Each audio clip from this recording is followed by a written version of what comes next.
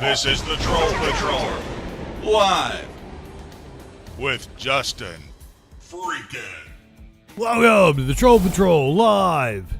It's a freaking 4th of July Eve. Big Ben, Warlord, Clinically, thank you for throwing out the gift subs to everyone in the chat currently. That fucking rocks. You are amazing, my friend. Also helped me do some math earlier. Oh, Warlord, I'm glad you asked what a six grandfathers is. Six grandfathers. What's wrong with my face? When did that happen? What? I shaved today. Huh. I guess I got the Arby's. I went to Arby's the other day. That's what Curiouser was talking about going to Arby's, and I was like, you know, I did the story of the manager that spit in the food. Six grandfathers, I'm glad you asked, Warlord, is the tribal name for the mountain where Trump is going to be giving a speech this afternoon, where the white man decided to carve four racist assholes' faces into it. Oh, you motherfucker. Yeah, I have no idea how to say that, but it translates to six grandfathers. Radkin, welcome in. I love you, Warlord. Fuzzy Simba. I have Right Side Broadcasting up, but it seems like they've got, like, the Army Band is playing, so I want to see, C-SPAN started at, like, 6 o'clock. So let me get C-SPAN going. Of course, worried that they were going to cancel the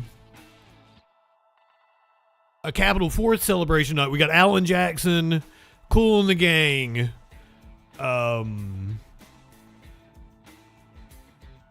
Chicago. Of course, hosted by Carlton from The Fresh Prince. We do this every year. It's usually on the 4th of July. But because Donald Trump wanted to give a speech on the mall for the 4th of July, we are not getting the, you know, unity all together kind of event. We're getting the political rally. So events have been going on all day long. Here's Trump's motorcade making its way to... Diplomats were doing that work, actually. But especially when the French and Americans had the site in front of six grandfathers. Was to forget their differences and focus on what did unite them. And maybe that's a good lesson for today as well. If you talk about groups that are put against each other, what does unite these people? What does work? What is Tun Kashila Shakpa? What do you believe in? And for the American Revolution, most people Tun Kashila create a better Shakpa government for themselves. And so maybe what way that had to be might have created many debates, and there was a lot of tension. The pedophile convoy. So maybe that's what you need to. The President of the United States at Joint Base Andrews. He ain't even left Maryland yet. Those events in Mount Rushmore. We'll stay here and watch it for a second. God damn it, I thought he was giving his speech at 6 o'clock. He ain't even fucking left Maryland. That's at least an hour flight, right?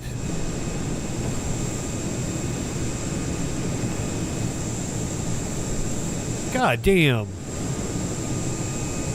Like, the president doesn't have to deal with airport traffic, yada, yada, yada, but the actual flight is about an hour. I guess he's wanting to be there, like, for the fireworks to go off and everything. It is 6 o'clock in the mountains. Or 4 o'clock. It's 4 o'clock in Mountain Time. The President of the United States aboard there. It's 6 o'clock Mountain Time where he's giving the okay, I get you. Where you'll see I get you. A lot of activity that will take place at Mount Rushmore. Gender fluid, welcome in. Quesadilla. Some platforms. Stay tuned and stay. I'm bad with math, as clinically and I went over earlier. Which, speaking of which, since Joint Base Andrews. Back to Boston to C-SPAN's correspondent. Since clinically threw out the gift subs to everybody that was live at the time, we should get really high. Thanks, Pedro. I'm here with Captain John. Where are you coming in from? We came down from Newburyport, Massachusetts to Boston. No, about an hour boat ride, hour and a half. Okay, so what are you looking So for? clinically help me do the math, because I said Curiouser left me, she took half the syrup and then she left me half the syrup, but didn't give me the math. So I messaged clinically, it was like, how much of the, because I'm not a math person, don't numbers. Last month and a half or so. So Ask clinically how much of this shit I should drink. celebrate hard. I go, days. I go take a picture of it, send it to him and everything, yada, yada, yada. And then like 2 hours later, I Looking realized forward to most in the next. Curiouser has left the bottle on top of a note with all the math equations already done for me. Inclusion. I just didn't see it. Diversity. This is a melting pot. America. So this is, And that's what makes us great, and that's what we see as really what makes America strong and makes America continuously. so I tried to get it at 6 milliliters. I think we're closer to 10 I milliliters. think what we've shared with the world over the past month. Again, I'm a big Honestly, that's closer to 10. fan, so we've got to embrace this, and yeah, happy 4th. Happy 4th. Thank you for speaking with us. Thank you for leaving your boat. To No, I'd probably say it's probably about a hour flight on Air Force One, straight shot. We'll go back to calls. Billy in New Mexico. You're on with our guest Iris. DeRode. Yay. Billy. Hello, how you doing today, Pedro and Dr. DeRode? You doing okay? Fine, thank you. Go ahead, please.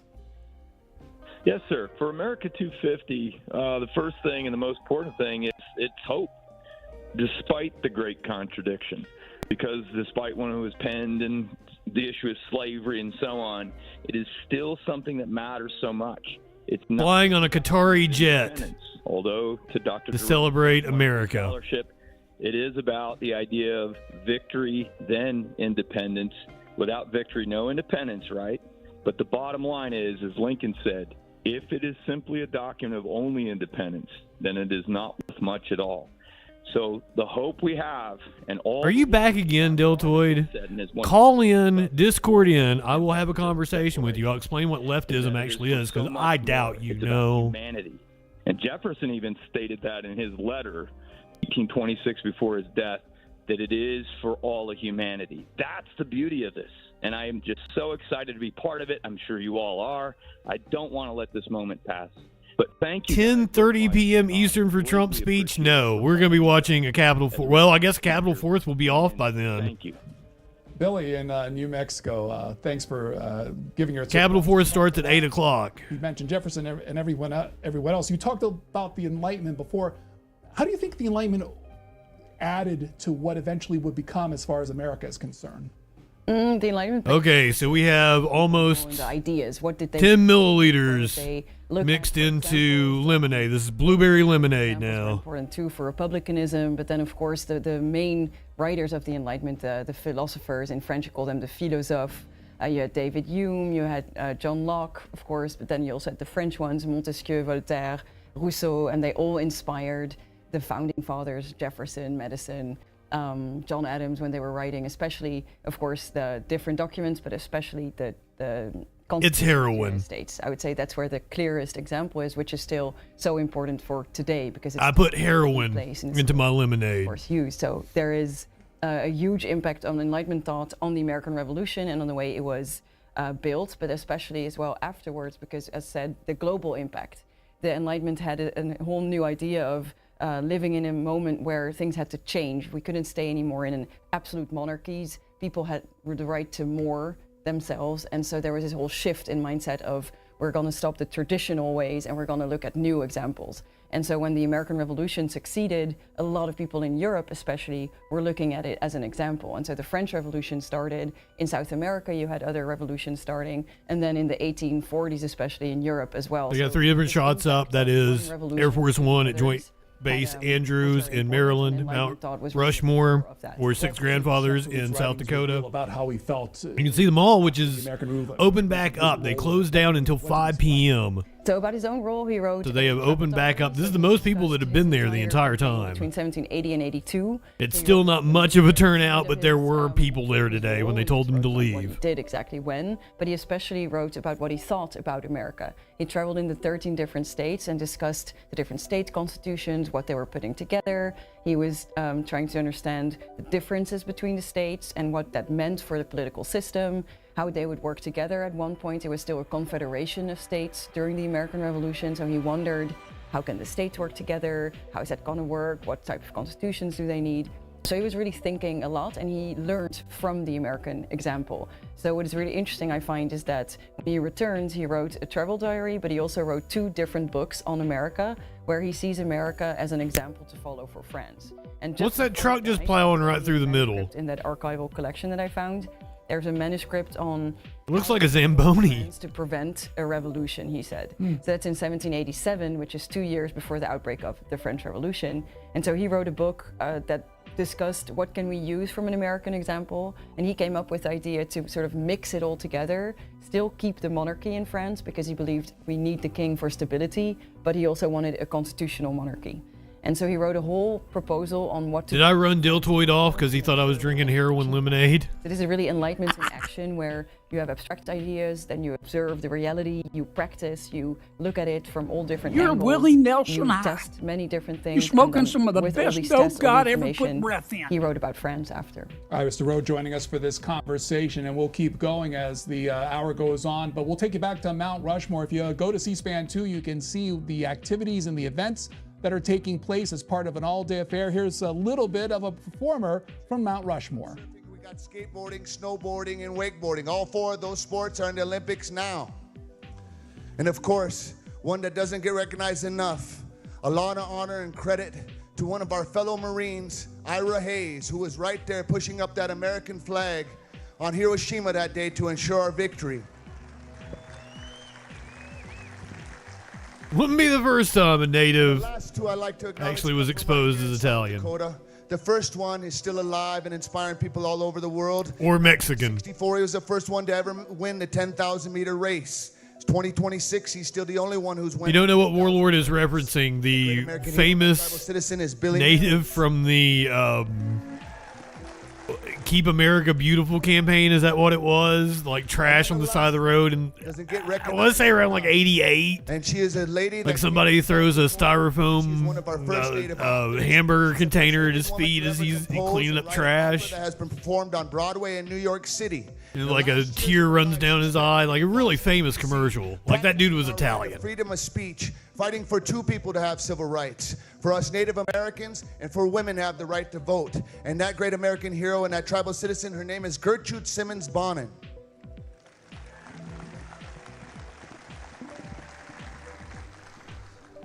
We're back at Joint Base Andrews, the President of the United States on his way to Mount Rushmore, and we'll see a little bit of that takeoff process.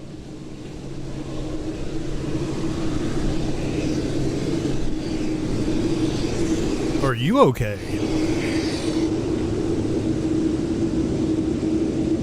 The actress lady was Mexican. The one, she won a Academy Award, or no? Some actor gave, I don't remember the story exactly. Some actor gave her an Academy Award. Something to that effect. I'm not doing hardcore drugs either, my friend. It was Marlon Brando, thank you. Cicero, welcome in. Igloo, my friend, good to see you. So this is Trump taking off from Joint Base Andrews in Maryland. Oh, she accepted the award for Marlon Brando. Thank you, thank you. The new airport, Yeah, which you've heard about in the news over the last. I do a lot of There's pots. the President of the United States, again from. I also cover a lot of news, so I get things Military conflated sometimes. flyovers. All 6 branches of the armed forces will be recognized. There'll be military bands, ceremonial presentations, drill demonstrations, and of course, a speech from the President of the United States. 10:30 this evening Eastern Standard So Time 10:30 this evening. on C-SPAN. I thought we were already going to be off the air and doing Peter in Nebraska. 4th of July We're on specials. with our guest Iris Thur. Hello, Peter. Go ahead. Peter in Nebraska. Hello. I wouldn't have come on till later if I realized that. Hello, sorry. Go ahead. You're on. But we're doing C-SPAN calls. This is awesome. Freedom and liberty, and I'm happy that the British were wrong about U.S. succeeding, and I'm so glad to be in this great country. No, we want the British to take us back. We want health care. Alexis in Michigan. Hi there. You're up. Hi. I want to ask the historian person there, being from Detroit, which is actually called Detroit. I want to know. About the part that the French settled part of Michigan played in the Revolution. I assume they were trappers. Yet, but there's so much French influence around here. The French families. There's so many street names. Obviously, Cadillac was a French general, I think. So there's so much tied to the French here in southeastern Lower Michigan. And then I want to know about the money. How much do you think part of the reason that we won the American Revolution is all the lobbying Franklin and the others did to get money from the King of France? Okay, Alexis, thanks. Okay, that turned out to be a decent question. Start with the Michigan question, of course. So there is the we have to think about that story of the 7 Years' War that I just mentioned. Which you said, hey, history person, I was a little worried. There was a whole colony called Nouvelle France, New France, and so that is that story where the French established different colonies, and that they had the part of the French Empire was in North America. And so the fact there's a lot of families, lots of street names, lots of influence still today is related to that story. And talking about money, that is a very interesting question, the financial side of the story of the French aid. The French in 1778 had a French-American alliance, so they signed the Alliance of Commerce and Amity is how they called it, which was a military as well as a commercial treaty between Congress and Versailles. And so that particular alliance led to France sending a lot of funds to the American Revolution. But before that, they already had a covert alliance, which meant it was a secret aid to America. Just from 1775 We also get onwards, the French were sending very high 4th of amounts July, money Times to the cause of Square, the Times American Square Revolution, ball drop because, tonight. as I said before, they wanted to weaken the British Empire, and they believed At that by maybe midnight. So just I guess we're on all night military, tonight. We're gonna do provisions, Trump as well as, speech, for instance, gunpowder or weapons. ball The dropping. Americans might win on their own if they would just send all the material to do so. That didn't work, and so in 1778, 9, and 1780, they would send armies and especially a navy. But the financial part of the story of the French alliance was very important. They sent, in today's world, billions of money. They would have loans, but they also had a lot of gifts. And so the importance of the French money was crucial for winning American independence, as well as some aid provided by the Dutch, as well as by the Spanish. So it's not just a French story, but French money flowing into the American cause was absolutely crucial for winning the war. Back to Mount Rushmore, a little bit of that performance. It's been that dead. takes Welcome in. place. We'll show it to you now.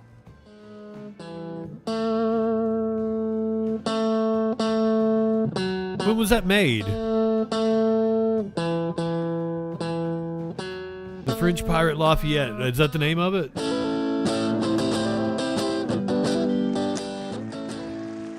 God bless America, and thank you so much. Oh, well, he was just getting started. Ladies and gentlemen, we need to stop the show for safety. Please go inside for the time being. Need to stop the show for weather and safety. Oh, shit. Please go inside.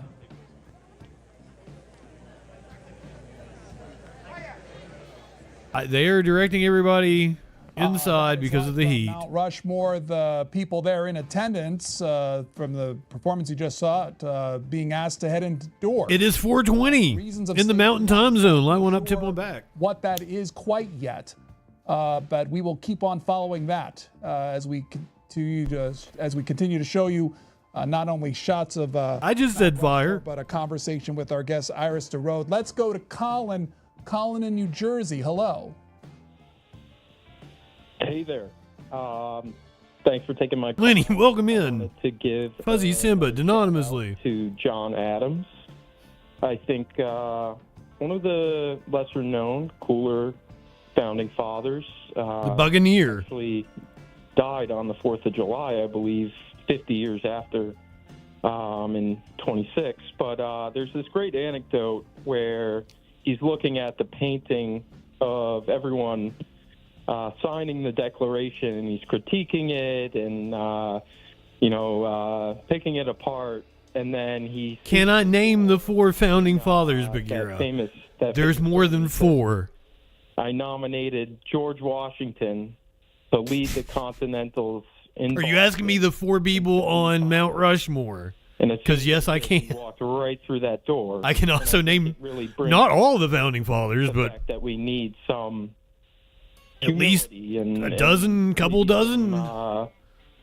Just grace in our leadership. So thanks for taking the call. Happy 250, and take care. Thanks, Colin. Heading indoors at Mount Rushmore, by the way, there is a graphic that's being shown from the feed there. It seems to be weather related when it comes to weather delays out there. So that, I guess he is quizzing me. So it's Washington, Jefferson, Lincoln, and Roosevelt. Because not all were in favor. One of those is not like the other. There is, of course, Franklin, who became the symbol of really Teddy Roosevelt, to be specific. It's not FDR. Who, ambassador. if we were really naming great presidents, it should be the other Roosevelt on there. Alliance and to make it all work. Franklin was, of course, in favor. Thomas Jefferson was in favor. Some others were very reluctant to invite the French to join the army. They were very well aware that the French had lost their North American territories during the last war, and they were afraid that bringing an army and their navy might not just help them, but then afterwards conquer them. There was a real fear for that. There was also a real fear that they would bring Catholicism with them, which a lot of people had fled. So they were Protestants, mainly War Machine, welcome in. parts of the States, where they were really afraid for having Catholic army invading them or something. So there were these ideas that were really ingrained in the psyche of the American people at the time, that the French were their enemy because they had been during the war before, and they were afraid that bringing an army in. If you just got here, I'm drinking a heroin-laced French aid. And lemonade. Talking about John Adams, that has been mentioned as a very interesting diplomat, as well as maybe he's more known for all the other reasons that he's participated and really been a founding. We're doing the hard drugs tonight. American Revolution. He was sent to France. He was sent to the Netherlands to Twitch. That's a joke. I am not doing anything illegal it was, by on the way, needed stream. because the American 13 All substances consumed on this stream were bought legally and consumed in a legal state. And an inexperienced one. So they needed to find expertise in Europe to be able to fight such a powerful British enemy.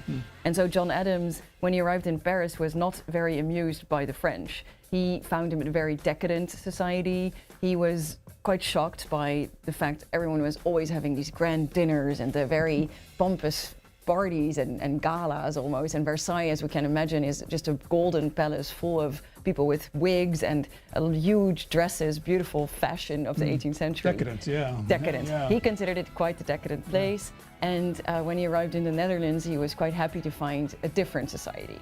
Who were the advocates then at the time for the French? Well, I would say the most is really Benjamin Franklin, who saw, besides really liking being in Paris and participating to that more decadent world, you could say, he also really believed France had to be. Agnes, welcome in. He knew the French. Apparently, the Ayatollah's son didn't. Knew that they which it was like a right-wing side I saw. And would also like, be able. The Ayatollah's son didn't attend the first day of his funeral, but I don't know if what the was impossible without a navy. What the customs of their society is. Ships, but it was not to be called a real navy, let's say. I didn't go to my dad's funeral, so who gives a shit? And Franklin knew, because he had been in London before, he had already had spies and agents placed everywhere. He knew France was interested, even before he set foot in France himself.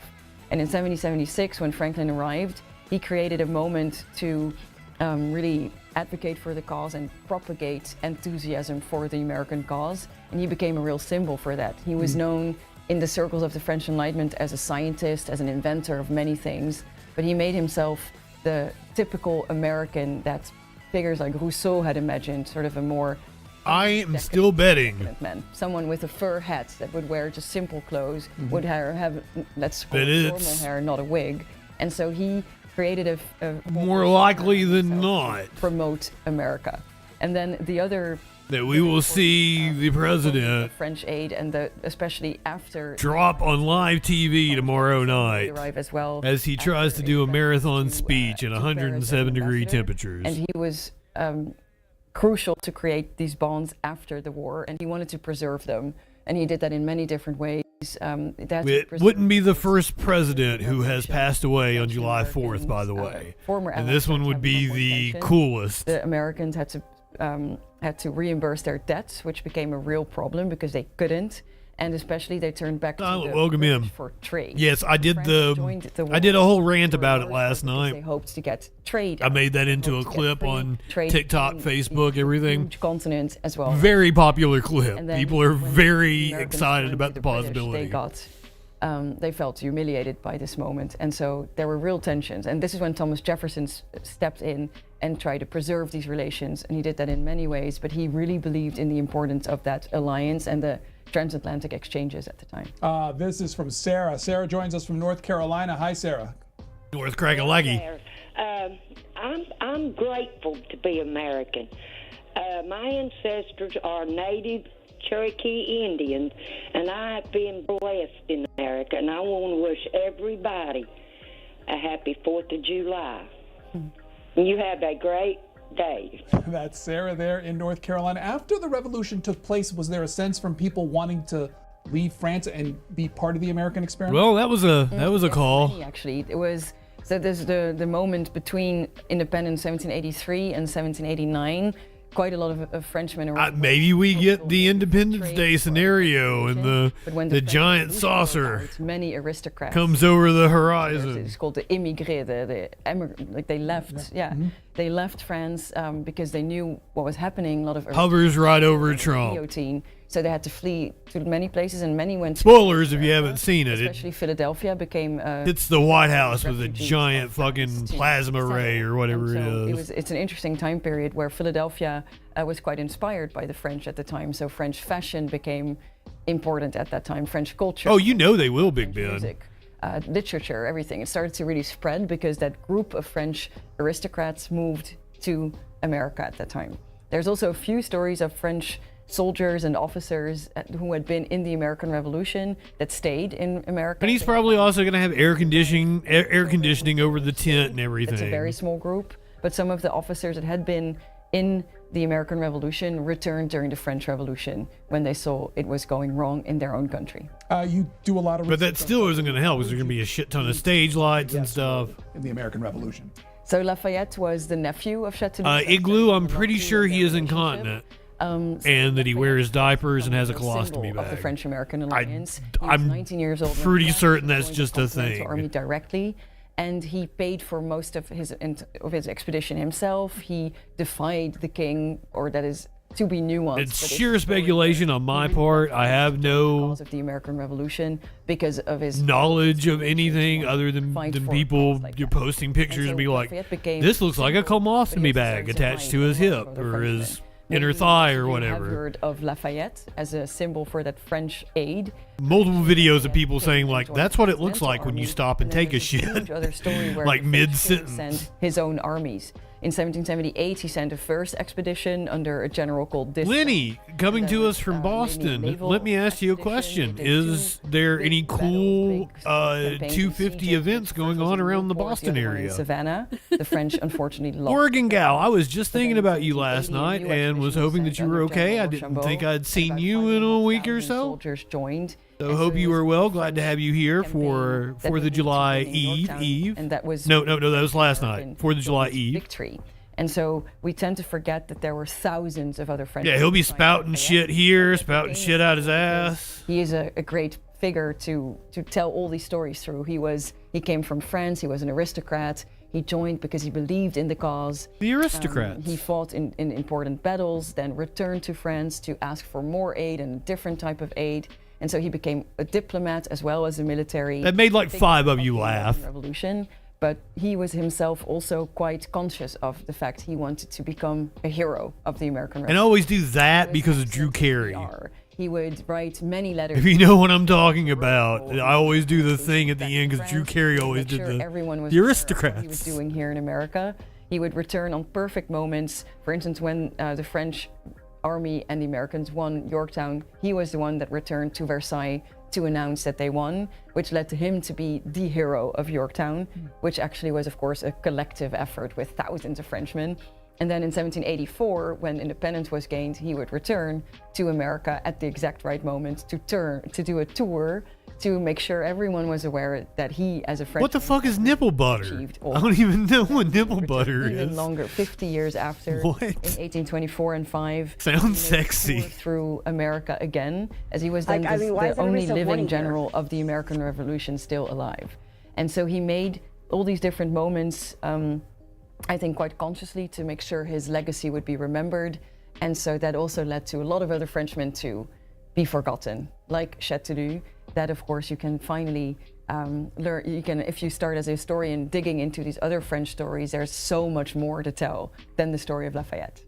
This is the Great American State Fair where we're showing you, that's where our C-SPAN cameras are. Earlier we showed you an Earth Cam shot of the Statue of Liberty as far as the part of the celebrations there. Also, they're providing us a shot with Times Square in New York City. You can imagine that on a normal day and normal activity, there's a lot of activity there.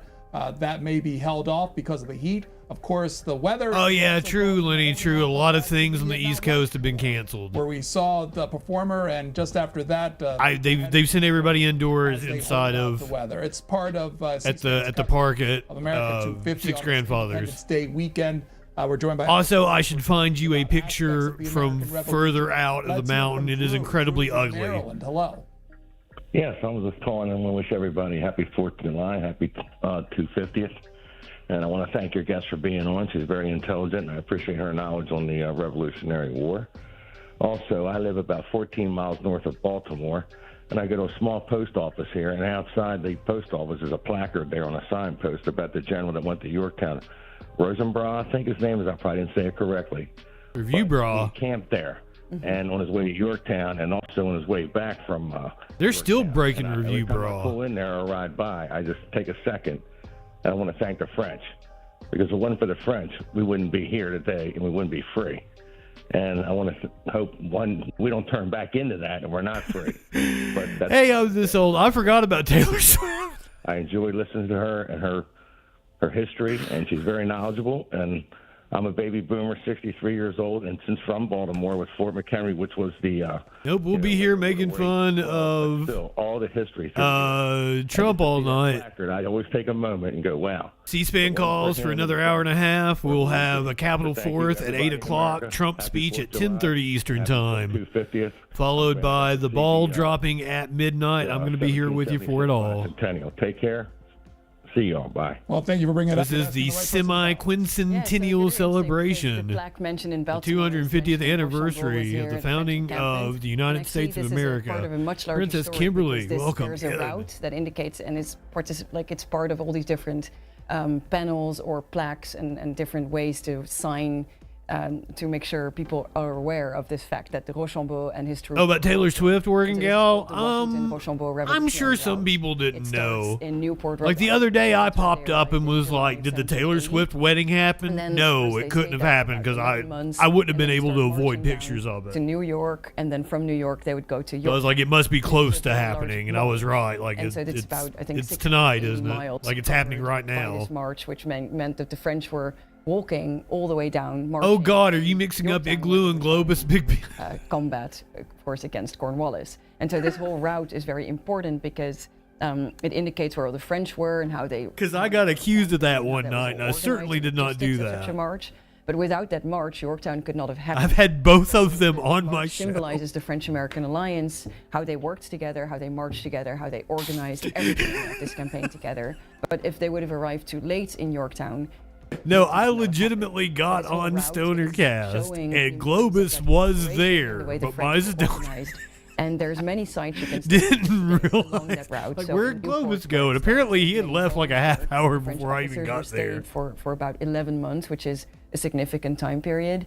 In Newport, they started to make sure the relations with the American populations were better. Igloo's like, are you confused? Tensions between the French and Americans.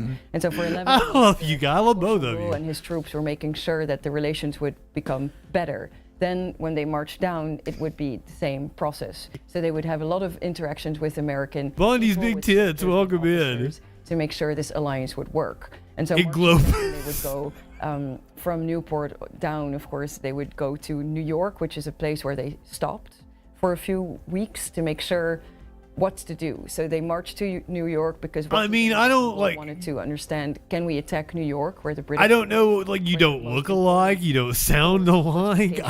And where they had been since 1776. So it's a mix strong you war of the up. British power was in New York, and You're George both Washington cool. wanted to attack New York because it was, first of all, his main humiliation of 1776, but also because he believed if we attack the real Both white men around the same age, I guess. and so we might win the war. All white men look alike. Believed that was too dangerous of a campaign, and they were looking for alternatives. That's why I wear the bandana. Were together, organized in New York, a grand reconnaissance, which means they were studying the different options. Sets me apart. The conclusion became that attacking New York was virtually impossible because it was way too well fortified. And they didn't Guys, have do you know enough how men often or I enough get ships called to do fat? action. You know how often people are like, In "You're that fat." entire campaign because I'm like, he suggested that research.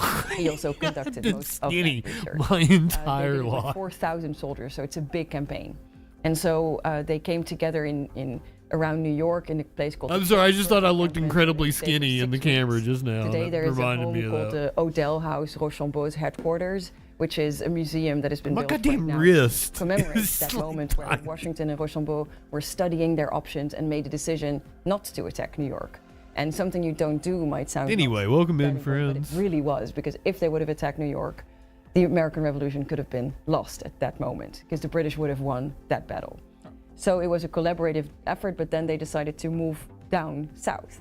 They knew that. Oh, don't go British were south. based somewhere in Virginia. Oh no, there's They didn't bad know shit yet down in the where, south. but when they heard and that the French fleet was coming, they knew we had to go to Yorktown, and then they would march very fast down. Flash, good to see you, my And friend. that is when Yorktown would happen. So the troops Ooh, of Rochambeau arrived. I wanted to Washington's ask you a troops arrived, question, the French Flash. fleet arrived. They were able to I didn't know if you were in the Discord or not. I meant to like at and see if you were in there. Like, I don't know if you're on Discord. And all this to say, because like, I want to say that more as you one of the stops commented before but never get on. I don't remember. locations mean a But lot. we have a guy in the Discord, these locations and he keeps asking us about the Second Amendment. So I would like a recommendation for some leftist gun literature. Campaign that was, because we're in the 18th century, everything had to be done on foot.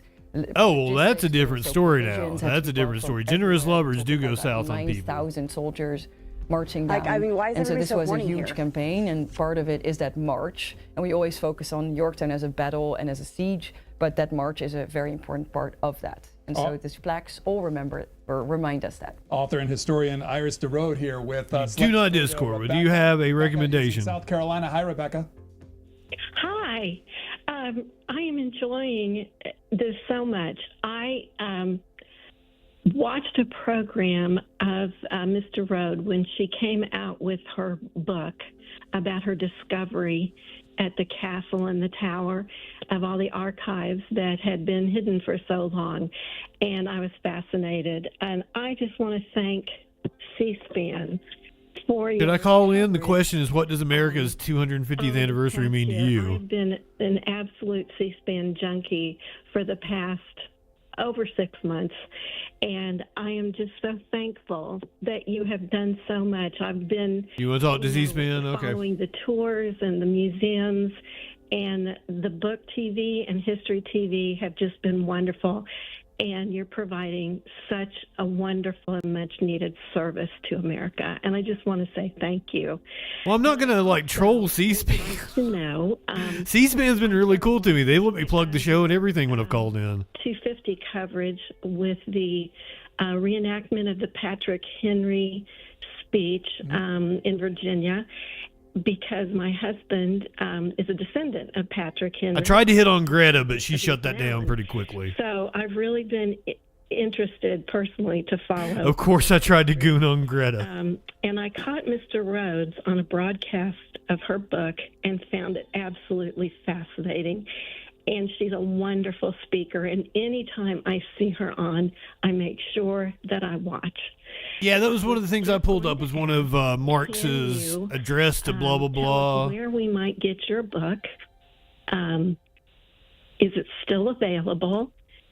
Where can we find it? And do you have a website? I thought you might know something a little more Rebecca, modern. thank you for being part of this coverage. We do it. Okay, I need to go back and get the number. I missed it. Of safety, not into that more started to really spread, because forget that there were Liberty, as far as the part of the celebrations there.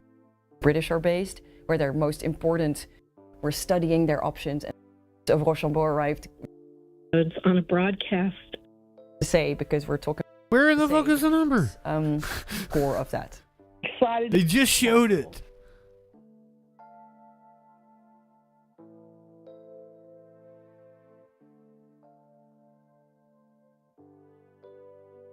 tours and the. Oh, I missed it. Back just a couple seconds.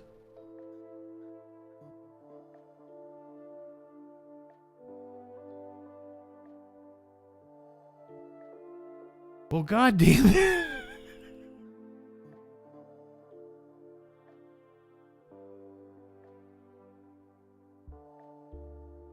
Because it's different than the usual one. Okay. 202 748 8,000. Okay.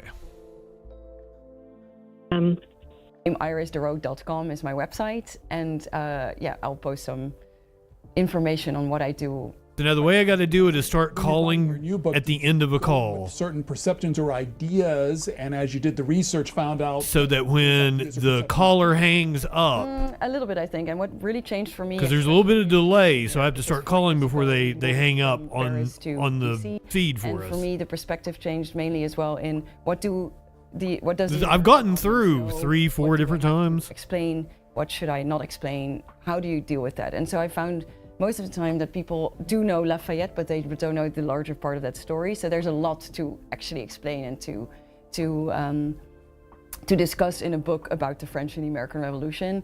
Things that might have changed is especially being here and going to all the different locations. That is really interesting as a historian. If you study sources and archives, you're in a place where you can only look at the letters. But then coming here, I've been traveling around almost every location that Châteauneuf has been, and especially everywhere where that French army has marched, as I explained on that route. I visited most of these locations, and it really does sometimes inspire a lot of imagining how, for instance, Washington and Châteauneuf were sitting around their fireplace, because you're at the fireplace, you're on the dinner table, you can actually sit there and imagine that. Another point is that you can sometimes realize, hey, we were actually all wrong as historians, especially from France, because if you march this much, you're gonna have to spend 7 days, not 3 or something. So there's little details you can reconstruct by being here, and especially knowing. Oh, I know exactly what I'm gonna say. Want to know. Oh God. Explain. I know exactly what I'm gonna say. What I find interesting. In your opinion, is there a romanticizing of the French involvement versus the reality of the French involvement? I would say, yeah, there is sort of a standard story of they arrive in Newport in 1780, they wait a little bit, when the summer starts, they start their campaign, and they win Yorktown. And it's often told quite fast, and they just sort of appear. But actually, it's a much... I would goon on Pedro, yes. 1760s already, when Louis XV, so that's the one before 16th, who is gonna support the American Revolution, about 20 years before, Louis XV is already observing what is happening in these colonies, what are all these tensions. They're sending agents to America. They're sending different people to... Some kids painted the horse's balls orange. Oh my God. To weaken the British, as I said before. Then when Louis XVI comes in, everything accelerates because the revolution starts to break out, because he becomes king in 74, gets crowned in 75, which is exactly when Lexington conquered. You know, I didn't even cover that story, Flash. We've had so much shit going on. Does everybody know about the dude that was... Did he actually masturbate? He was there on like the first day of the fair, the second day. There's a whole period of about a year and a half where this French army... And he was apparently like rubbing himself. Have to really struggle in the crowd, and they had to take him out to Yorktown. They're facing shortages. And he's an actual influencer. Their navy does not arrive. They need to wait for information to come because it takes months for letters to cross the oceans. Oh, now Rackin needs to know about the orange balls. Let me see if I can pull up a story on it. A year, and so they're stuck. And then at one point, their money their finances run very low. Rochambeau starts to write to Versailles to say, if you don't send us money right now, I'm gonna be bankrupt. We're famished here in Newport. So there's lots of moments where there's... Okay, that is not what I was expecting. Real problems that the French are to come up when I googled Lafayette horse orange balls. 1780, which is one of the darkest times for the And it's a continent. toy plastic Cold ball. winter, So I one of the least provisions for them. There's a real lack of money, of uniforms, of actually everything. And so this is a much more complicated story than we often understand. And also the impact on when you say on Twitch, do you mean the forgotten as Nightbot well, link in the because they did chat? a lot to, they invested a lot in this American war, but then afterwards the bankruptcy of France happened. And so it's not the only reason for Or do you that, mean the but French one Revolution, like but it is one under my The old Twitch? state Because is yeah, a that one large probably is story, fucked and up. I think most people might know the story of Lafayette and Yorktown, but actually it's a 20-year long story, and that's what I'm going to explain in my book. From Pennsylvania, we'll hear from Jason. Hello there. How you doing, sir? You're on. Hey, the line. Jason. Since we're talking about the Frenchies, I guess. I love Frenchies. all freedom-minded Frenchies, for sure. But they weren't all freedom-minded throughout history. We can't forget about that. Okay, the Jacobins chop people's heads off. They invented the guillotine. Why did they chop people's heads off? The bishops were the head choppers or the Jacobins. That gave birth to Napoleon. Okay? We can't... Uh-oh. Thank you for calling C-SPAN. Can I get your name, please? It is Justin. Okay, then can I get your zip code, please? 32804.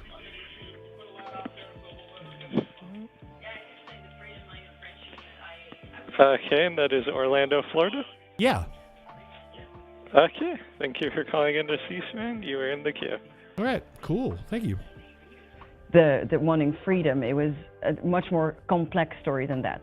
But I would not completely discredit the French here, because they did actually like freedoms and liberties and particular new ideas that were really important during the 18th century to create new types of governments. And some of the French officers, including Châteauneuf, really believed in that. He wanted a new form of government, and he wanted to find ways to change oppressive systems that were really starting to break up societies in Europe, especially in France. He had been living in France, of course. He was himself an aristocrat, but he saw how bad it was for most Oh, I just make up a fucking zip code every time. by his own people, actually, but also by the king, by the church, and so on. So there was a real movement of people that wanted more freedoms in France as well. And of course, the French Revolution became much more radical than the American Revolution. This is a debate many historians have had about how radical was the American Revolution versus how radical was the French Revolution. The French Revolution was taken over by a group that wanted a real erasing of the past, and that is not the case for all Frenchmen at the time. And people like Lafayette and Châteauneuf were much more moderate. So you had lots of different French people with a lot of different opinions, just like today. And it might divide the country. It might also lead to revolutions. But for most of the people that I've studied, being Lafayette, Rochambeau, and Châteauneuf, they wanted a change, a slow change. They wanted some progress in their society, but they didn't want to do it too fast, leading to real breaks. They believed in gradual change and gradual improvement. One of the reasons is that Lafayette got imprisoned was because he was too moderate for most French revolutionaries. Okay, let's go back to Tammy Thuringer, who's out and about and inside, actually, it looks like, when it beats the heat when it comes to today at the Great American State Fair. Hi, Tammy. Hi, Pedro. Yeah, you are not the only one enjoying some air conditioning right now. Each state here at the Great American State Fair has its own. Nextillion, welcome in. The one for Florida had a line out the door. We had to find out why. We came inside, and there is no surprise. This is absolutely incredible. And with me now is the Florida Secretary of State, Cord Bird. Cord, Secretary, thank you so much for joining us. Oh, it's wonderful to be with you. Thank you. I have a story about like all the worst booths. And the representation of... Apparently a lot of states half-assed People, it. when they think of Florida, think of the theme parks and the beaches. So we wanted to tell another side of Florida. Our history as the 14th colony is how we build our America 250 celebration. But the natural environment, agriculture, space, there's a lot to Florida, and we wanted to tell that story. And this is very interesting. intricate. There's a lot of installations on the wall, a lot of things for people to read and learn about. What exactly are people seeing when they come inside? Right, so we have famous Floridians and telling that story. We have a lot of agriculture, so we have a booth where they can smell orange groves and see all the things that we produce in Florida. And then our natural Smell orange groves. Manatee here, alligators, turtles. So Kelly, welcome in. Range of we're on hold with C-SPAN right now. Interesting things about Florida for people to learn. And there were people in line who told me one of the reasons they were in line is that there is a giveaway. What can you tell us about that? Yeah, so we have a stuffed alligator giveaway, and I think we ran out of the manatees. Not sure if we're going to get more, but they seem to be a big hit. And is there something about a stamp people can also collect? Yes, so there's a passport for all 50 states, and so people can come in, and when they visited the Florida booth or any of the others, they can get a stamp.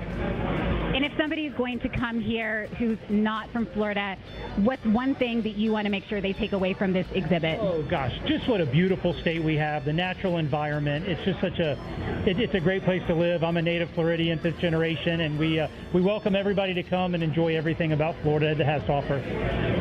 Okay, for everyone out there who wants to know more about Florida, feel free to come on down to the Great American State Fair. For now, Pedro. Thank you very much, Tammy, and thank you, the representative from Florida. We really appreciate your time as part of the Great American State Fair. There's our C-SPAN cameras there as we show you that.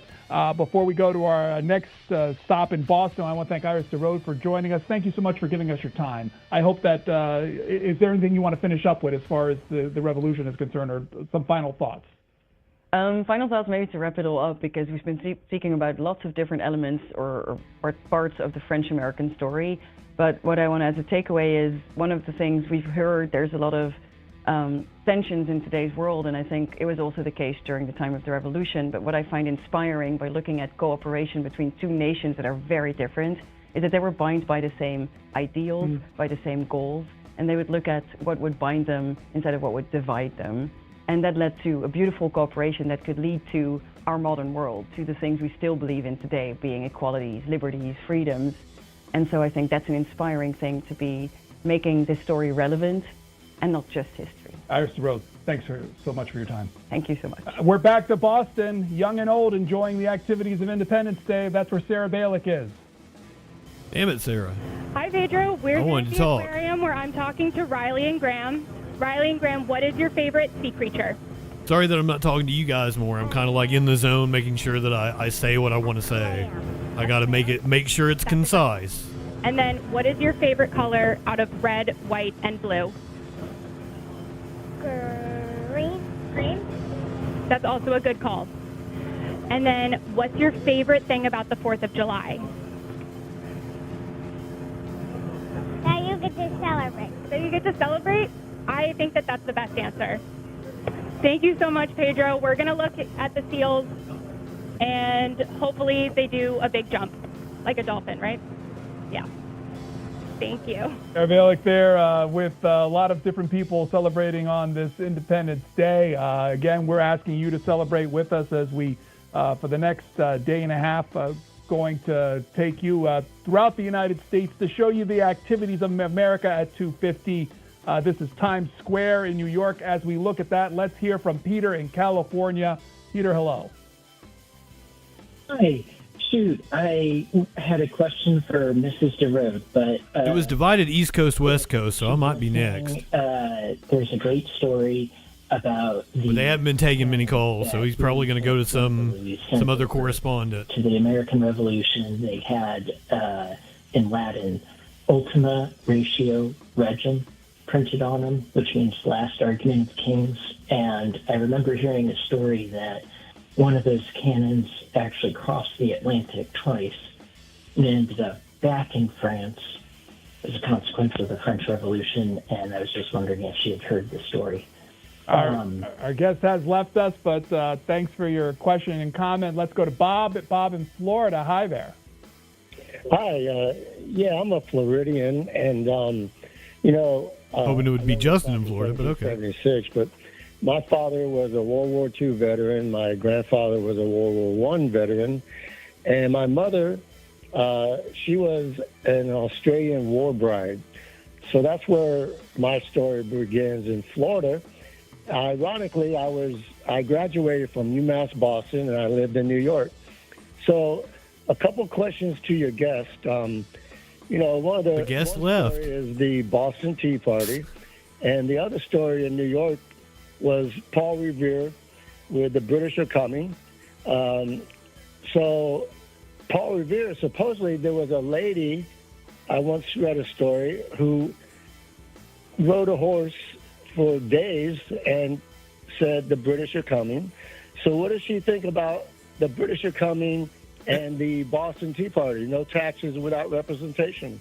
Bob, thanks for the question. Our guest is gone, but New York's Times Square is there. That's where a ball drop's taking place several times throughout the course of the day to commemorate America 250. No, the horse had no name. Happened around midnight when ended up going through a desert. Dropping at that ball. Also at midnight, the first parade starts in Gatlinburg, Tennessee. And we'll show you sights and sounds from that event as well. Of course, at 6 o'clock this evening, Mount Rushmore is going to be the place for a celebration. 10:30 this evening. President of the United States expected to make comments. Of course, I don't think I gave you a good evening. Mount Rushmore, that's Eastern time. You saw his plane taking off earlier on this program. And so that's part of what you're going to see over the next several hours today. And we're going to do it again tomorrow as we take you on a tour of Independence Day across the United States. Let's try to get a call or two as we look at the Ferris wheel from the America Great State Fair in D.C. This is Jeremiah in North Carolina. We've got about a minute and a half. Jeremiah, go ahead. Okay, I'm going to make this fast. Happy 4th to everyone. I really wanted to get to... I'm going to be on the other side. To say bonjour. But my question was to her, which, as we know... Unless they're cutting out, they're not even going to take calls anymore. Taking black generals... God damn it. And I really want to say it. Nature, Please let me. But what I wanted to ask her was how many blacks that was slaves that was with the Continental Army helping to fight the Redcoats. And the guest has left. Did the Redcoats have fighting against the Continental Let me talk. Army? And how many blacks did the French Army at Yorktown, how many blacks was in that particular group? I know there was over 20,000 blacks that was in the mix of that war, but no one seems to want to talk about them. They just want to talk about, the guy with the drone with the flute.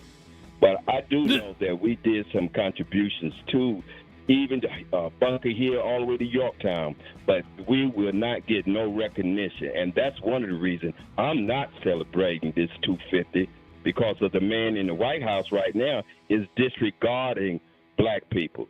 Hey, thank you, C-SPAN, and happy 4th and 250s for everybody. That is Jeremiah in North Carolina. C-SPAN's recognition of America 250 across the United States continue. Again, we're going to keep going until the early morning hours. Not only showing you great programming like this, but also as part of it, a very special edition of Ceasefire.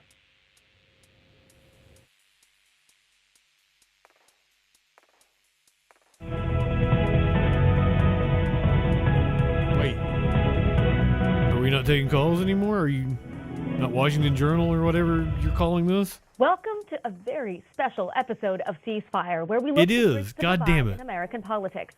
I'm Dasha Burns, Politico White House Bureau Chief, and the United States is celebrating its birthday this weekend. So, joining me now on either side of the desk, two founding fathers who have agreed to keep the conversation civil even when they disagree. President Thomas Jefferson and President John Adams. Thank you both for taking time out of your very busy lives to join me here today.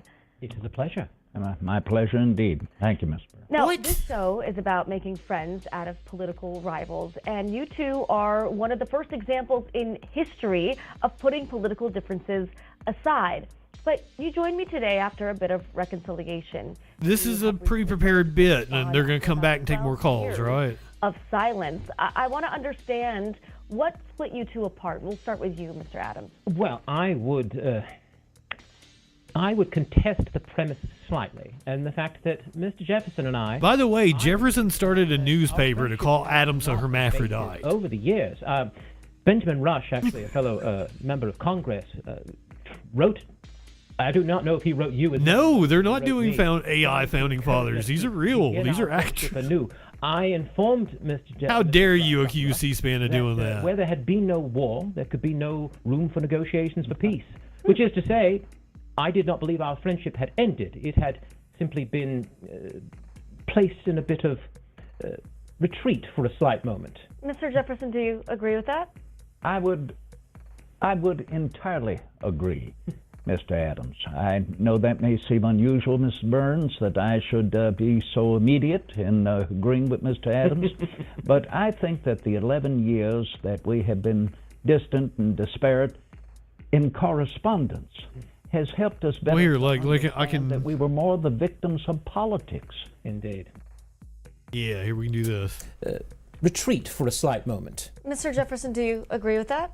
I would entirely agree, Mr. Adams. I know that because I'd have enough notice, right? They'll have a cut back to Pedro. Agreeing with Mr. Adams, but I think that the 11 years that we have been distant and disparate in correspondence has helped us better to understand that we were more the victims of politics, indeed, than anything else. Because we weren't that far behind, right? It was about 5 seconds. It was Dr. Rush who helped to bring us back together again in that correspondence, let alone your dear wife, Abigail. That's not a bad Jefferson. Oh, what a charmer and what a friend to me. And with that, we came to understand, well, you, sir, were the first to write to me in January 1812 and said we should not leave this world without endeavoring to explain one to the other. And what were those fundamental differences that led to this period of taking some space? Do I know Jefferson? Yeah, I knew him personally. I immediately replied to the letter I received to him. Mr. Adams, we were but victims of politics. 2 others could have been standing in our shoes and fallen victim as well. And no difference of opinion, sir, I say, in either politics or religion should ever come between 2 friends and sever the friendship. There would not have been a friendship then to begin with, would there? I would agree. No, we have found ourselves at the precipice with this new nation and the creation of political parties.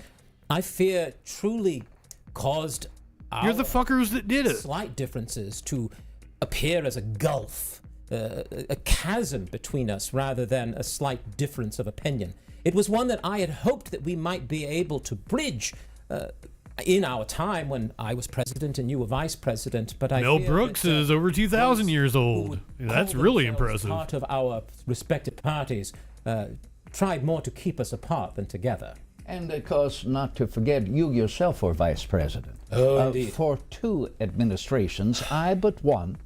And I will agree that perhaps political platforms played very much a part in causing rifts between us. Oh, Jelly, not only did I hear, I did a freaking news on it. But be sure to follow me on all the social medias. Political platforms are necessary. Because, like, I'm reading the story and I'm like, birds of a feather, we should stick together. I was like, well, I guess I got to do that one. Very important founding of this nation, and your agreement to disagree about King George and British rule. If I'm reading the news story and the song hits me as I'm reading it. I would say that one of my greatest difficulties was the King's immediate taking away of fundamental rights, particularly in Massachusetts, when we were simply utilizing our own We're still on hold over here, right? To express our displeasure and yet taxation, it was taken away from us by the whims occupation. Of a yeah, if you just got here, I'm on hold with C-SPAN. When we dared to... But they've cut away for a bit, so I don't know if they're going to come back and take calls, but I'm still on hold. All opportunities to do so. I really want to talk to him. Of our courts, I got something to say. Our legislatures.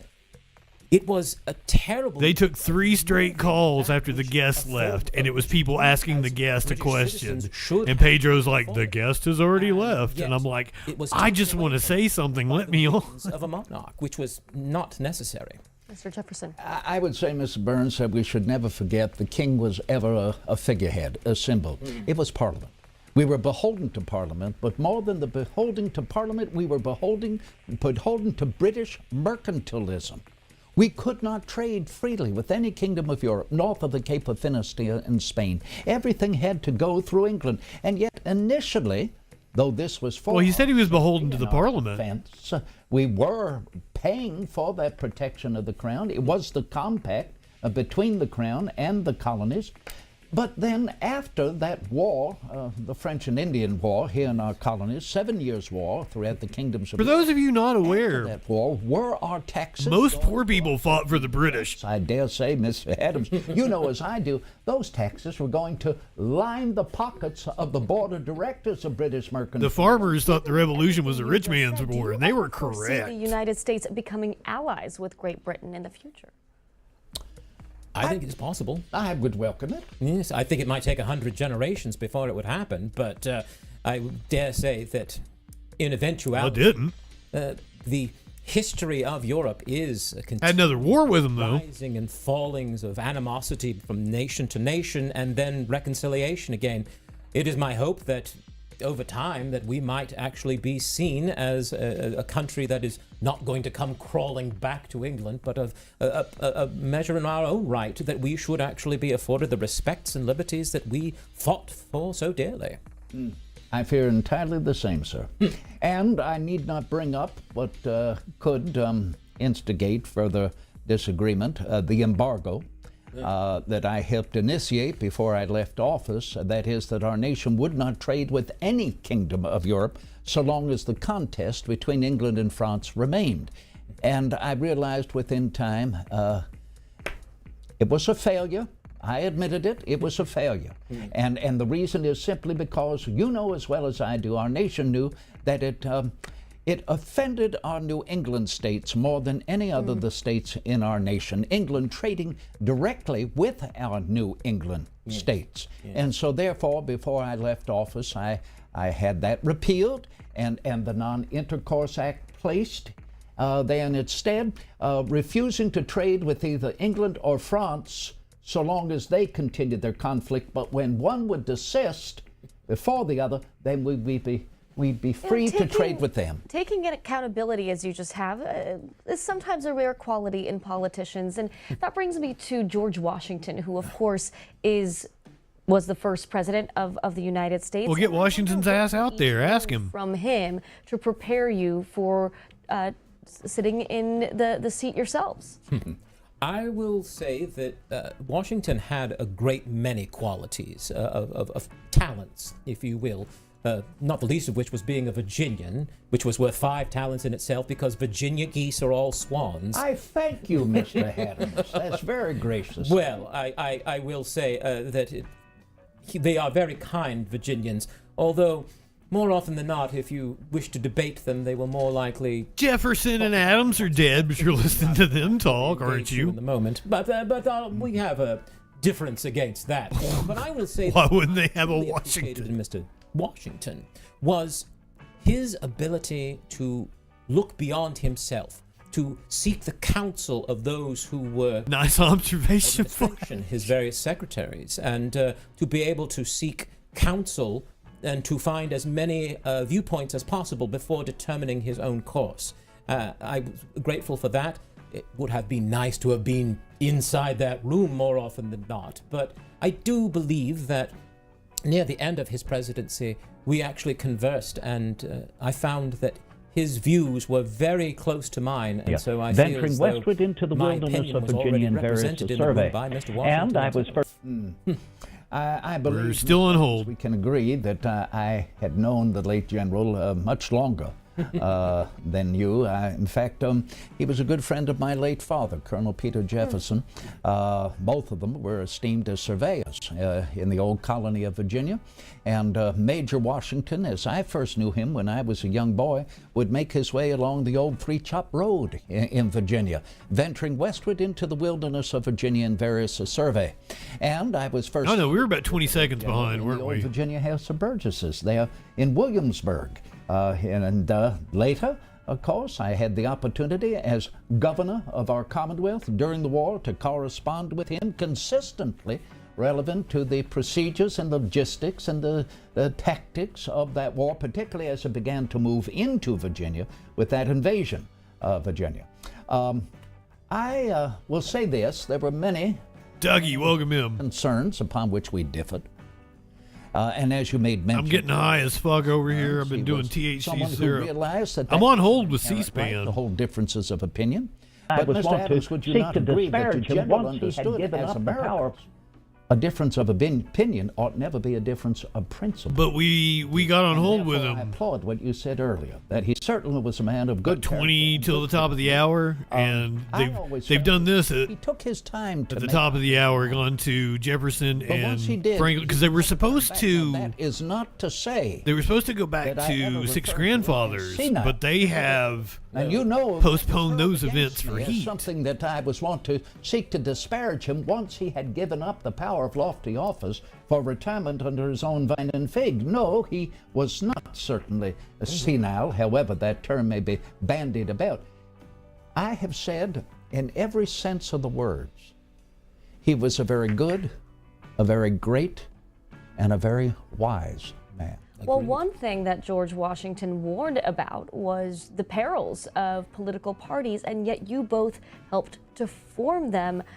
President Jefferson. That's what I said. It was those fuckers. Those two specifically started political parties. Inevitable? Yes. It is as inevitable as two individuals created different in face and form are also created different in mind to suggest they should never have a difference of opinion. And that is certainly to be expected in a nation devoting to allowing the opportunity of every individual to express their opinions upon political economy as they choose. So you disagreed with Washington that it could be dangerous for the country? Oh, well, now, I would not say I disagreed with him entirely upon it. No, I'm never in favor of acute factions to grow out of devotions to one particular political platform over another. There should ever be a cohesion for both political platforms or many others, should the people care to initiate them, to collaborate and work together. Because, and we have fun fact, Jefferson was in France fucking hookers individual or coterie of when the Constitution was being written, or we would probably live in a much different country. Idea. Then it could become over time more aristocratical, Aristotle. It could become more monarchical. And I know you feel... You live in Hamilton's America, not Jefferson's a monarch. vision of Well, America. President Adams, do you think the creation of political parties, the emergence of these parties has been a good thing for the United States, or are there pitfalls? Oh, I fear there are many great trenches when one can fall into with political parties. I certainly hold deference to Mr. Jefferson with his appreciation for differing opinions, and I agree with them, but I also... This is John Adams being played by Patton Oswalt. ...concern that parties would devolve into faction. And I began to see it, even in the party that I did not believe that I formed, but rather formed around me with our general principles in strong sense. Jefferson played by Cloris Leachman. I fear that the greatest difficulty is people becoming so devoted to party, so succumbing to blind faction, that they completely forget the humanity between us. And rather than seeing debate and discussing the true issues between one another and finding common ground where we may, that people become devoted to the party. Yeah, I've been on hold with C-SPAN for 26 in so minutes. doing, they find themselves as bulwarks against each other, not budging an inch, simply because someone from the opposing party presents an idea. The other party will not accept it because it comes from the opposing party. This is the sort of thing that I fear will devolve us into two strong, angry groups as opposed to an actual country. That is the We are coming up on 420 it would devolve on the West Coast in specific time. But argue with each other. If we can find common ground, if we can find point of debate, I enjoy a good debate.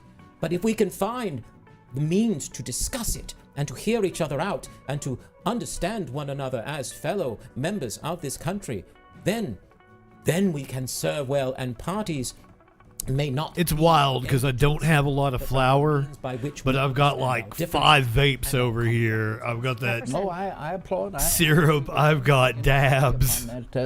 That just don't have a lot of flour. Wonderful reflection, Mr. But Adams. where do you see parties playing a role going forward in politics? And what about political independence? Well, I'd say parties freely expressing their points of view in political economy, that there should be welcomed a difference of opinion. As I mentioned earlier, I would not be so much in favor of one or two political platforms without welcoming as many others who... And somehow I've spilt something or got liquid in here. Get into the mix and argue and debate what is necessary, and here's what we must never forget. To argue and debate what is necessary for the common good, let alone the common defense, the common safety. And this is something we must never forget. Agreed, yes. Forget that, Mr. Adams, you more than anyone else, who helped to rally 13 individual nations to come together e pluribus unum, not only for our common defense, not only for the common safety, but for the common good. I think this is necessary to remind ourselves over and over again. She came in here and brought me like a handful of vapes that she's like, oh, these are about dead. Effort to get 13. There should be some in all of them, though. It required more than simple Which is debate. Weird, because speaking together. I just bought this one the other day. Like, houses in it's still going strong. Trying to accomplish. I don't know why she brought me all these other ones. More of the work that we did to achieve this country was not done in the Great Hall of the Pennsylvania State House, but it was rather done over rum and small beer and in the midst of conversation in finding where we could find that common ground, I suppose. One word, Ms. Burns. One word, and we must never ever forget it as Americans. It is the lifeblood of our national progress on behalf of the common good. Compromise. Compromise. That is how we did it. And while so much of the world looked upon us as somewhat of a mongrel radical rabble in the hinterlands of North America, we were able to show the rest of the world in our increasing diversity of population, a myriad of tongues from all over the globe, coming together to make cosplay. These are actors. C-SPAN would not AI. Come on. And compromise was not always the answer for you all either. No, we have brought you on a show called Ceasefire, and we certainly do not approve of our guests dueling one another, but one of your contemporaries, Alexander Hamilton, died after a duel. Is dueling the right way to solve Yes, sometimes. Not in my opinion at all. In fact, it is said when any individual, let alone a gentleman, raises their hand in a argument or debate, it has shown the other that words have failed. Yes. To go that much further to think. But Seven, I am also on hold with C-SPAN currently. So whenever they start taking calls again, unfortunate means we're there. I will say that in a civil society, and I have ever been opposed to it. Mr. Adams, your opinion on Mr. Hamilton? And I got something to say. My opinion of Mr. Hamilton is not fit for public consumption. But I will say that my opinion of his engaging in a duel is very similar to that of Mr. Jefferson's in regards to taking the time to actually engage with one another to find any civil means of discourse and resolution before taking on any unfortunate means as a duel. I will say that Happy 420 to our friends out on the West Coast. Light one up. Tip one back. I will not say that I lost the greatest amount of sleep over it, but I will say that his was a contention with me that was unpleasant and dangerous, and I feared that if the man had his way, he... And the people at the C-SPAN switchboard are like, damn, he's still on hold. I thought his efforts... well, it seemed somehow appropriate that he eventually found himself in a duel rather than actually contesting someone. And yet, how could you possibly deny that when... Torchy, Textilian, was not there, neither were Dougie, good evening, everyone. We are on hold with C-SPAN. The toss of the coin resulted in General Hamilton having the first shot, that as they took their paces, Hamilton turned about and... They've been doing this bit for 20 minutes now. He threw away his shot. He fired it into the air and thereby showed himself the true gentleman upon the occasion. And who showed himself otherwise? From what I understand, Burr, my former vice president, immediately So I'm pretty sure that they were actually going to Six Grandfathers, but that event has been postponed for heat. They've told everybody in the park to go inside. Experiment. I wonder if you gentlemen could look down the line into a future where this experiment lasts, say, 250 years. What would your hope be for what this country is 250 years after its founding? I would certainly hope that we would build upon the foundations that we began, imperfectly as they were, for, as you mentioned, compromise. I have been on hold when they've stopped taking calls. That happened just the other day, the last time we called in, and they just hung up on me. So I would assume they're going to go back to taking calls. Explored more fully that perhaps an eventual abolition would be imperative. We've been on hold for 33 minutes. A means of education being available to Ain't no thing to me. We're going to sit here and watch it anyway. Learn and be mindful and be aware of what it takes to... We are 30 minutes away from the Capitol 4th celebration. Build upon the foundations. Alan Jackson, Kool and the Gang, Chicago, hosted by Carlton from Fresh Prince. And we'll be taking that. That's PBS. I think C-SPAN shows it, but if not, we'll go to PBS, has it live. Then we might be able to move beyond that temporary... Trump is speaking at 10:30. And so that we might be able to actually have the voice of the people creating... From Six Grandfathers, we are going to watch the ball drop in New York City. Understand that there is a temporary measure to the Electoral at College. midnight Would eventually be to officially kick off the 4th of July. I cannot predict what might happen in centuries. Mr. Jefferson. I am delighted to hear such sentiments coming from my former president, and to recognize we agree upon a sound ground. Can he barely walk? And that is a well-educated citizen. I don't want to be sad watching Alan Jackson. Experiment will not succeed any other way. The ancients knew well, ignorance is not bliss. And you know, Mr. Adams, I have written that nation which expects to be probably Alan Jackson would be the one I'm looking forward to the most. What never was. Kool and the Gang in Chicago. Like, we've seen Chicago before. I think they were there last year, or year before last. Be necessary. But did we find well, poor dude kings to govern us? And so it is education. He made some catchy tunes. Substantiate the first line in our Constitution, the most remarkable first line of any system of government in human history. We, the people. Who would ever deny that should not apply to... Oh, I'm sure that I don't know how many members of Kool and the Gang there still are. In pursuit of equal and exact justice for every individual.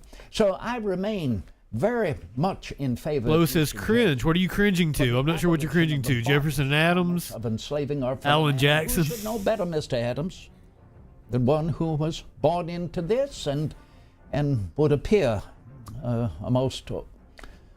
I don't know what the fuck I spilled over here that got my weed wet. I just made. But in my opinion, nothing is more surely written in the book of fate than these people ought to be free. And therefore, we may own up to the founding principles in something is wet over here. What American independence.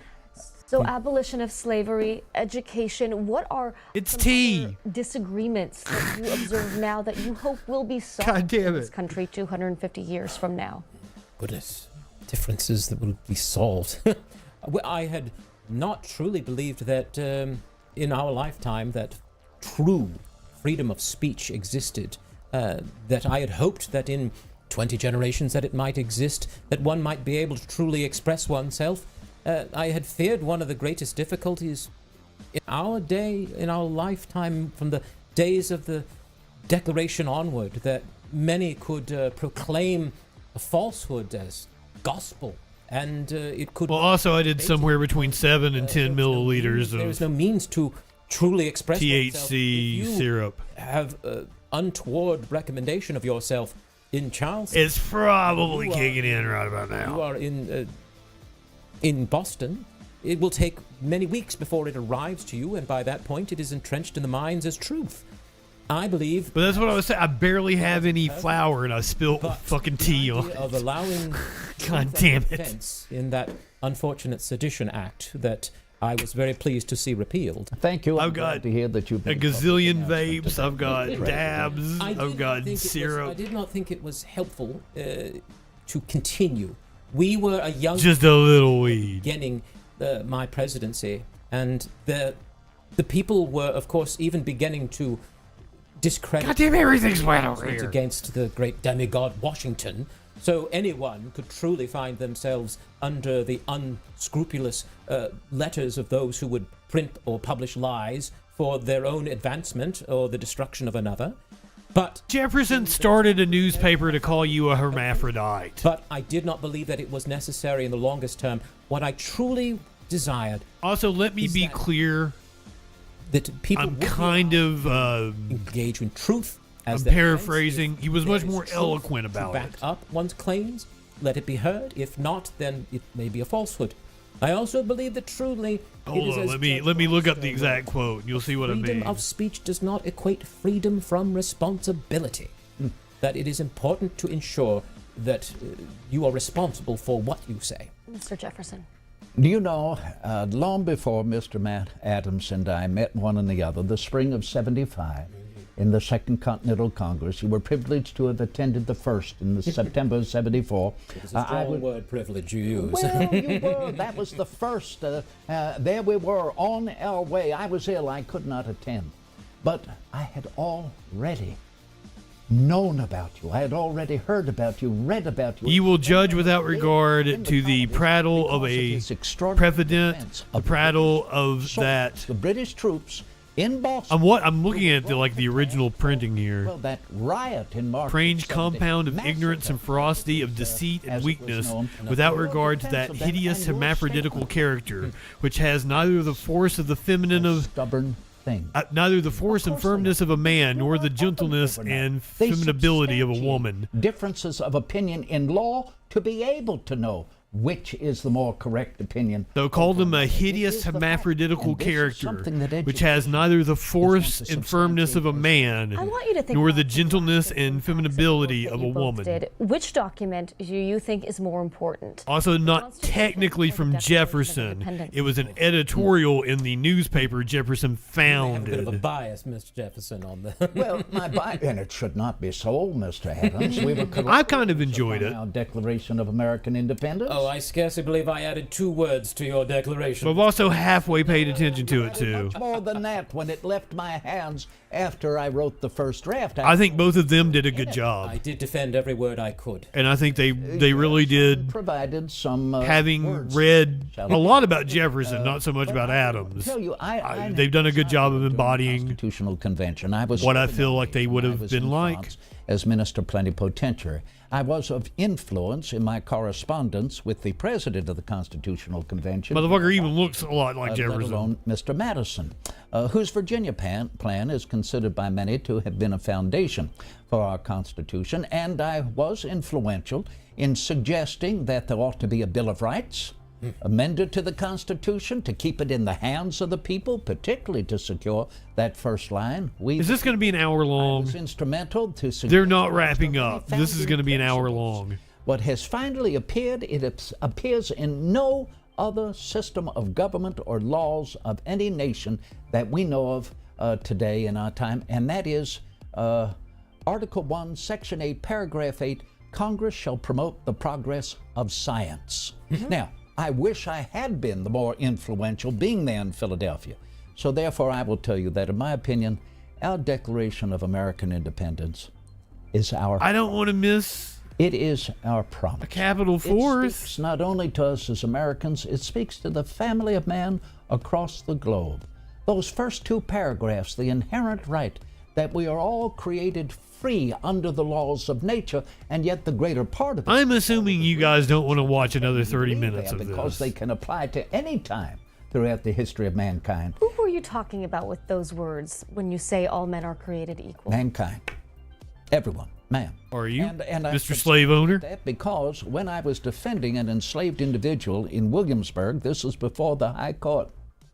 This was in In March of 1770, my heavens, the same year. We were Is both that busy right? at that time, We were yes. very busy. The case is known as Hell versus Netherlands. I still have it in my casebook of the cases tried before the General Court in Williamsburg.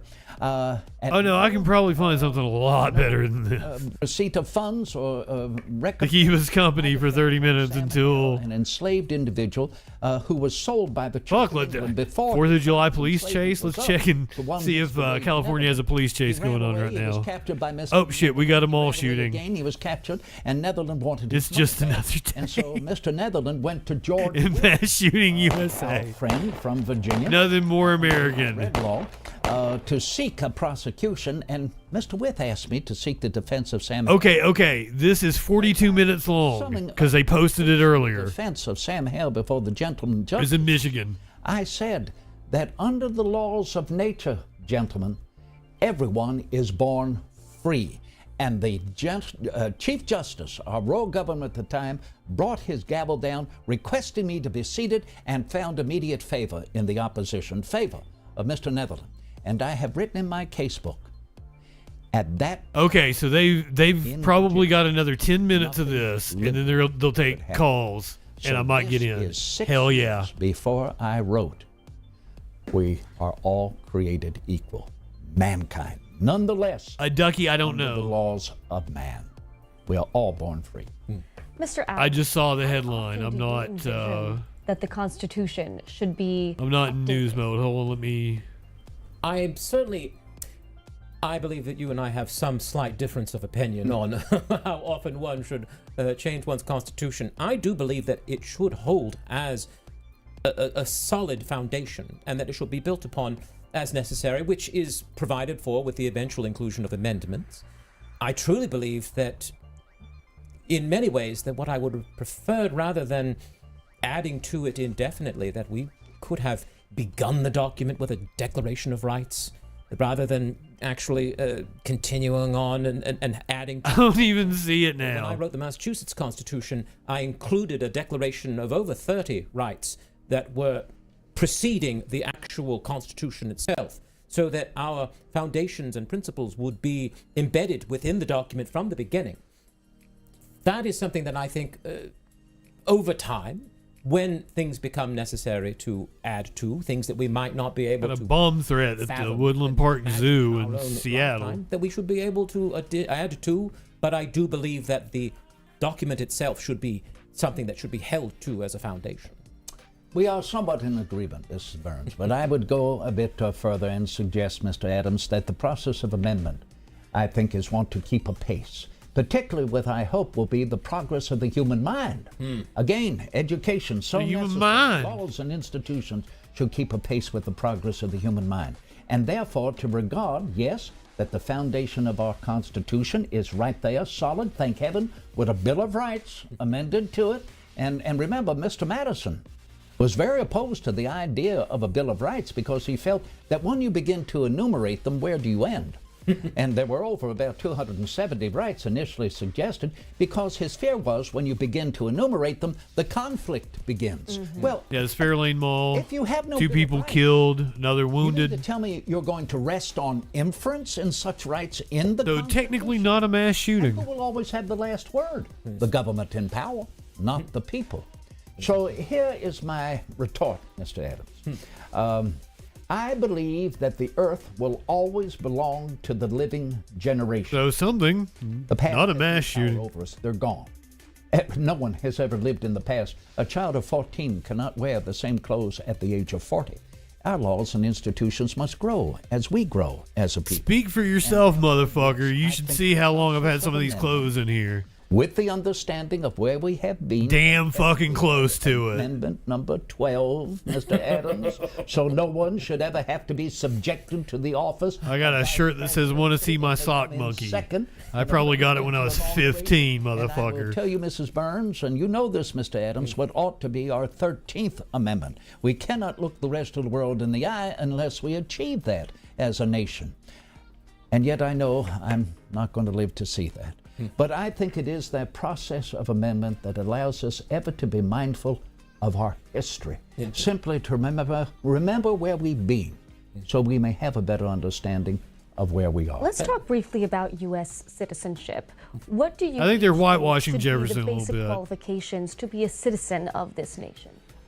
Well, of course, residency within for a certain amount of time. They're making him out to be more conflicted about slavery than what I think he actually One was. of the difficulties lay in the alien laws that extended it to 14 years, which I do believe. But to relay like what my history teacher in college, when like we were doing, there should be time given to prove one. I can't remember if it was a more specialized class or if it was U.S. history because I had them for both. Engaged with it. But I think it was the more broader U.S. history. Nation is to be willing to serve in it. That is most important to me, particularly in anyone who would went to great pains to emphasize that people like Jefferson or Franklin or Adams and many of the philosophers that have done the great work would not have had the time or the luxury to get the education. It's important for all of us in this, or to do the writings that they did, or to become well versed in law and religion. And had they not had slaves, things to happen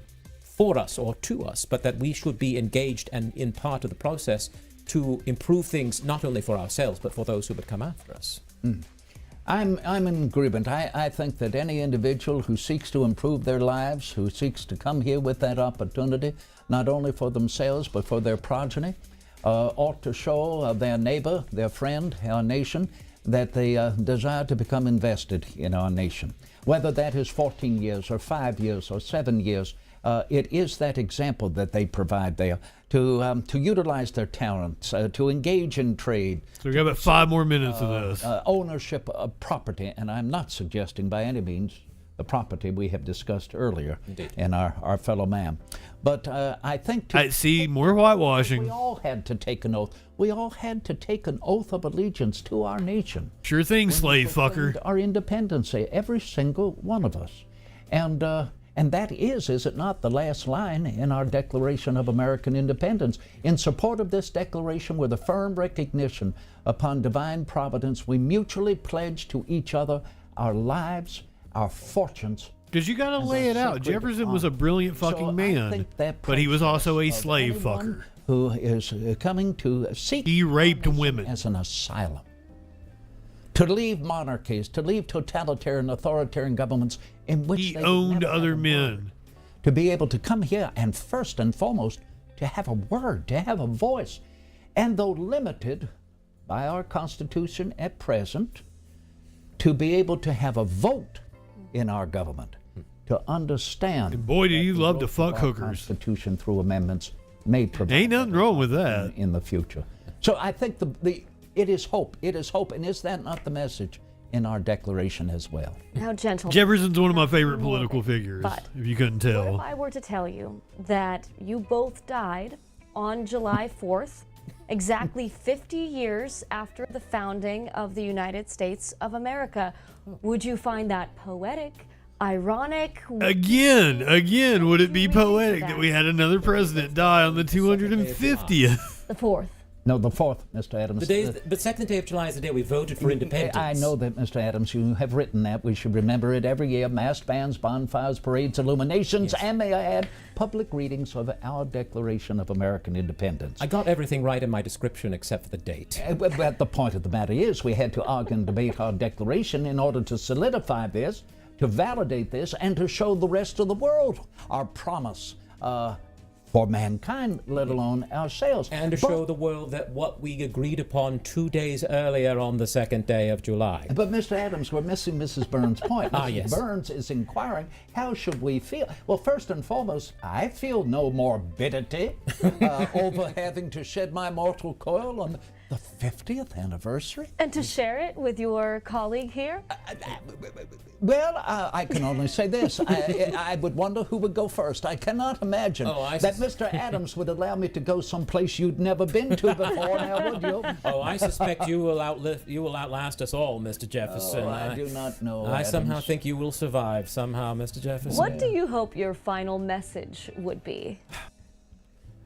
I can imagine if I were to be asked to give some sort of final words in celebration of this country and what it was and what it could be, to be dare I say, atypically brief, which is certainly difficult for a New Englander. But to say, I 100% think he might have a heat stroke. He says he's going to have an extra long speech. I think those words would be as true in triple-digit temperatures. They hopefully will be in the swamp in Washington, D.C. 10 generations from now. I hold the same sentiments, Mr. Adams, and yet I believe there's a third president that died on the 4th, so he would make the fourth president that would have died on the 4th. Saying the same thing. Of course. I would like to leave this world a better place, simply. You probably have it, Big Ben, but just know I'm going to say something like, I'm going to try to sound as intelligent and have begun. Will speak to man and profound as I can before I drop the bomb. To realize that in our nation, government is the servant of the people, not the master. But let's get high. Their consent and their consent alone, freely given and freely renewed. I would like to think that I might be remembered simply as the author of our Declaration of American Independence, of the Statute of Virginia for Religious Freedom, and father of the University of Virginia. Not one word more. I think by those three as testimonials I have lived, I wish most to be. C-SPAN has been doing a bit for the last 40 minutes of John Adams and Thomas Jefferson doing a Crossfire-style show. But it's called C-Spire, and they're talking about how they made amends and became friends. Adams still living. Well, gentlemen, it has been an honor to spend time. Here we go. Are they going back to Pedro? I've been on hold with C-SPAN for 54 minutes. C-SPAN's America 2. Princess Kimberly, did I tell you good evening? By YouTube. Now that you're here, we should absolutely get high.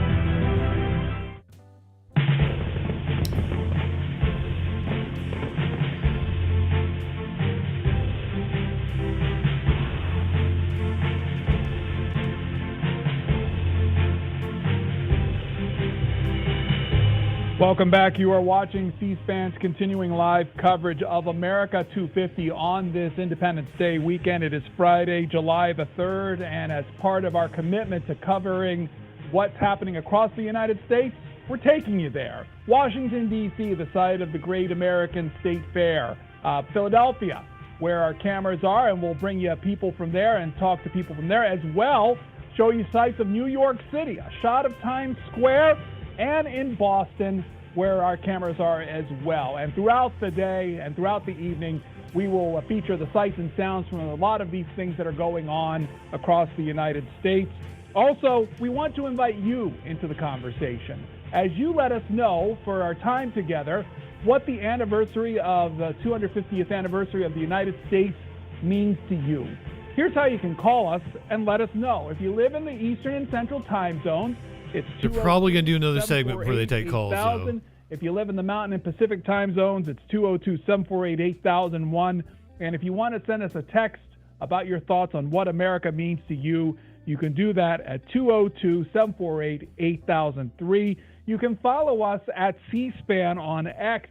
And if you want to post on our Facebook page, you can do that at facebook.com/C-SPAN. If you look at the upper left-hand corner there, that's some sites of the pictures from Washington, D.C., the site of the Great American State Fair. It was earlier today that activities there were temporarily suspended because of the heat. At around 5 o'clock this afternoon, that opened up, and people are now milling about the sites. And also there and in and about the place, Tammy Thuringer, also in a place where I see a lot of Army camo, Tammy, so tell us where you are. I've watched enough C-SPAN. Hi, Pedro. Along with each state having its own booth, each department does as well. Terrible advice for children, but we followed the crowd. The Department of War or Defense had the That arch is apparently cheap as fuck. What that was all about. Joining me now It's is like a theater stage prop. U.S. Navy. Thank you for being with us. Oh, thank you for having me. Pleasure. Styrofoam and Yes, there's a lot of fatigues, a lot of camo going on in here. fabric. Who, along with you, is in this booth today? But it does look good on camera, I'll say that. But like all the shots I've seen of it up close, like, oh wow, that is an eyesore. Air Force, we're all the armed services part of the Department of War are here, and you can talk to the service members yourself. That's the best way to do outreach, is face to face. Hear our stories, share your stories. We're all American citizens, okay? And just having those dialogues helps educate folks about what it is that we do in uniform, and it's just such a rewarding experience. And again, all services represented out here. Yeah. And tell us, when people do get through the long line and make their way in, what are they going to see? So we have a pretty good flow going right now with a few things, and it's all ages, right? All ages appropriate. So we've got all the giveaways. We got lanyards, stickers, pins that we're giving away. But we also have some interactive activities. You can put on a full kit of Army gear with the rucksack and everything, and we're not going to go make you run 10 miles afterward, thank goodness, in this heat. But yeah, I'm going to stay with you guys through midnight tonight. And really kind of feel what it's like to be a soldier. We also we're going to do Trump speech at Six Grandfathers. They visited us here. The Capitol 4th coming at you in 15 minutes. We've got tattoos. Chicago, Kool and the Gang, Alan Jackson. And face paint, and that's not just for the kids, right? There's grown-ups here. Hosted by Carlton. Done, and you talked about camo a minute ago. There's tons of camo in here with the face paint we're doing. And then really important for our veterans, okay, is behind you there is our photo booth, and we've got kind of a wall of fame up here on a TV screen. We're asking, everybody can come in and take a photo, but we're asking our veterans if they would to kindly just leave a note in our digital logbook, say that they visited here, and then their photo will get run on the TV screen, so everybody can come in and just say thank you by proxy to those folks for what they've done for our country.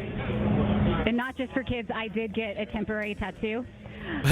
Not just for kids. You haven't quite hit 20 years yet in the service, but why did you want to join the Navy and serve your country?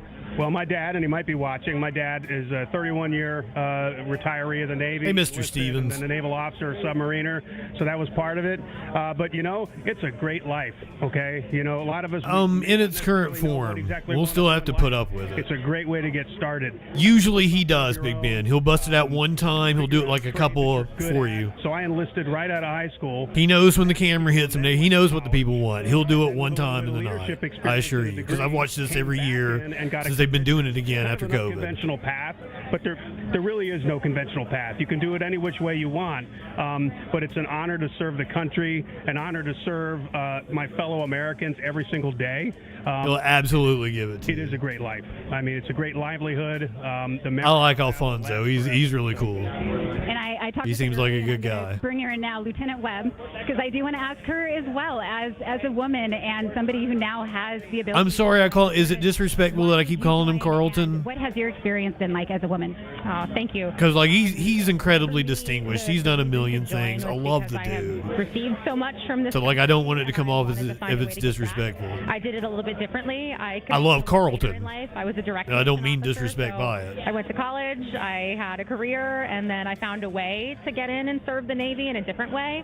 So, and to Lieutenant Commander's point, it's a really great life being a part of the U.S. Navy. And we are celebrating the 250th anniversary today. Is there a favorite military moment of history that both of you have?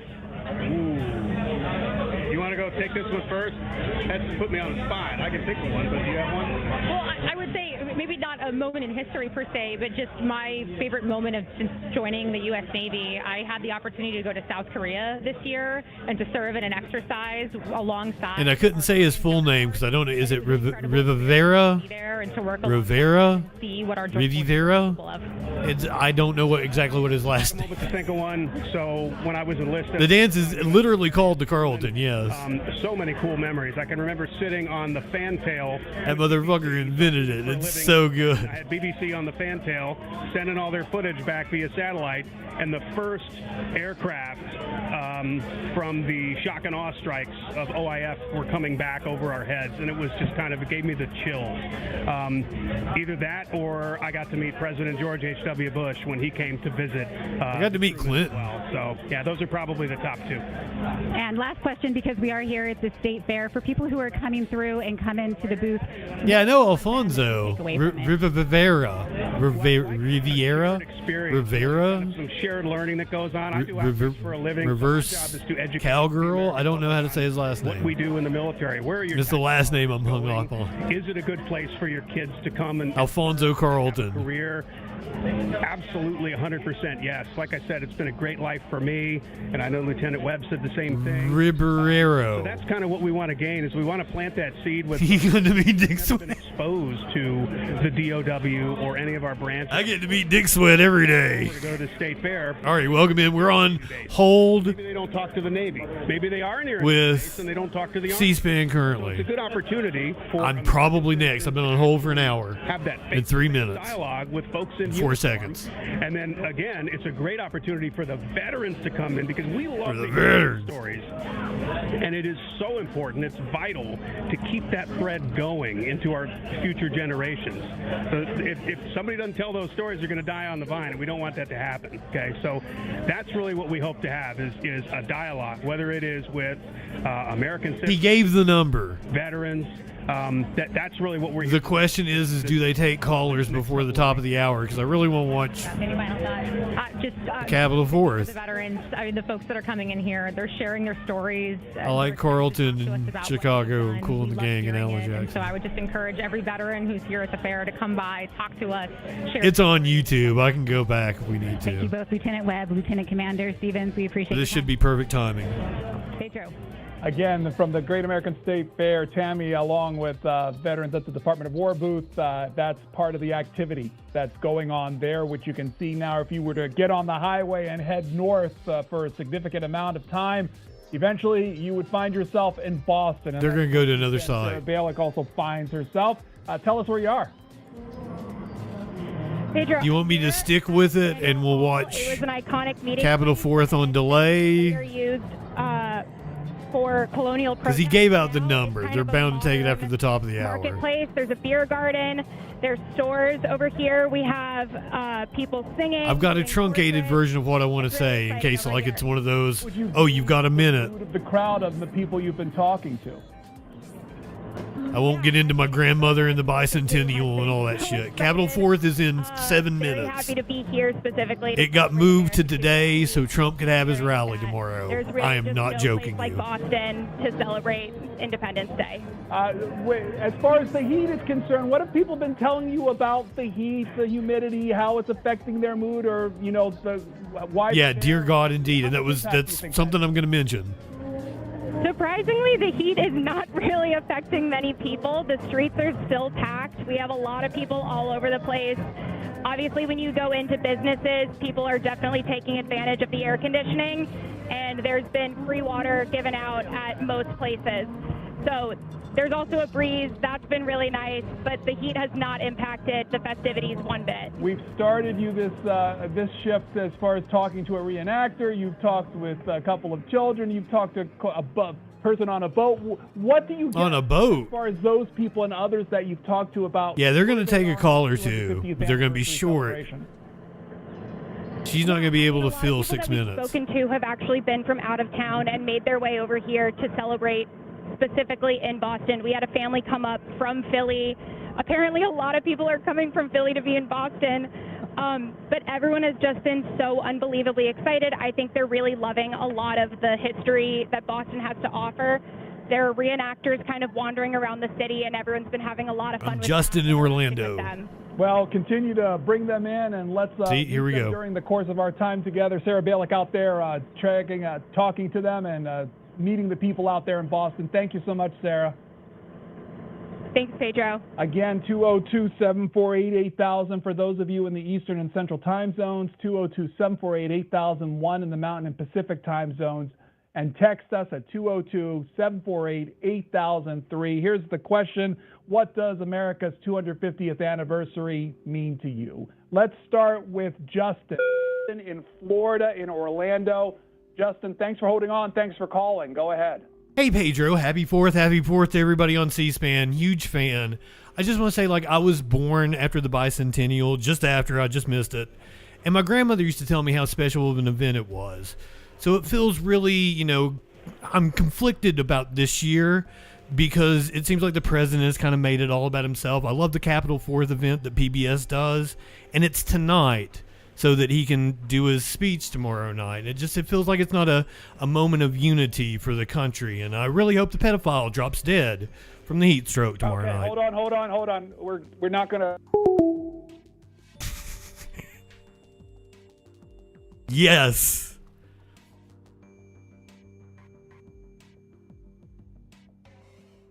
Because it seems like the president has kind of made it all about himself. I love the Capitol 4th event that PBS does, and it's tonight so that he can do his speech tomorrow night. It feels like it's not a moment of unity for the country, and I really hope the pedophile drops dead. Okay, hold on. We're not going to tolerate that during our time together, so let's go to Kevin. Kevin in Pennsylvania, you're next up. Go ahead. I hope the pedophile drops dead. Oh, thank you so much. It's great to be on. You're on. Go ahead. Yeah. What America said. Do you also hope the pedophile drops dead, Kevin? Yes. Well, I just want to say I'm really happy that, this anniversary is happening now of all times because, I think it's a really great time to really appreciate, our country and the great things in it. And, I think what it really means to me is that it shows that, the values of our country, still. Hey, Roggy, welcome in. Perseverance, unity, freedom, and hard work, And you also hope the pedophile drops dead. Focusing on those things that, I don't know if our country would have gotten as far as it did. So, I'm really happy for this momentous occasion, and I can't wait for many more years of this wonderful nation. What do you, as far as those values you talked about, to what degree do you think those are, strictly American? Or I've thrown Petro off. Unique to America? What do you think? I think values... Oh, of course I'm going to clip it. If you guys see other people, share the clip on Twitter, because shit like that gets shared out. Please tag me. Tag my social, on whatever social media that it's on. Please tag me. Please, if you see it. Because I see those clips all. I mean, that's not the first person that said the shit about a pedophile. It's almost daily of a morning. They get one person that calls in and talks about him being a pedophile because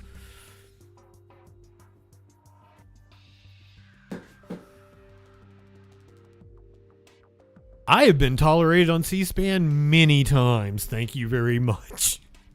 We have had a great relationship with C-SPAN over the years. They've even let me plug the Troll Patrol. So, because I didn't drop it myself. I just said I was a streamer and we were watching you live, and they're like, "Oh, what's your show? Who are you?" And there was more I wanted to go into, but I feel like it's going to be a short segment, so I did the truncated version. Because I meant to say semi-quincentennial, because I was proud of myself for being able to say it. Shelly, thank you for throwing out the gift subs. Thank you so much.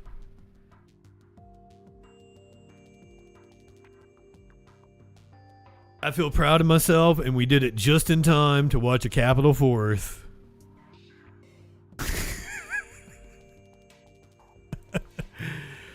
Oh, fucking, we won't tolerate that here. Everybody had been so nice. And that was another thing. I wanted to let him know, like, I'm a regular viewer. Hey, Pedro, you C-SPAN fan. I've gooned on Greta. I have gooned on Greta before. Here we go.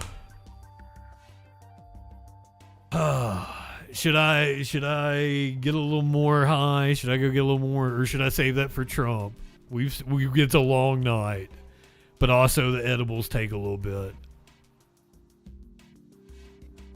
I am playing, right? Yeah, we're live. Okay. Here we go.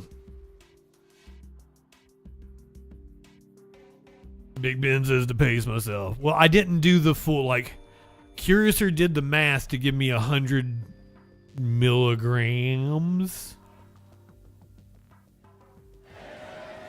and I tried to do half of it. States Capitol. It's a Capitol 4th 250th weekend celebration. And now, please welcome tonight's host, iconic actor and television star, Carlton Ribeiro. Welcome to the 46th annual A Capitol 4th, a special edition this year for two reasons. First, because tonight we are celebrating an event 250 years in the making, the birth of a new nation, our nation. Now, the way PBS handled this is they're like, oh, it debuts on Friday night and it plays all throughout the weekend on all the PBS stations. Birthday party. But we know the truth. Got a great crowd tonight. And for those who are unable to be here in person and are It's probably a better crowd than Trump's going to have tomorrow night. television, we know you are with us in spirit. We've got so many inspiring performances lined up for you on our concert as we commemorate this truly landmark event in our nation's history. And in keeping with a great American tradition, we'll be lighting up the sky with some What, tomorrow night is just Trump? patriotic fireworks. And I am really excited because we also have an appearance by 4 genuine heroes, the Artemis II astronauts. That's right. Yes. Yes. Yeah, there's some real heroes. And now, with the world premiere of his new song, American Made, here is country music superstar Trace Atkins.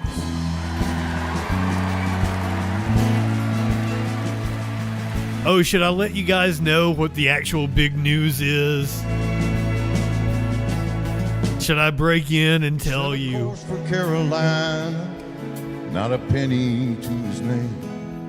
Or do you want me to not say it? Bible and a hunger in his veins, like a million other dreamers in search of liberty, sailing to the land. As of 2 minutes ago, Travis Kelce and Taylor Swift are married. With his calloused hands that he worked down to the bone. There's your breaking news. His legacy when his family called this place our home. Every single No, Toby Keith is dead. That's who you're thinking of. turning into a field of dreams, paving the way for generations. Now our roots are on and deep. And when that proud flag waves the end. Well, I was checking out Twitter to see if somebody had posted, hey, somebody said a pedophile in C-SPAN. Each and every day to be American made. Because seriously, that's the kind of thing that will get clipped by like Aaron Rupart or Broke their backs, that other dude. hanging steel and blasting stone, drilling wells, cutting timber, herding cows and But no, everybody's posting about Travis Kelce and Taylor Swift. in every single war. And as the shots rang out, they never had a doubt about the flag they were fighting for.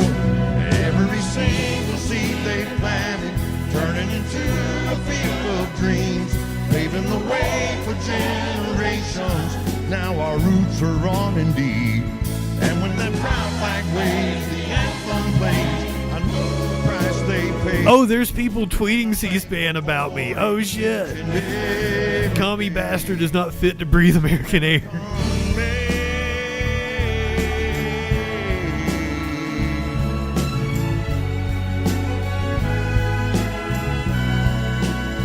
Or maybe they're not even talking about me.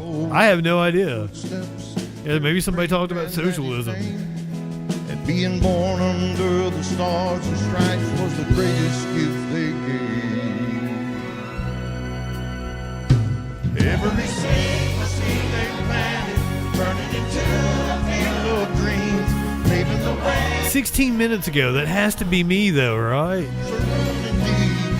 And when that bright flag waves, the anthem plays, I know the price they paid, and I'm thankful for it each and every day. I'll be thankful for it till my dying day. To be American made. Yeah, they gotta be talking about Ma'am Donnie or some shit. What are these people even tweeting C-SPAN about? I'm American made.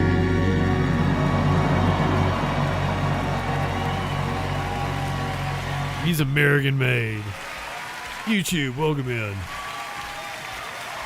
Live from the United States Capitol, it's our annual National Independence Day celebration. Tonight, a Capitol 4th 250th weekend celebration welcomes the following stars. One of the greatest American bands of all time, Rock and Roll Hall of Fame. Now, hold on. Chicago.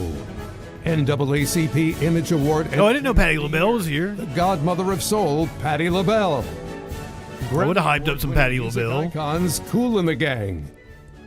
Country music super. Grail, welcome in. Yes, this is one of the things I brought up with C-SPAN when I called in. CMA, ACM, they pushed the Capitol 4th celebration to the 3rd. The cast of the Tony Award nominated hit Broadway so that Trump could have his speech tomorrow. A multi-platinum recording artist with over 100 million views, Lauren Allred. Two-time Grammy Award-winning If you're just getting here, you missed an all-time great call to C-SPAN that I will absolutely clip and put up everywhere. I'm proud of that one. Astronauts, athletes from the 2026 U.S. Olympic and Paralympic teams. Emmy Award-winning actor Gary Sinise. Tony Award-winning actor. Was it the death or the pedophile? Tribute to America's military. Or was it both together? Which one was the trigger? George Washington's Mount Vernon, featuring the National Symphony Orchestra conducted by Maestro Jack Everly. Shannon Arnold. That looked like Senator Kennedy. You ain't fooling me. Patrick Lundy and the Ministers of Music. The U.S. Army Band, Pershing's Own. The U.S. Army Herald Trumpet. The Army Band is excellent. Armed Forces Chorus. The U.S. Army Old Guard Fife and Drum Corps. The U.S. Army Presidential Salute Battery. And the Armed Forces Color Guard. A Capitol 4th 250th weekend celebration is made possible by the Boeing Company. This Independence Day, we come together to celebrate our nation, honoring our history and enjoying the time spent with loved ones. As we look ahead to creating great memories, we stand united and celebrate together.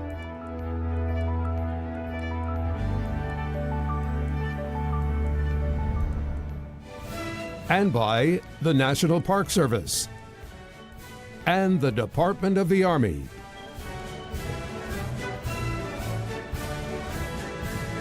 And now, please rise and body your spirit for the singing of our national anthem, performed by country music star Carly Pearce.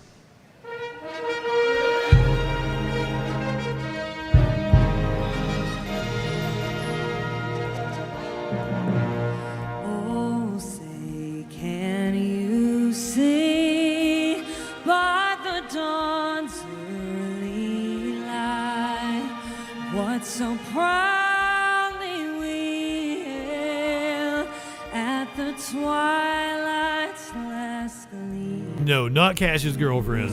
We saw her the opening of the Great American Fair or whatever. Through the perilous fight, o'er the ramparts we watched were so gallantly streamed, and the rockets' red glare, the bombs bursting in air, gave proof through the night that our flag. Gonna drop a truth bomb on you. Cash Patel's girlfriend was better than her. That star-spangled banner yet wave o'er the land Gotta be objective. and the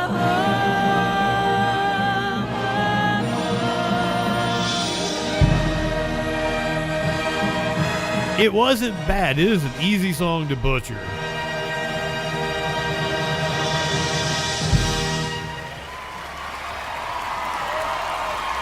Yeah, she missed the note. And now, Cash Patel's girlfriend didn't. host from Dancing with the Stars, That's the test. Like, that's an incredibly hard note to hit. Happy July 4th weekend. It's America's. Oh, she did that on purpose. Guys, all ready to party? That was a comedy bit. All right. This is my 4th time hosting this great event, and I am looking forward to our best concert yet. Yeah, four sounds right since they started doing it again after COVID. At this iconic location, the U.S. Capitol building, as our nation comes together to kick off the celebration of our 250th birthday. It turns out each of the days leading up to July 4th were I just now noticed early history. And trust me, its capital is in the Capitol building and not capital is in the capital of the country. 1776, that the Continental I always thought it was a capital forest, not a capital independence forest. from Great Britain. In fact, one of our founding patriots, John Adams, predicted that July 2nd would be the date Americans honored as our birthday. But it wasn't until the 4th that the final document was approved. And that's why we mark July 4th as Independence Day. Although John Adams was just a little off in that prediction, he was absolutely... Oh, here, let me turn off the... I'm sorry, I hear the Troll Patrol music. His wife Abigail... If we're ever watching something like this and I've still got the Troll Patrol music going, let me know. Freedom would be celebrated by succeeding generations with parades, games... Where in the fuck is it? Bells, Oh, there it is. bonfires and illuminations from one end of this continent to the other, from this time forward, forevermore. And looking at this crowd, he sure got that right. Let me see you wave your flag. Oh, were you not here for this clinically? Yeah, Carlton hosts this. And he's also the host of, like, Family Feud or something like that. No, it's not Family Feud. Also a time to remember those first patriots. Let's Make a Deal. He's a host of We something. know from our history books, others just ordinary men and women. They risked their lives, their fortunes, and their sacred honor for a powerful idea, encapsulated in the immortal words of Thomas Jefferson, that we are all created equal, that we are endowed with certain unalienable rights. Among these are life, liberty, and the pursuit of happiness. And so, it is in honor of those first patriots and in tribute Let's make a deal. to what they did and what has endured that we gather here today. Are you sure that's not Wayne Brady? And on a night where we celebrate history, we're going to make some history. Because for the first time in 46 years of a Capitol Fourth, I'm mixing up game shows. I know who Wayne Brady and Carlton are. century landmark George Washington's Mount Vernon, where later we will get to see an amazing fireworks display.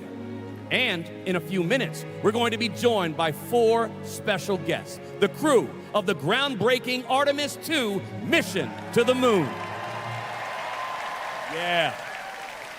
But first, how about some more great music?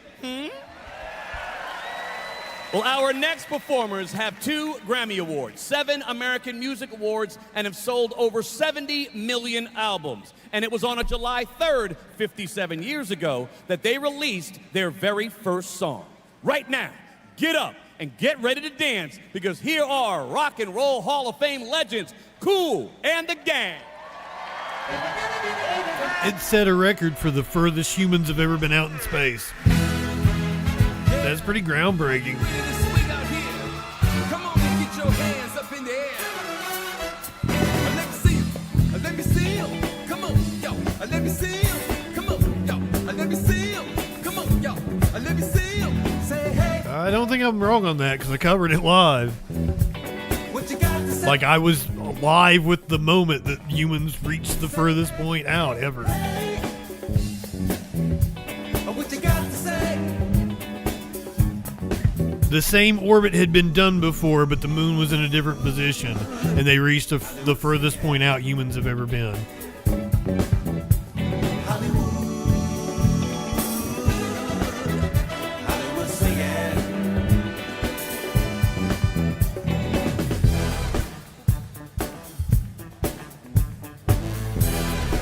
Like, I'm a stoner, but it was just like 6 months ago, and I did it live. It wasn't even 6 months ago, was it? Say what you gonna do? Or do you wanna get out? Come on, if you really want it, you gotta feel it. Get down on it, get on it, baby, baby, get on it. How you gonna do it if you really don't wanna dance? By standing on the wall. Get your back up on the wall. Tell me, how you gonna do it if you really don't take a chance? By standing on the wall. Get I feel like it's longer than 2 months, but it's less than 6 months. Math. If you really want it, you gotta feel it. Get down on it. Get on it. Tim Burchett there in the front row. Dadgummit. Oh, this one's going out to all the ladies.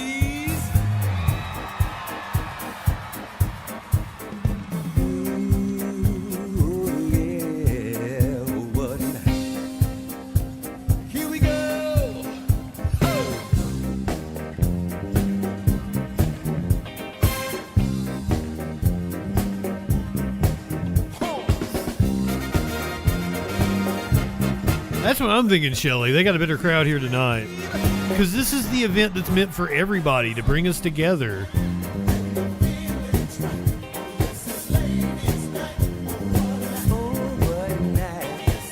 Tomorrow night is not for everybody. Tomorrow night is for fascist fucking pieces of shit. Racist assholes.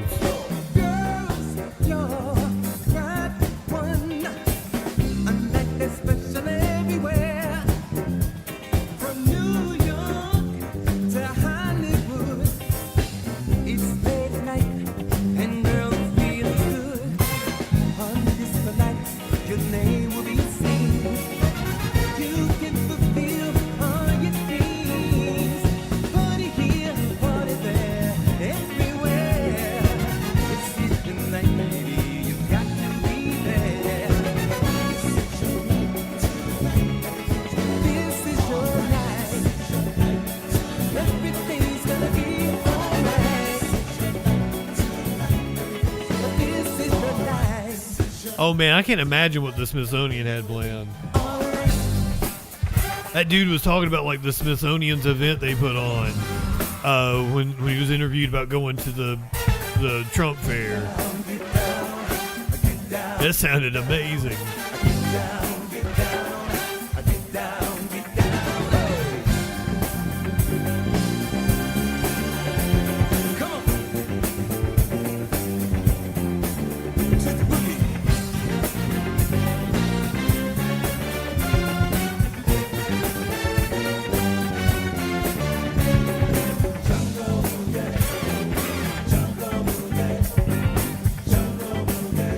The Gang got the hits.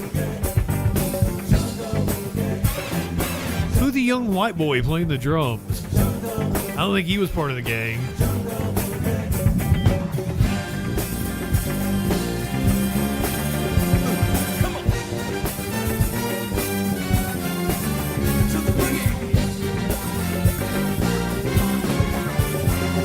They're infant drum.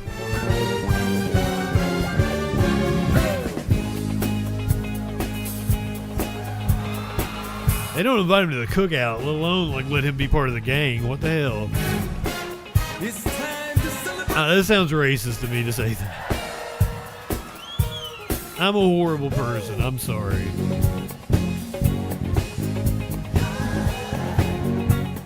It's a celebration.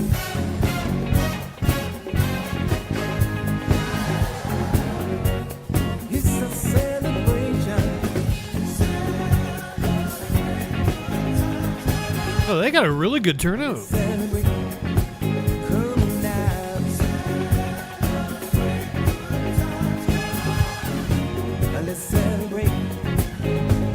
I personally would want to go up and sit on the stairs, the Capitol. That'd be even cooler than being down in the crowd. So bring your good times and your laughter too. We gon' celebrate. Well, I'd say any red hats you see aren't even like MAGA. Let's all celebrate and have a good time. If you notice, like the shirt said America 250. Have a good time. There are two parallel organizations. America 250 is the taxpayer-funded event. Freedom 250 is the Trump donor-sponsored shit. This is America 250. It's a celebration.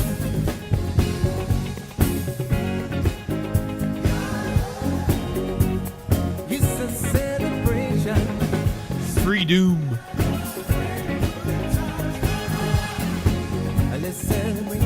Hard to celebrate good times at the moment. Unless the thing I said on C-SPAN earlier happens.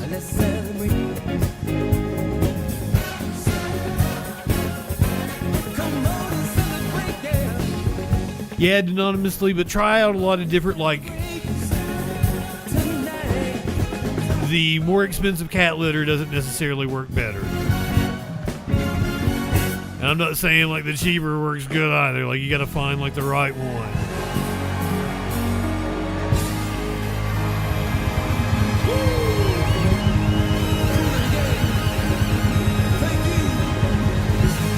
Yeah, this is the actual congressional approved, taxpayer funded. This is the Celebration of America event. America 250. Woo! Thank you, Cool and the gang. Yes. What a way to jam. All right. Hell yeah, they killed it. We have some great fireworks for everyone, which this year, for our first time ever, will be coming to us from George Washington's Mount Vernon. So let's head over there. Oh my God. Check in with an artist whose performances have been called. So their fireworks are coming from Mount Vernon. Why? Because I would assume that the fireworks show set up at the Capitol is for Trump tomorrow. Thanks, Alfonso. We've got a great party happening here at Mount Vernon. And coming up, we're going to see the biggest fireworks display they've ever done here. I'm so honored to be part of this concert and to have been asked to perform later tonight. And it is so appropriate that we are at this historic location on this milestone anniversary because we are here to celebrate our 250 years as a nation, thanks to George Washington's leadership as Commander-in-Chief of the Continental Army during the Revolutionary War and his statesmanship and vision as our first president. I know you've got another great performance about to start back at the U.S. Capitol, so Alfonso, back to you. All right. Thanks, Lauren. We'll see you again in a few minutes. Right now, we have a performance from the cast of the award-winning musical Just in Time, which brings to life the story and music of Bobby Darin, the artist who gave us such hits as Mac the Knife, Dream Lover, and Beyond the Sea. So, everybody, get up on your feet and get ready to dance to the amazing cast of Just in Time. I think I'll stay seated.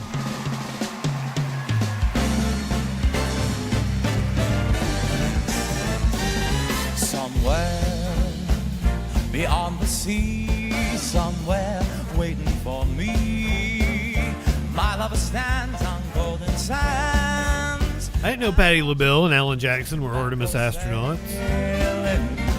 We'll meet beyond the shore, we'll kiss just as before, happy we'll be. Anonymously, when I got smoky and socks, people said my demeanor changed. Like, the people at work said, like, you seem a lot happier. Oh, the shark bay has such teeth, dear, and it shows them a pearly white. Just a jackknife has on the key, babe, and it keeps it out of sight.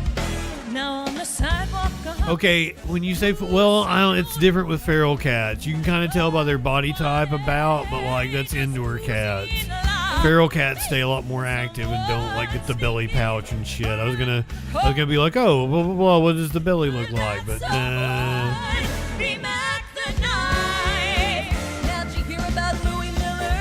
Okay, but were they an outdoor cat?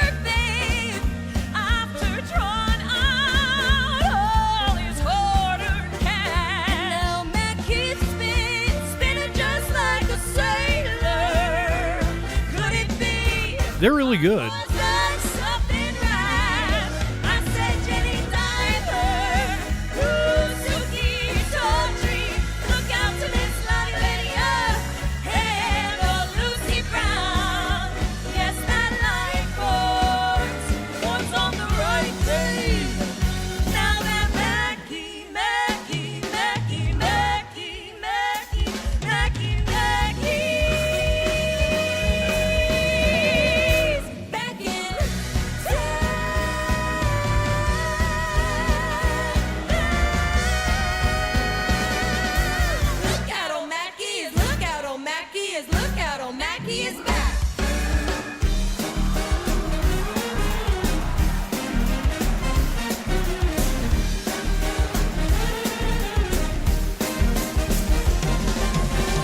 Dream lover, where are you?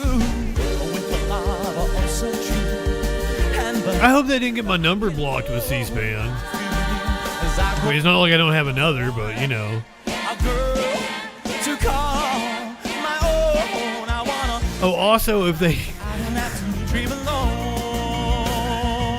Well, they use different numbers every time. I don't know how. So I don't know how their system works. Some way, I don't know how. But also, the dude is probably, like, he asked me where, like, my zip code, and I gave it to him, and he was like, Orlando. I'm calling from a number from the Bronx. Lollipop with a Pegasus, good golly, Miss Molly wasn't even there too. Just in time, I'm a great white way. It's America's 250th birthday. Split splash, jump back in the This is apparently one of the big plays right now. I was splishing in the splashing, was rolling and strolling. We was moving and moving. I was real with the feeling. I was rolling and strolling, moving and grooving, real with the feeling, rocking and rolling, rolling and strolling, moving and grooving, split splash.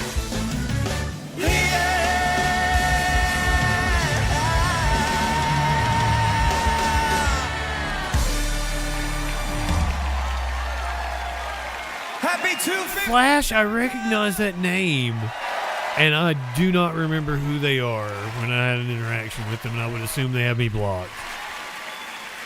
What a great performance by the cast of Just in Time. Now, just a reminder for all of you watching a Capitol 4th at home, make sure to join the conversation Do they have me blocked? on social media.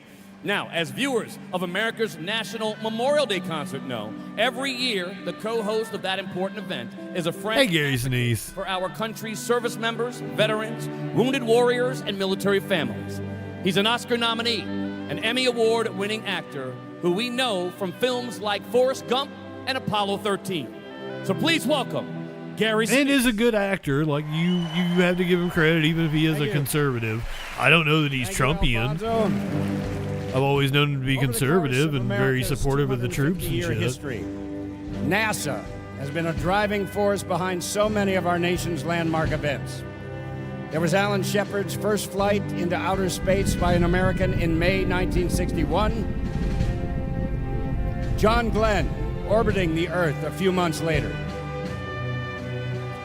The successful Gemini. But if by propaganda, do you mean like whatever his CBS show was? And then in July 1969, 100 million. He was on some cop show, an NCIS or some shit. As Neil Armstrong took those first steps on the lunar surface. The Eagle has landed. It's one small step for man, one. No, he was on a military show, wasn't he? No, I thought he was like some naval officer or some This shit. past April, the world watched. I don't fucking know. All those shows are extraordinary alike. American success as the Artemis II mission broke new ground, setting the record for the farthest humans have ever traveled from our home planet. Yeah, that was NCIS. Incredible maximum distance of 252,756 miles from Earth. Simply put, the Artemis II mission inspired countless people across our country who joined together to witness history being made once again. And now, please join me in welcoming our four special guests, the astronauts from Artemis II. Commander Reed Wiseman, Pilot Victor Glover, Mission Specialist Christina Cook, and Jeremy Hansen.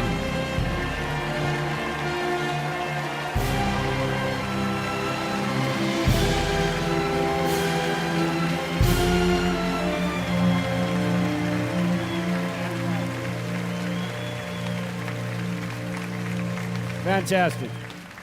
Reed, as we celebrate our nation's 250th anniversary, what message do you have about the mission and what lies ahead? Well, Gary, what the four of us just got to do, myself, Victor, Christina, Jeremy, that was very special. But tonight, we want to thank all of you, folks in the U.S. and around the world, because you all showed up for us, and we celebrated together. So thank you all. What's coming next here on America's 250th birthday? We have a crew on the International Space Station. We have rovers on Mars. We are sending probes to the moon of Jupiter. We are getting ready to launch Artemis 3 next year. So tonight, let's just celebrate and enjoy the gifts that this nation has given all of us.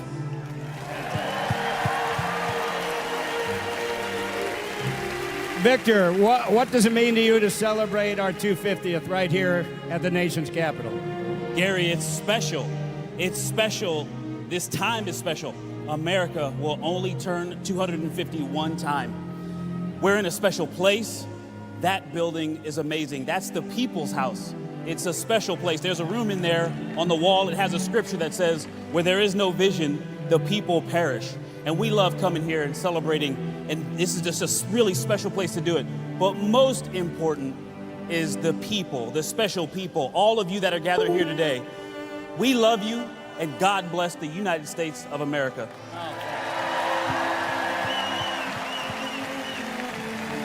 Christina. Oh, Warlord wasn't here for my Major W. Of the flight. You missed it.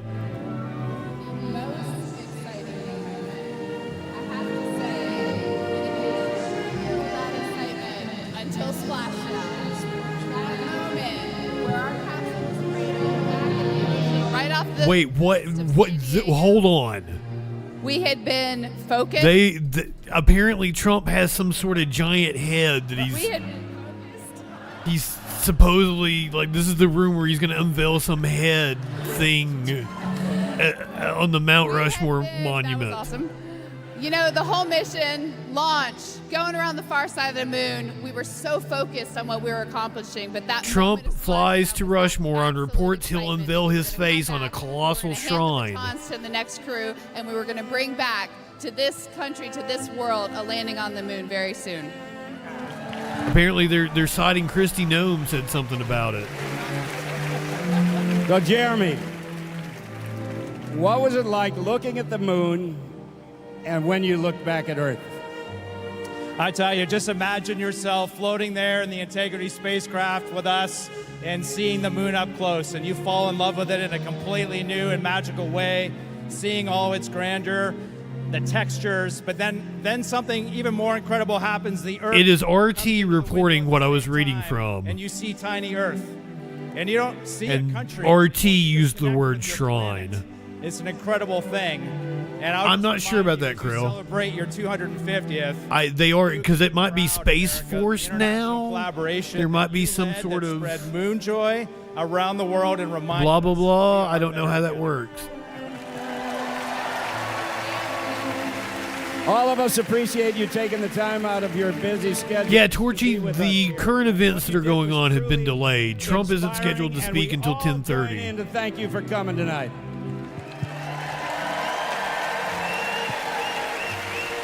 We were watching when they sent everybody inside in the park. These four astronauts. Because C-SPAN was, that's actually what C-SPAN was showing, and then they cut away and started taking calls. Oscar-winning theme from the film The Right Stuff, performed by the National... James, welcome in. Thank you for being a freaking follower. Now that you're here, we should totally get high. This is the Capitol 4th.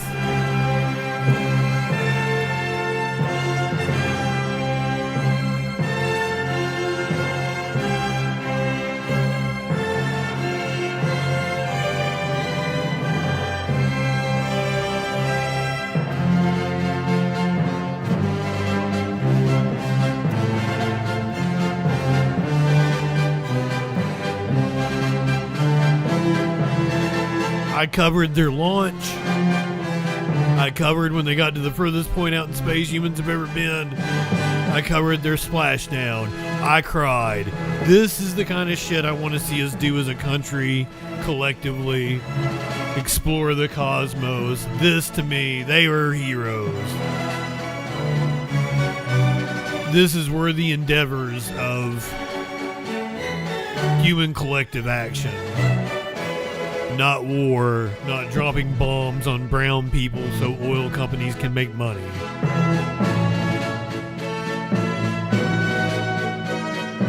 Oh, I'm sorry, James. My apologies. Have you thought about doing the California sober? That apparently works for a lot of people.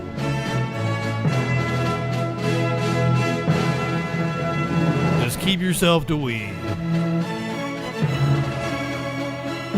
Like everybody's different.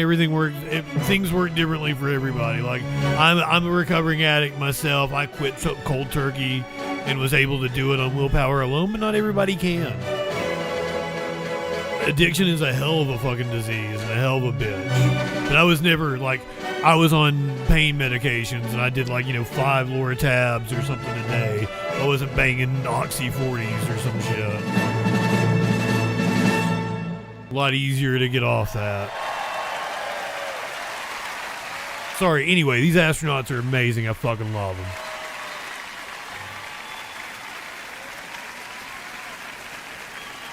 That was so cool having these 4 heroes join us. If they're all peaceful communists, we're still going to kick their asses. So special. I don't know. If they have evolved to be peaceful, they probably have some badass weaponry. Symphony Orchestra led by Maestro Jack Everly. Jack? Thank you, Alfonso. You know, it means so very much to me and all of us to be a part of this historic event. So on behalf of myself and these incredible musicians of our National Symphony Hell yeah, Orville Redenbacher. 50th birthday, Let's go. America. Love the Army Band. They do an amazing job. It was a little over 80 years ago that a true American icon, Frank Sinatra, performed The House I Live In, a song whose inspiring message was at the heart of the Oscar-winning documentary by the same name. Over the decades, it has been featured at presidential inaugurations, at state dinners, and patriotic ceremonies from coast to coast. And we are so honored to present it to you tonight. Joined by the National Red Wine, we technically won Gulf War, Gulf Storm in 90, 91, whenever the fuck it was. What is America to me? A name, a map, or a flag I see, a certain word, democracy, yes. What is America to me? The house I live in, a plot of earth, a street, the grocer and the butcher, and all people that I meet, the children in the playground, all the faces that I see are racist. Anonymously, Patty's old. She's probably senile. America to me, the things I see about me, the big things and the small, little corner newsstand or a house of marble, the weddings and the churchyard,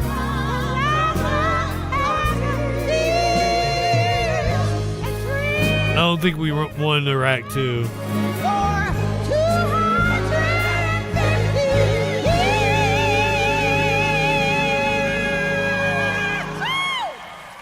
the town I live in, street, I don't know if I consider Grenada a war. all the pavement of the city, or a garden or No, we didn't. the church, the school, the clubhouse. Oh, our actual goal, not our stated goal.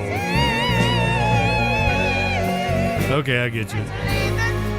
Oh, you know what? That's America to me.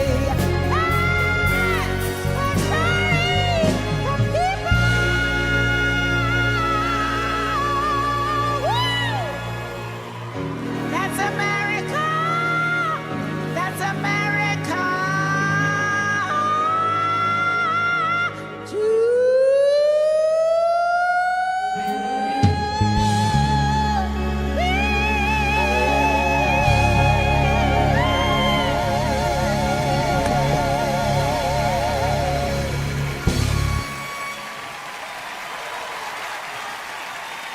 I love Patti LaBelle, so I don't want to say anything. Thank you, Patty. Wow, there are so many patriot songs whose performances at this concert are an important part of our Capitol 4th tradition. One of my favorites is This Land. I really wish he had done a different song. Is a multi-award-winning country music star. Please welcome back Carly Pearce.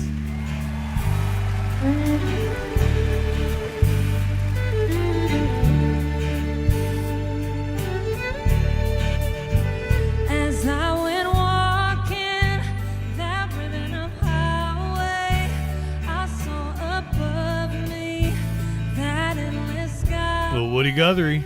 I saw below me those golden valleys.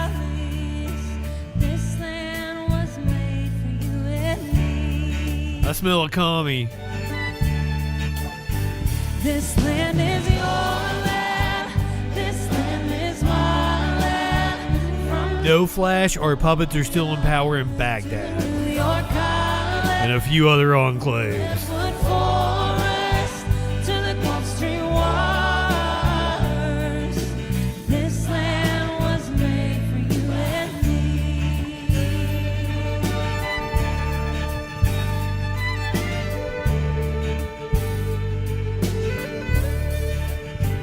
I roamed and rambled and followed my footsteps to sparkling sands of her diamond deserts, and all around me a voice was singing. I appreciate the song selection. Oh, this land was made for you and me. Sing it with me, y'all. This land is your land. This land is my land. From California to New York Island. From the Redwood Forest. Remember, everyone, this song was written by a commie. This land was made. It's a folk song. Oh, this land was made for you and me. Happy 250th, everybody.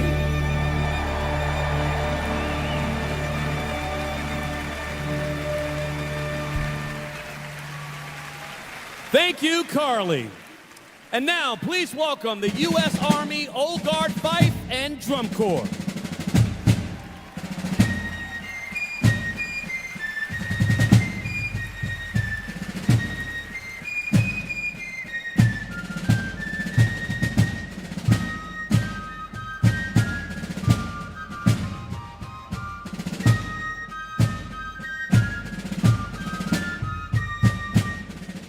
Being here to celebrate America's 250th on the West Lawn of the U.S. Capitol means so much to me and to everyone joining us at this concert.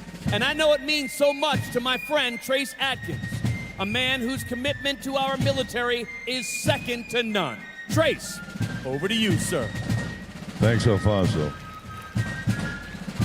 All of us know deep in our hearts that we would not be here, safe and secure, without the commitment and sacrifice of those who have proudly worn America's uniform for 2.5 centuries. From those first patriots who took up arms against the British in 1775 at the start of the Revolutionary War, to those who... This is Honky Tonk Badonkadonk guy, right? I've seen him live. Every generation has answered the call. This song is dedicated to all of America's military heroes of yesterday. Yeah, a girl really wanted to go. I was working at a radio station. I could get free tickets.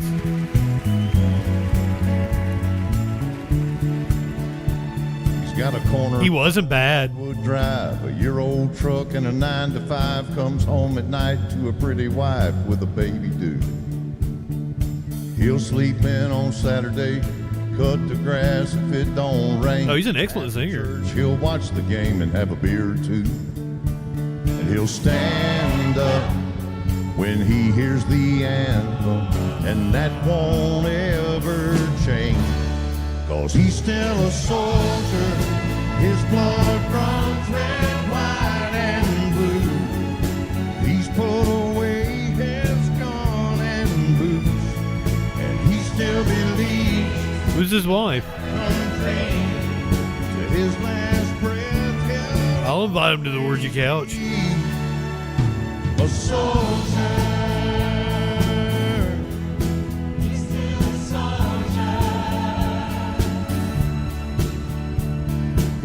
his couch for the news at 10. He'll Hey, we got Chicago coming up, Big Ben. Like they've got another like younger singer. They do mix it up. If they call and needed him back home, he'd be on that plane. Textilian, you want me to gay it up for you a little bit? His blood runs red, white, and blue.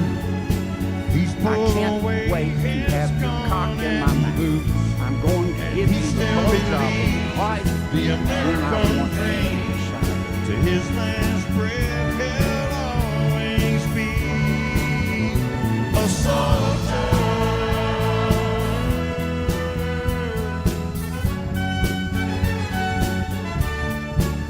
He don't wake up anymore when he hears thunder.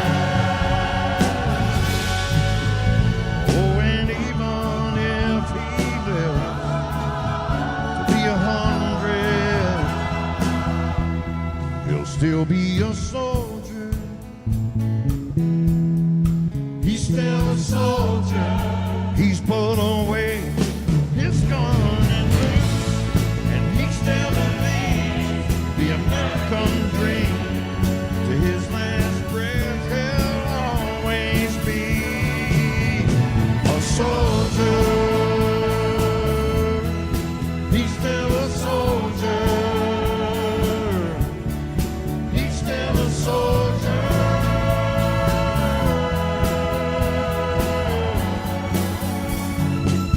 To those who have served. But especially this because it's nationalistic propaganda meant to get you to feel an emotional connection to our army, which goes over and bombs brown kids, Fantastic. What women a and wonderful children, tribute to all who have ever served and drone who will strikes, serve wedding today parties. in our military. Given the importance and meaning of this landmark celebration and the role America's military has played in our nation's history, we wanted to share a message from some active duty heroes about what America's 250th means to them. Being an American means everything to me. We're celebrating 250 years of the United States of America, the greatest experiment in the history of the world. To serve this moment in time gives me so much pride. Yeah. Smile every day I come to work, putting on the uniform. 250. Tuna salad was probably the greatest experiment in the history of the world. The first thing that comes to mind is our founding fathers. They had a dream, a plan, a call to action. They had the will to fight for freedom. It's an incredible honor to be a part of this point in history. We've been able to maintain our liberties and freedoms for 2.5 centuries. I serve for those that served before me and those that are going to serve after me. And I serve for the people of the United States of America. It's the greatest honor that you can have as a soldier to be able to serve this country. It's going to take us all to stand together, stand strong, and have the mindset to make America a place that we want to have around for 250 more years.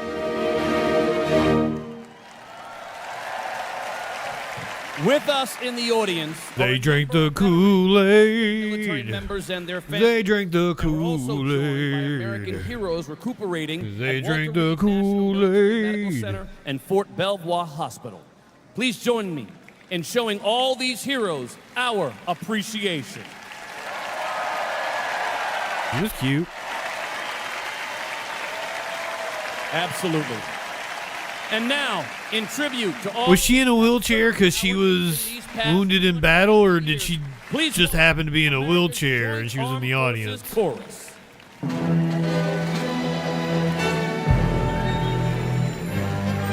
Were they showing a soldier that was wounded in battle, or was it just a random person in a wheelchair?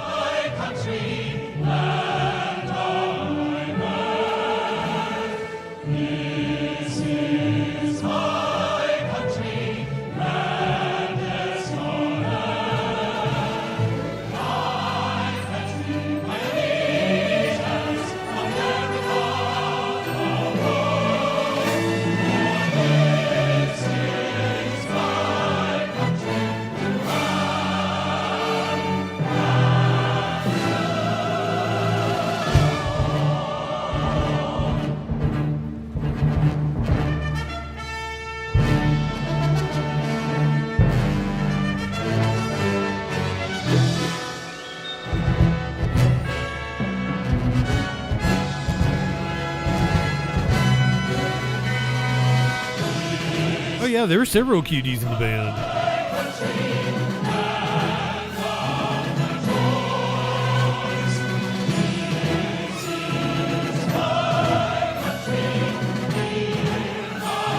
And the uniforms look nice.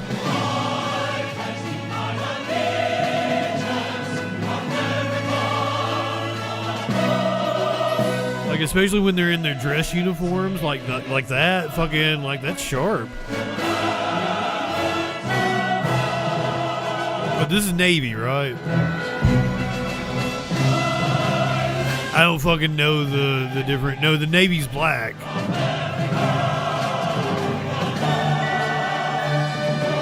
Uniforms make good cum rags.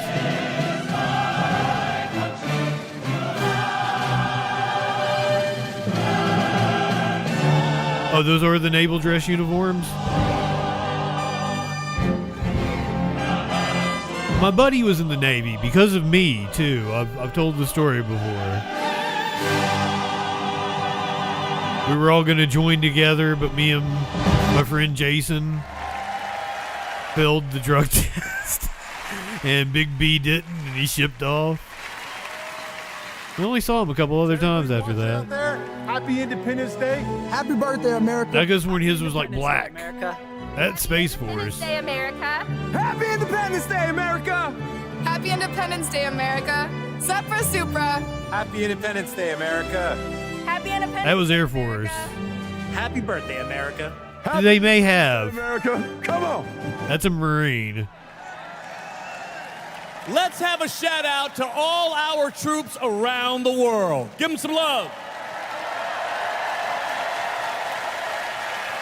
I wish our military was more of a jobs program, far less of a Minutes away.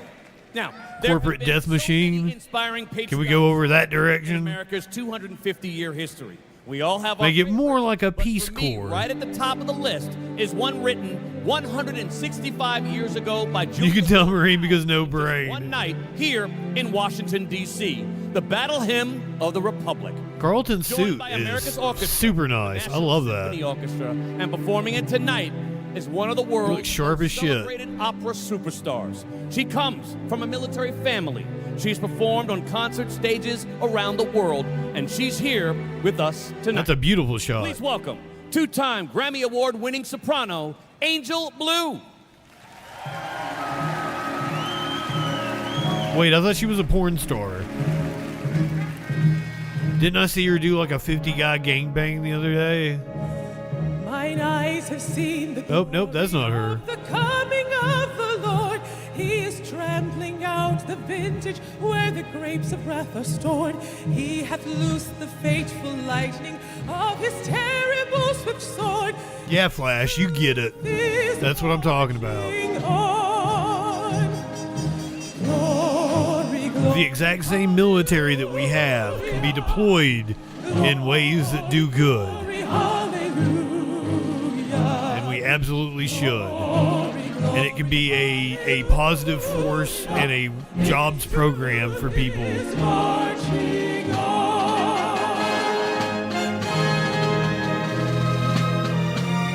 Instead of them being corporate mercenaries. I have seen him in the watchfires of 100 circling camps. They have builded him an altar in the evening dews and damps. I can read his righteous sentence by the dim and flaring lamps. His day is marching on. Glory, glory, hallelujah. Glory, hallelujah. Glory, glory, hallelujah. Hallelujah. His truth is marching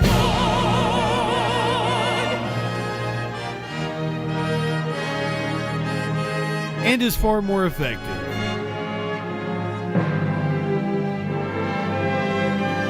Oh, what a gorgeous shot. Oh, why didn't they stay on that longer? Christ was born across the sea with the glory in his bosom that transfigures you and me. As he died to make men holy, let us die to make men free. While God is marching on. Yeah, I would love to hear her sing something else.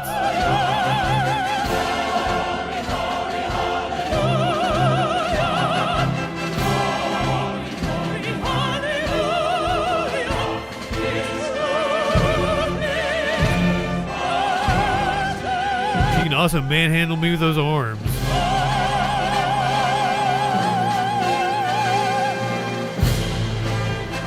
Didn't know Muscle Mommy was a thing I was into.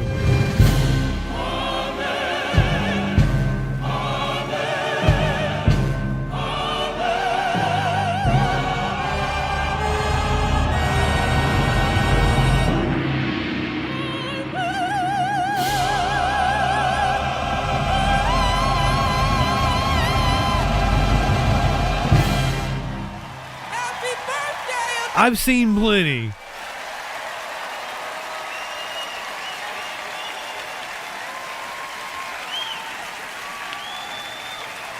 Wow, thank you, Angels. So beautiful. And now, let's check in again with Lauren Allred at Mount Vernon. Alfonso, we're just Oh, did Abby make them feel things? for everyone here I loved Abby. She was great. or watching at home. Like and share the posts on our social media or post your 250th photos and videos on your favorite platform. Be sure to use our hashtag. Alfonso, now back to you at the U.S. Capitol. And now it's a true honor to share one of our nation's greatest patriotic songs, performed by one of America's greatest country music singers. With this Nashville performance, Alan Jackson's who I've been looking forward to, but I didn't know that he was in poor shape.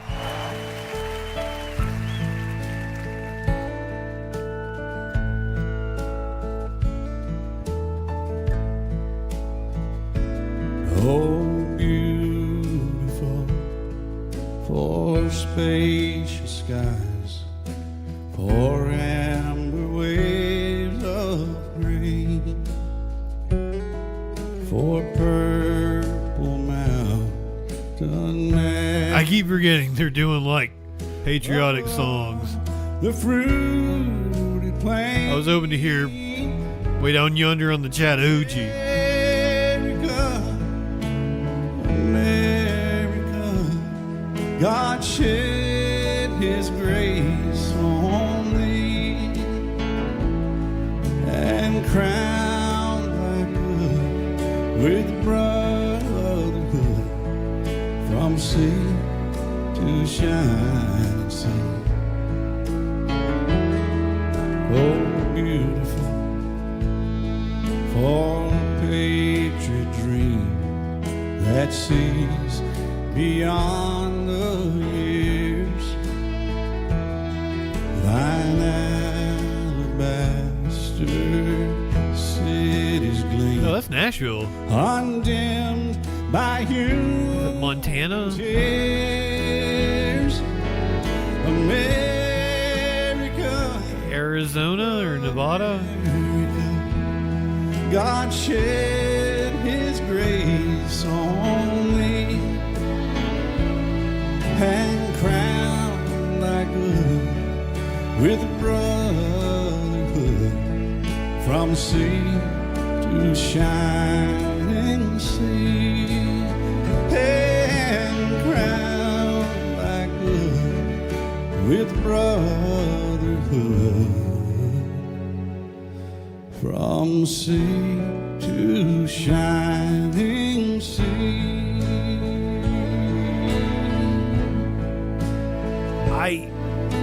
The way Torchy described it, I was expecting him to be like wheeled out there. He seems pretty good.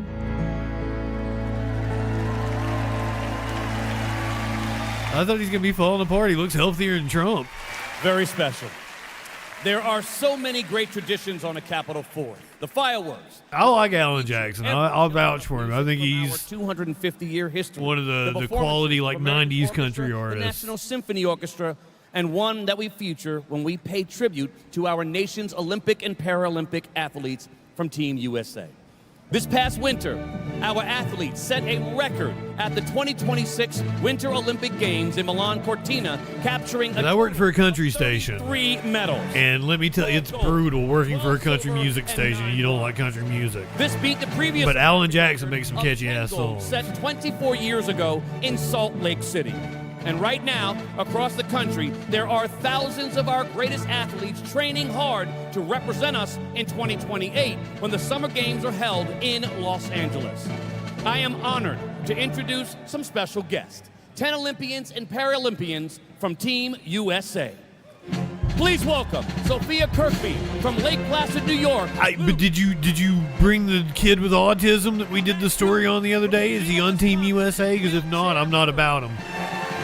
He shouldn't be left out. Maxim Naumov from Norwood, Massachusetts, figure skating.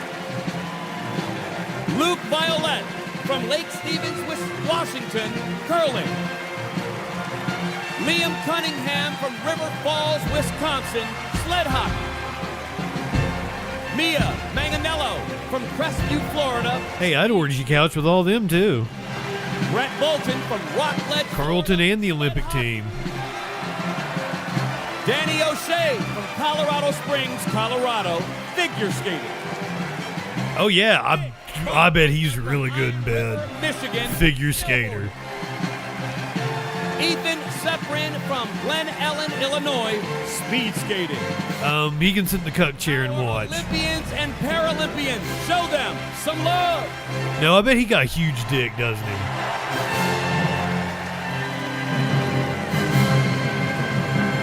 Yes. The dude on the end on the right, he's probably got the biggest dick of them all. And now a Capital Fourth pays tribute to all of our nation's Olympians and Paralympians as the National Symphony Orchestra performs John Williams' iconic Olympic fanfare.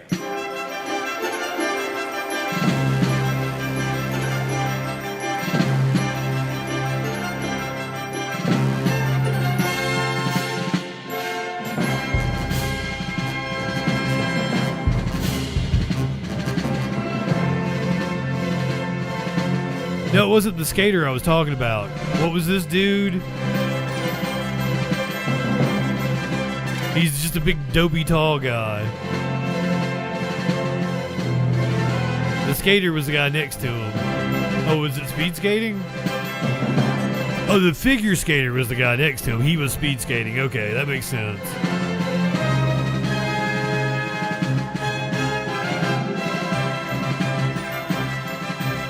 Okay, Stoner got confused.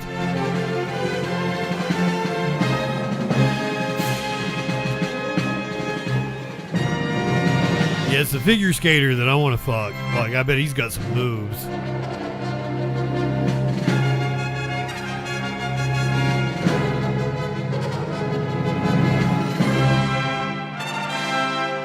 God, why is everybody so horny in here? Like, I mean, why is everybody so horny here?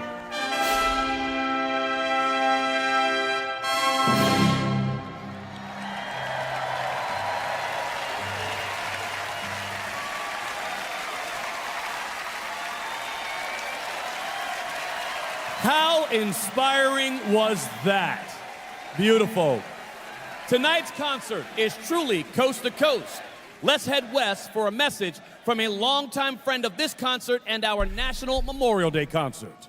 You know, my speech and drama team used to call me Lusty Justy. There have been so many great bands that have performed on a Capital Fourth, but right at the top is a band from my hometown. I've known them for over 60 years and watched as they went from being a great local band to becoming a worldwide sensation. They've sold over 100 million records and are in the Grammy and Rock and Roll Halls of Fame. Tell them, Fat Tony. I wish I could be there tonight, but I'm thrilled to be able to present them to you. They're taking the stage right now. Give it up for Chicago!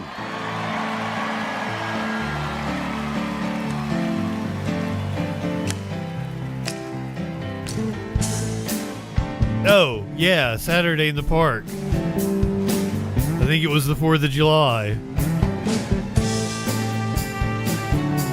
I didn't even think about this song.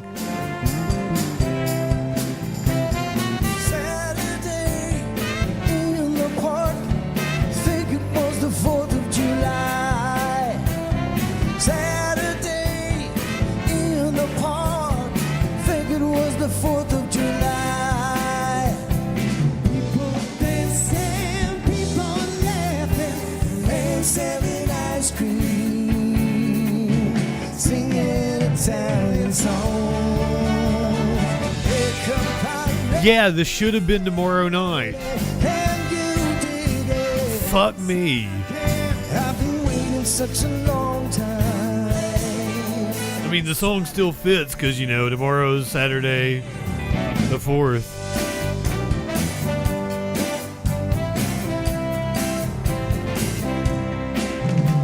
Another day in the park, must have been the 4th of July. Did they think about this ahead of time? They're like, we're always going to have a fucking gig if we Must have write this song with 4th of July in it.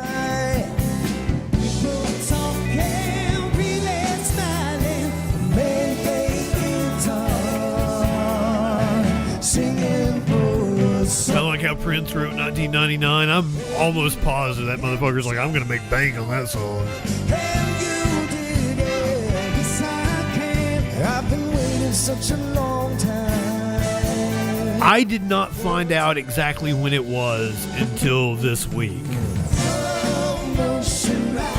But I'm pretty sure that the Trump rally has been scheduled for a while. Wrongs man still can tell stories his own way. Listen, children, all is that long. But now they plan this like a year in advance, so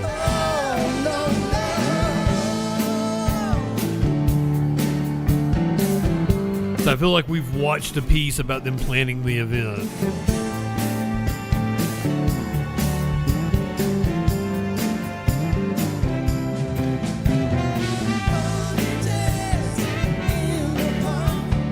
Every day's the 4th of July. Holidays in the park. Every day's the 4th of July. People preaching, people dancing, real celebration, waiting for a soul. You know, they all look pretty good for as old as they are. I've been waiting such a long time.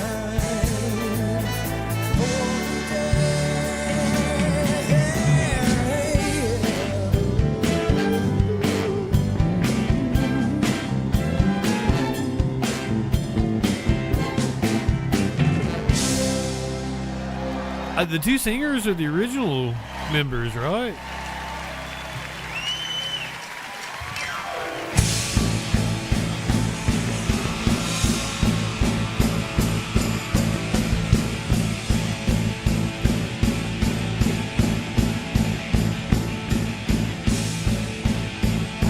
What you meant to me, Oh yeah, the infant bass. baby, now I can make it easily.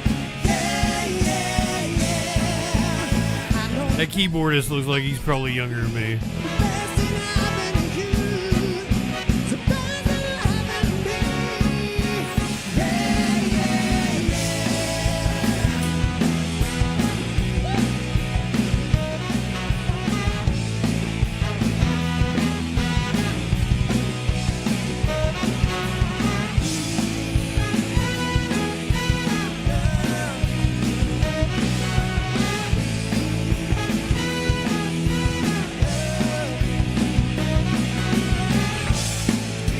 He's pretty young, the trumpet player. The trumpeter is the only original member.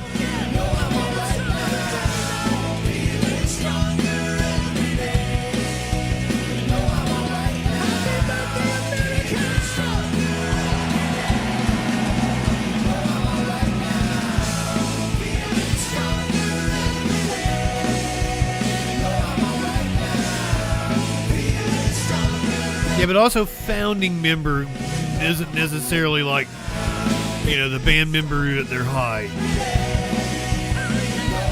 Like Steve Perry is not the original singer of Journey. Rush fired Geddy Lee.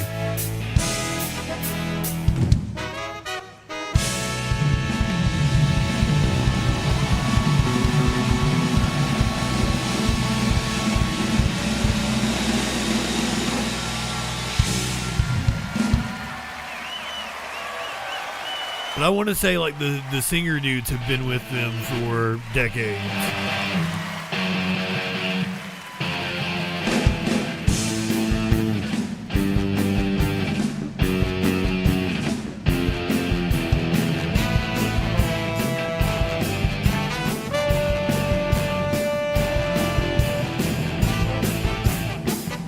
I also don't know. I'm just speculating. Those are definitely some old farts right there. Like, that's the original singer, right? Searching for something to say. Touching lights against the sky. Giving up, I close my eyes. He looks young, but he sounds exactly like the fucking album version. Are you shitting me? That's a new guy.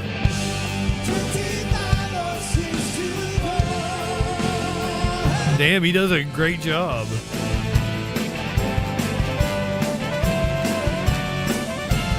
Holy shit.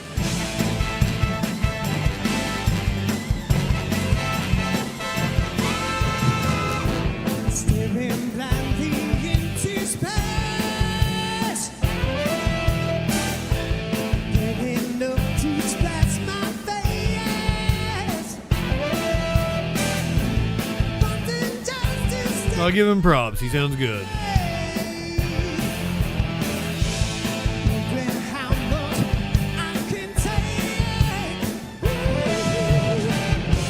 Should I try to do some more? 29 or 64. Leftist. Welcome in, friend.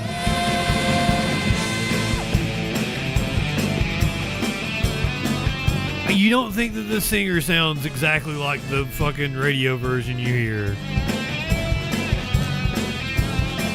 This is like me not being able to tell two people apart.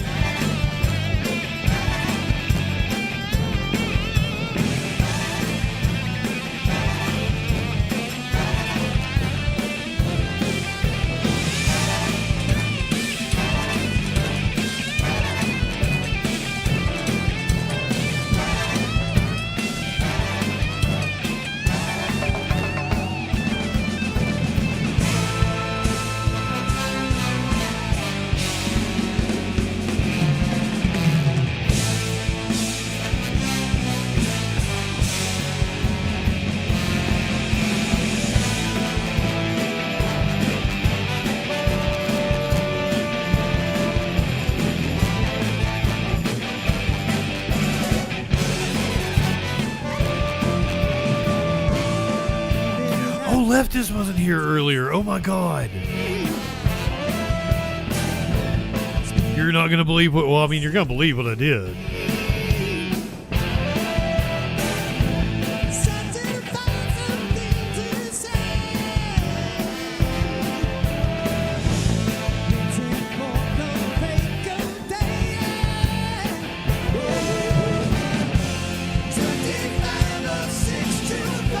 I was thinking, do I need to record it before they take down the live? Well, they're not going to take it down because of what I said, right? Or are they going to go back and edit it out? Do I need to get on that?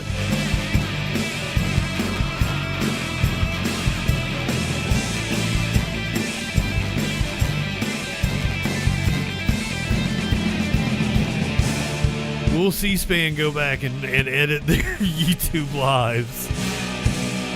So should I record it and make sure I've got it?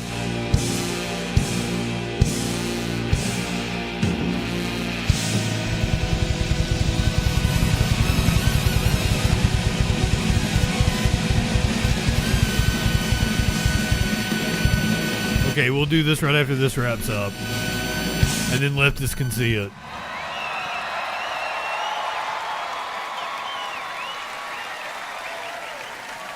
I have my end, but I need their version to sync it up. Chicago made me want to do all of my routine. Because I'm on the phone, so my video doesn't match up, right? Wow, that was great.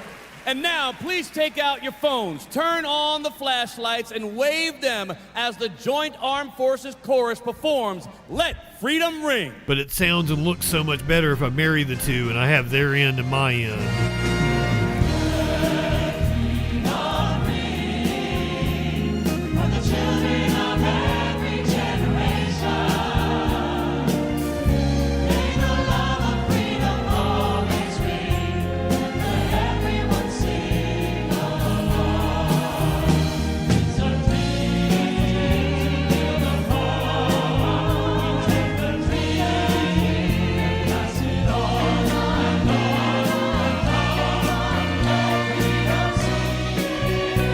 Yeah, all of their callers were so nice and polite. They all just wanted to say Happy 4th of July.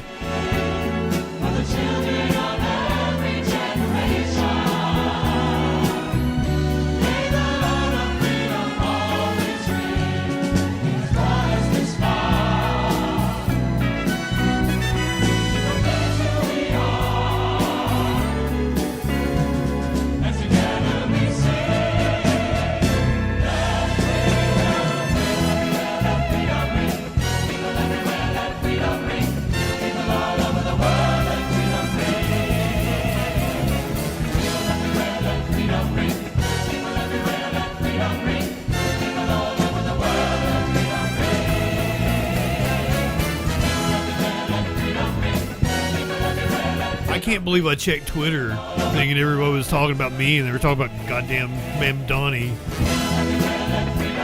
And they weren't even responding to what was going on live on C-SPAN. They were responding to a clip C-SPAN had posted earlier.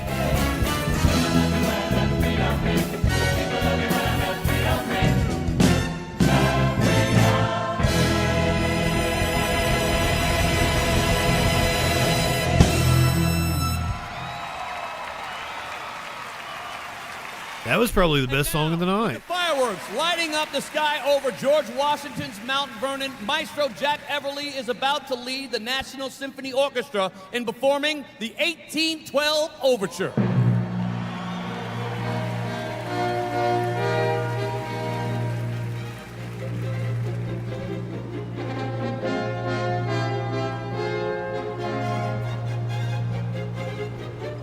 Yeah, I'm assuming the fireworks are not at the Capitol because Trump gets the fireworks at the Capitol tomorrow night.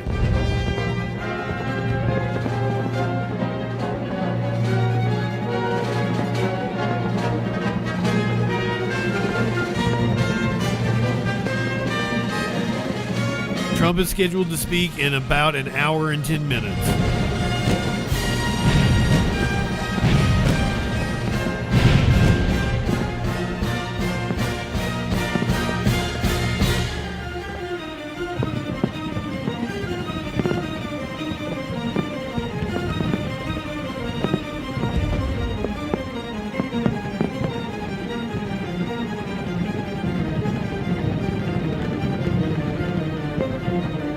Oh yeah, this isn't V for Vendetta, isn't it? Yeah, the fireworks are at Mount Vernon. This is the George Washington Museum.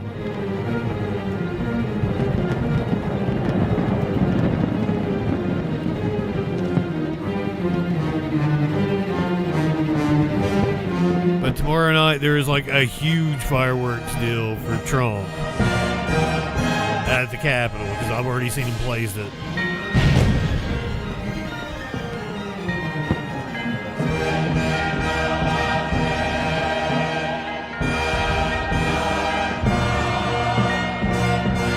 They couldn't strike us.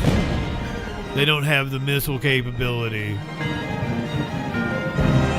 And we'd know if they flew a plane over towards us because we're fucking America.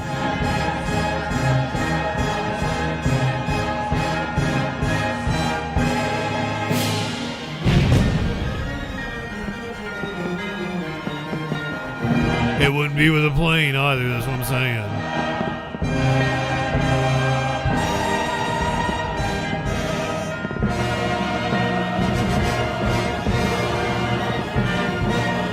True, it'd probably be drones. And you know they probably could get them in the fucking our intelligence agencies.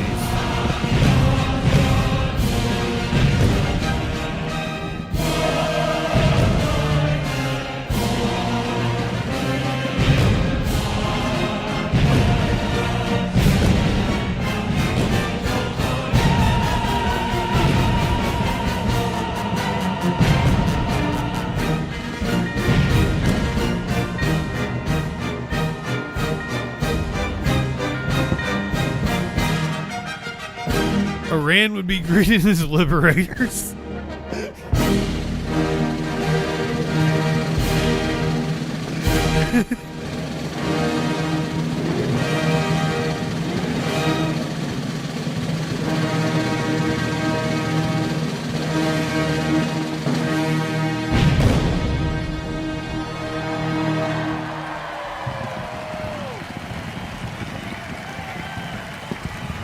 Our 250th birthday party is still going strong.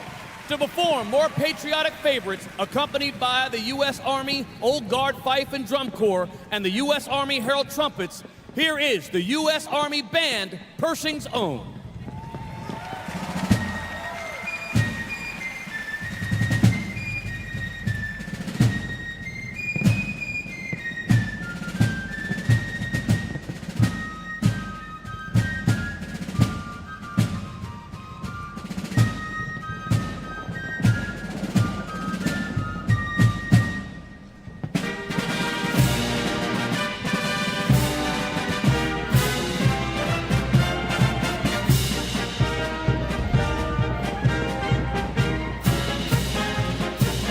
I'm not sure if they can see the fireworks in the crowd, Flash. I think they're watching them on a screen.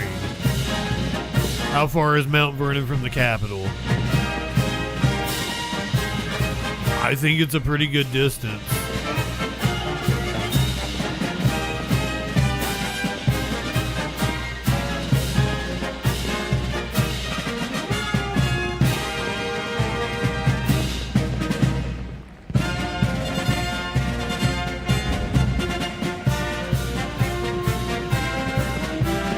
It's 22 miles, so maybe?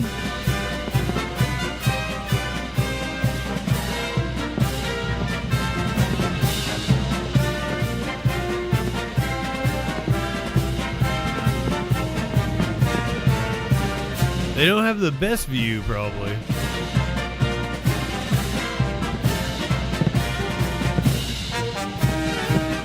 It's pretty flat.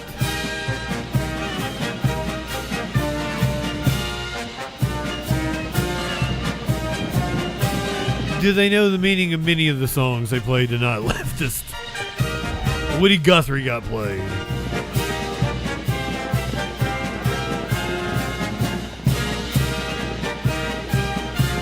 Might as well have Bruce Springsteen come out and do Born in the USA.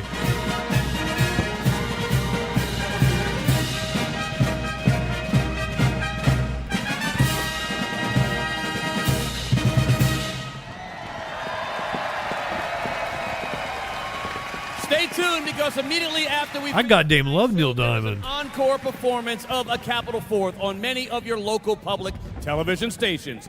And now let's head back to George Washington's Mount Vernon for more fireworks as Lauren Allred performs God Bless America.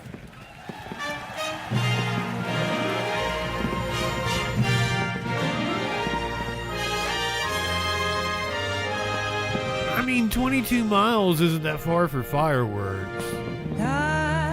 As I said, it's pretty flat. America, land that I love, stand beside her and guide her through the night with light from above, from the mountains to the prairies, to the I love the fact that it's just far enough to be like a debate of whether people could see it or not. We can't say definitively.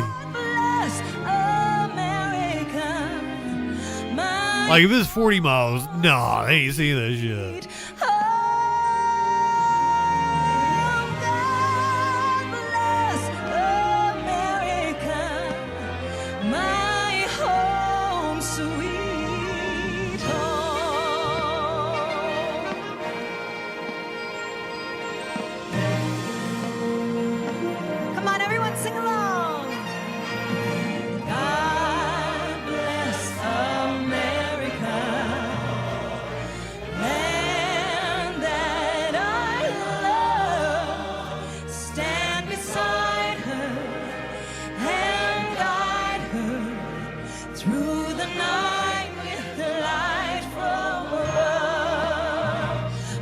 It is out of seeing distance. to the prairie. I would have said about 20 miles. Apparently 5 to 10 miles. Thank you, Big Ben. My home sweet home, God bless America. My home sweet. Ah, she knocked it out of the park.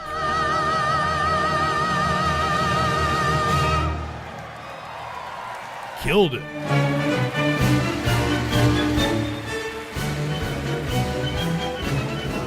God bless America. Thank you so much for joining us.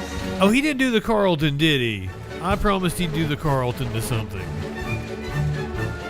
Did he do it during the Chicago and I missed it? 'Cause my apologies. I promised the Carlton. I could have sworn he's done it in past years.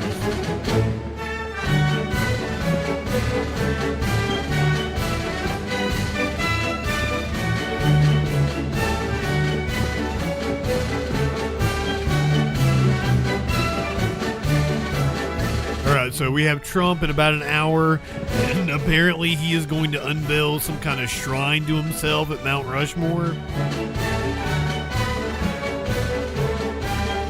Like I postured 50th weekend that celebration. it's possible he's trying to crown himself dictator this weekend, but I've said that before. This Independence Day, we come together to celebrate our nation, honoring our history. But apparently he has some sort of shrine that he is going to unveil. Okay, so we gotta go back to C-SPAN and go to... God, they're fucking... How many different live streams do they have? Okay, so this should be the main live stream where they were taking calls.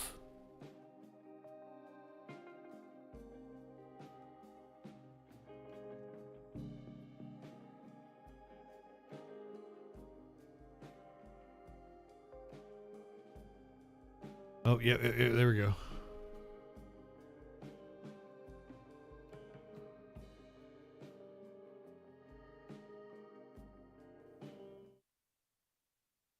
This is where they, I think this is where they told everybody to leave. Go back inside, yeah.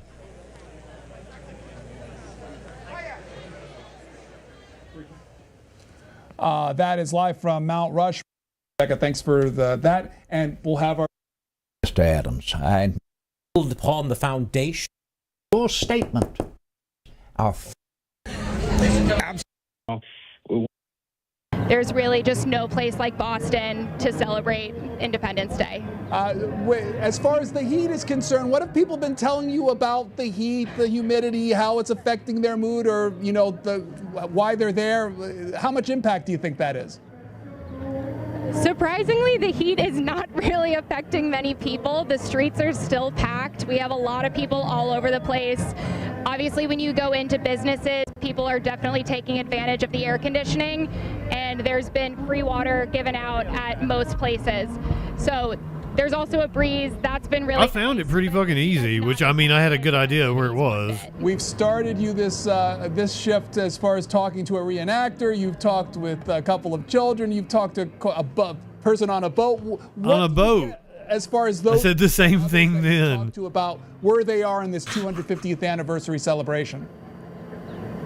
Yeah, I mean, a lot of people that we've spoken to have actually been... Oh my God, I didn't even notice her mic before. To celebrate. I was too focused on what I was going to say. We had a family come up from Philly. She has a corncob mic. Philly to be in Boston. But everyone has just been so unbelievably... It may be really windy, and the microphone's actually really small, and it's just a gigantic... ...has to offer.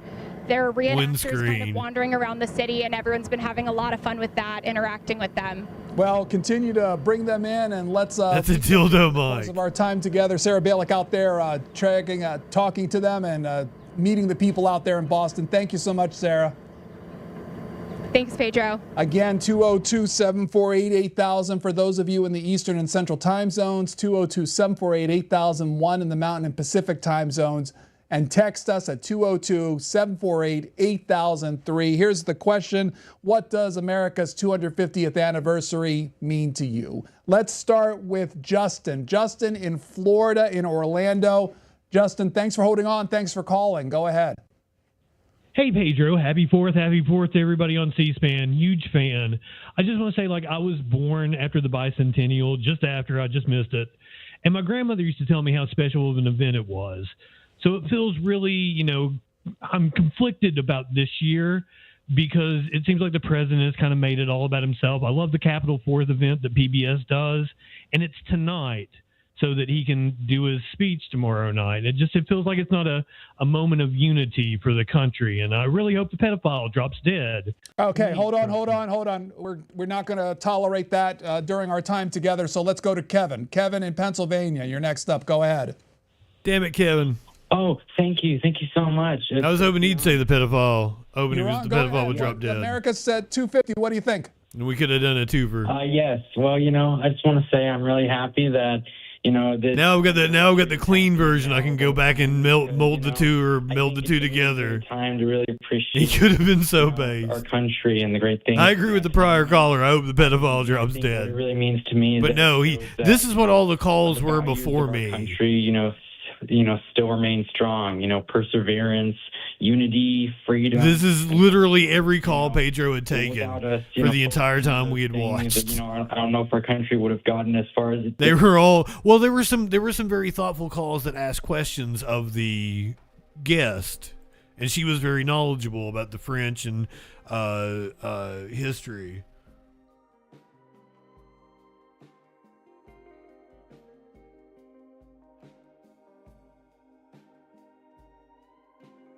We're going to Mount Rushmore, or better known as Six Grandfathers.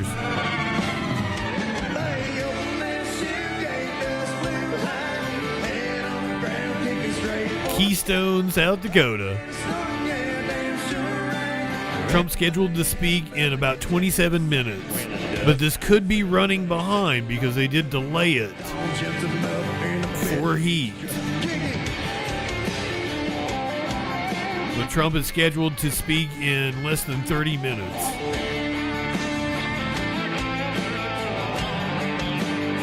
I need to refill my tea, and I'm probably going to get a little more THC syrup. Let's get more fucked up. You want to get more fucked up with me? That was back in the day when the damn show up, and no longer dawn, they were still young enough, tougher than leather full of trying grit. Actually, you know what? I hate eating on stream, but I need something on my tummy actually, so I'm gonna reheat some pizza.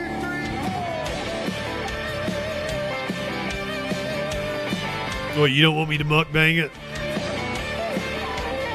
Let me reheat my pizza. Let me eat my pizza. Then I'm gonna get more sloshed. Let's do that. Yeah.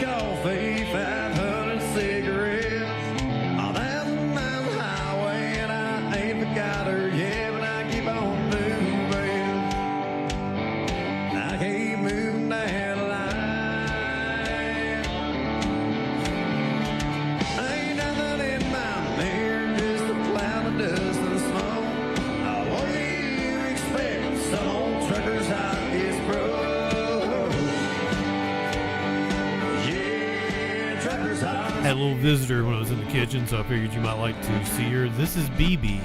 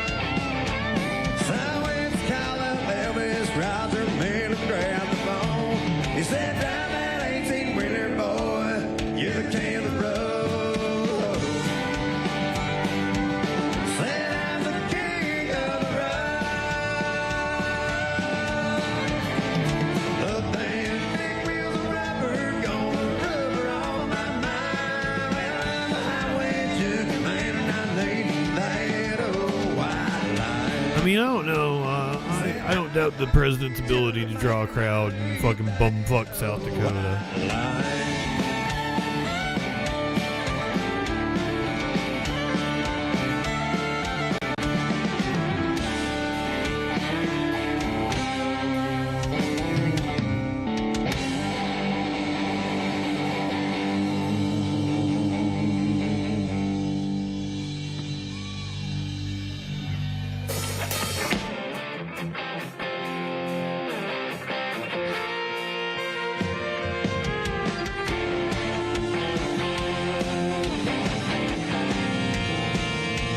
They don't tell you about the hard times when they sell you on this game.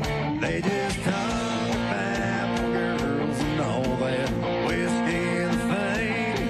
But even if I'd known, I'd have settled up anyway. Something about this quest gold lights a fire in your blood. And just They're not very good, are they? You guys already knew this before I sat back down, didn't you?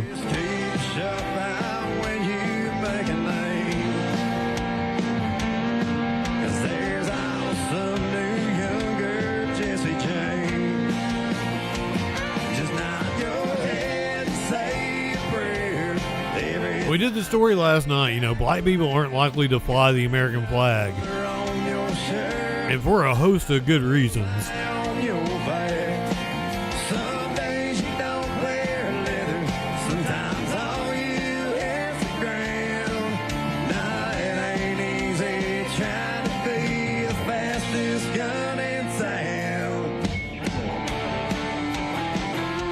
And the crowd doesn't seem to think much of them either.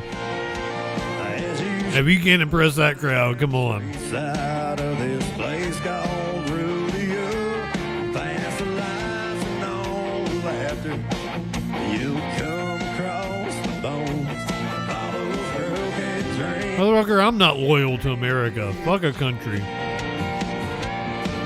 If I'm like, I think it was Howard Zinn that said this. If I'm loyal to any, it might have been Noam Chomsky. So I want to say it's Howard Zinn. If I'm loyal to anything, I'm loyal to humanity.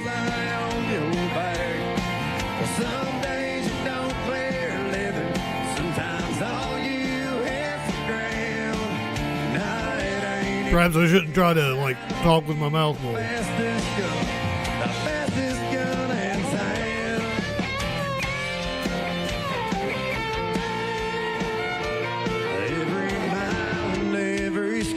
Trump is getting ready to speak in about 20 minutes, YouTube. And he's in front of Mount Rushmore.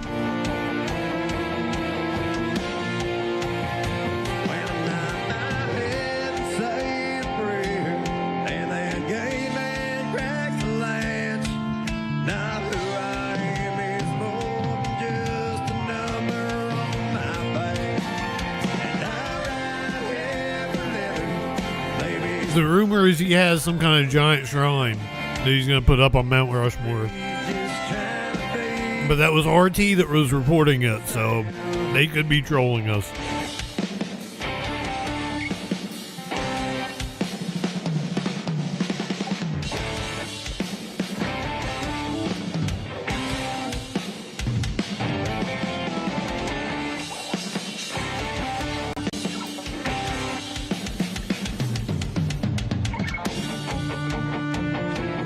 Oh, of course, everything's about him, not the country. That's why I told C-SPAN I hope the pedophile drops dead.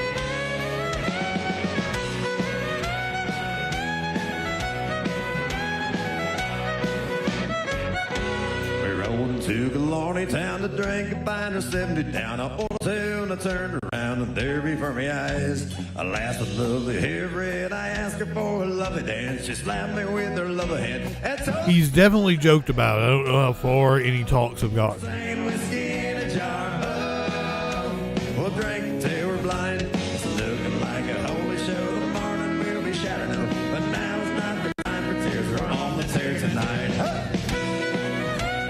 Oh, it's so god awful, isn't it? See, I went and refilled my drink and was warming up some pizza and stuff. I didn't realize I left the chat with this without any commentary or reprieve. On the bike, my mucker swore. My noggin and my arms are sore, and I can't feel my legs. Oh, we're singing whiskey in a jar. Oh, we'll drink until we're blind. But you're not singing whiskey in the jar. Show the morning we'll be shouting up, but now it's not the time for tears. We're on the tear tonight.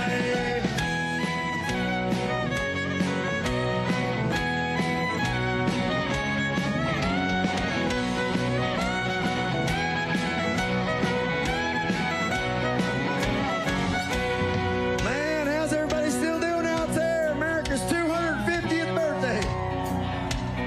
Tell you what a night it is. All right, we're gonna sing this third verse. This is for Rory Lemwell out there. They're dancing on the tables now. The room is fairly spinning round. I'm merely to the piston plow like everyone else in here. And when they slam the clinker door, it's nor I've not been before. So go ahead, my friend, and pour another pint of beer. Oh, we're drinking whiskey in a jar. Oh, we'll sing it till we're blind. It's looking like a holy show. The morning we'll be shining up. But now it's not the time for tears. Now it's not the time. Oh, we're singing whiskey in a jar. Oh, we'll drink it till we're blind. It's looking like a holy show. The morning we'll be shining up. But now it's not the time for tears. We're on the tear tonight. Now it's not the time for tears. We're on the tear tonight.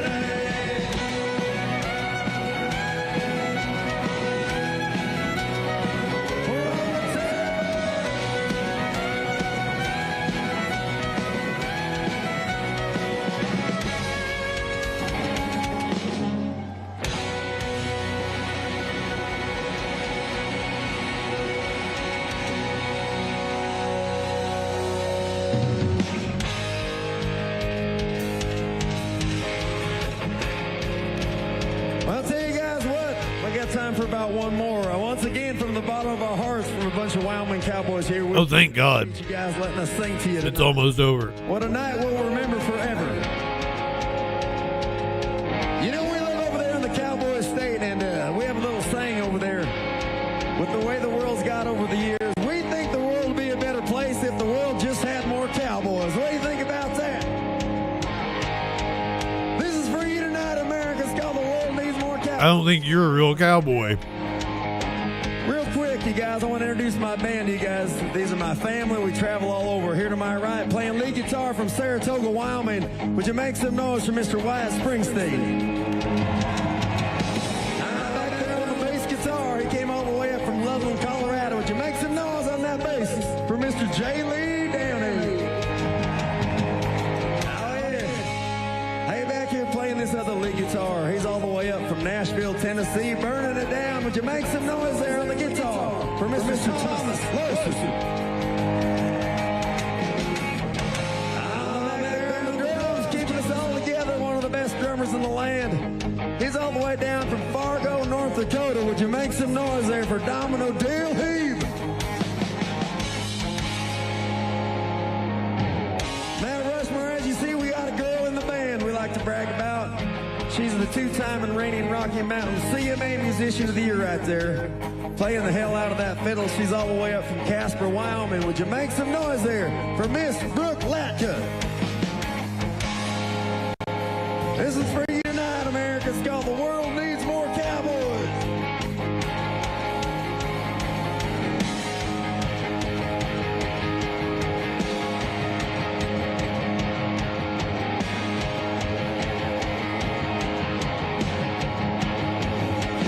Might not seem much on the silver screen, but they're still around. Well, those hard as steel, 6th Street and back down.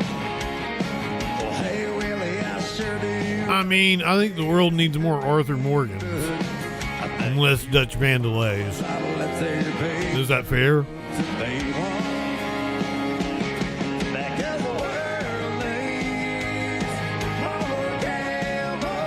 Fuck John Marston, he was whiny.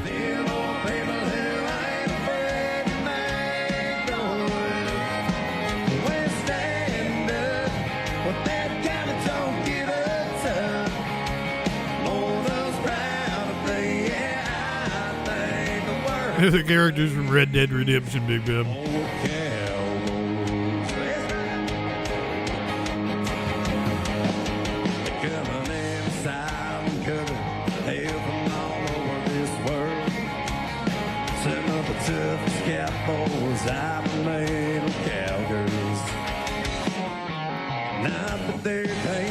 Arthur Morgan might be my favorite character, like, of anything ever. He was amazing.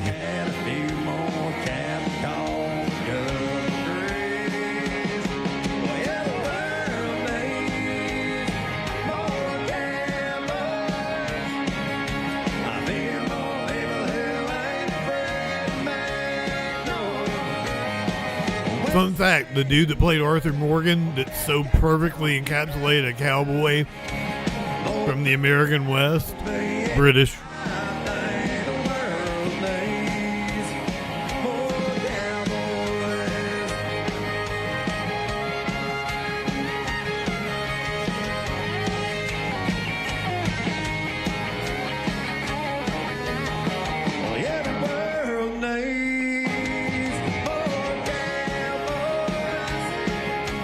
What you missed? I don't get it, leftist.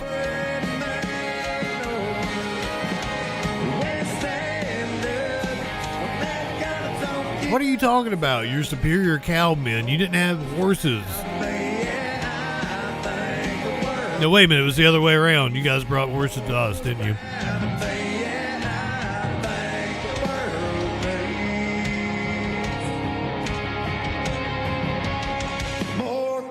Oh, no way. That was awesome. Some kid was wearing that in the crowd as Trump's getting ready to speak. That's fucking awesome. Once again, thank you guys so much. I'm Chancey Williams. Happy birthday, United States of America, 250. Mount Rushmore, love you so much.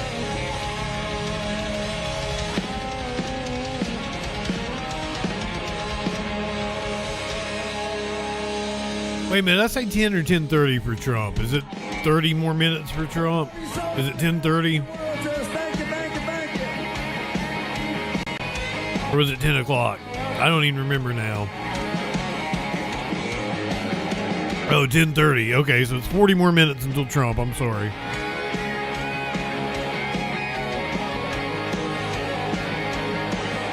And he's usually late, so probably an hour and a half at least.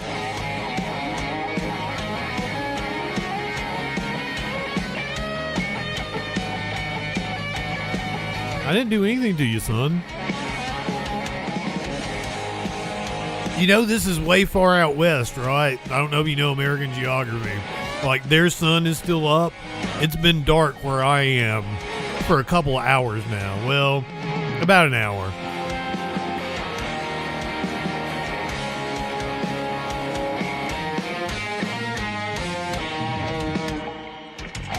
It is pitch black nighttime here, sir.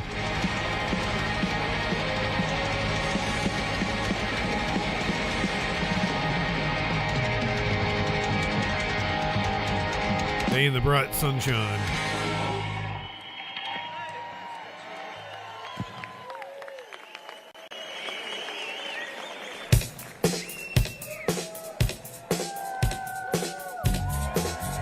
What? What? Michael Jackson? I can't have that play. How are they going to do that to me? This isn't a bad looking shot, but if you zoom out a little bit more, it is clear that the heads are an eyesore. I can't because I'm on YouTube right now, on Facebook and shit.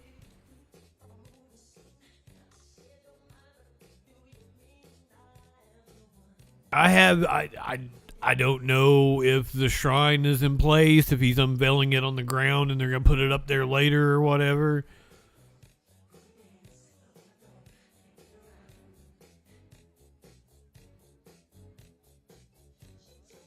I got Billy rolled.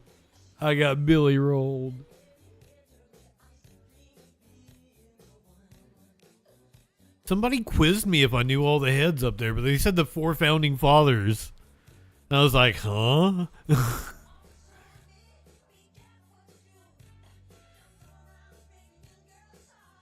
It is an absolute eyesore.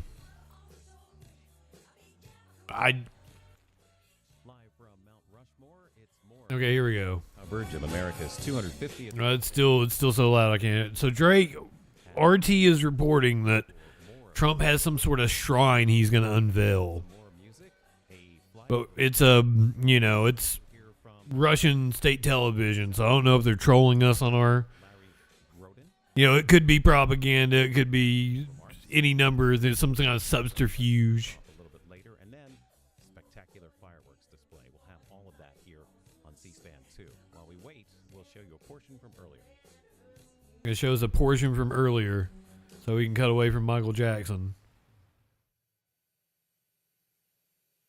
This is good because we didn't get to watch this.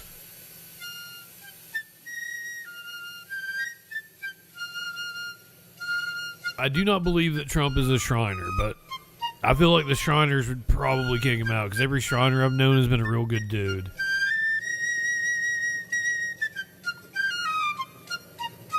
Yeah, he's not allowed near charities. That's also true.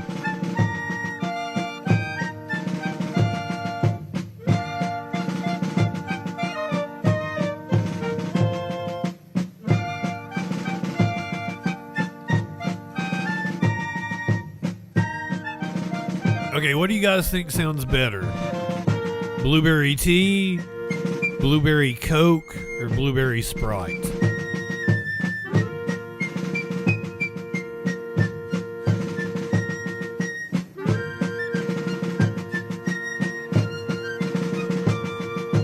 Oh, they had a Teddy Roosevelt look-alike.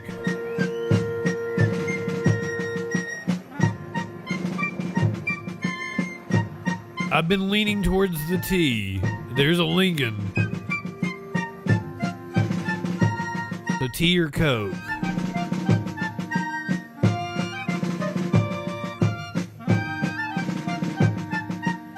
It's a close. It's a tie between tea or Coke. I would like to try both. Both sound decent to me. I personally prefer, I always drink tea. You see me on stream. I'm always drinking tea. It's my favorite drink. And I like flavored teas. But like Coke is like a treat to me, and I thought blueberry would go good with the Coke. So I'm.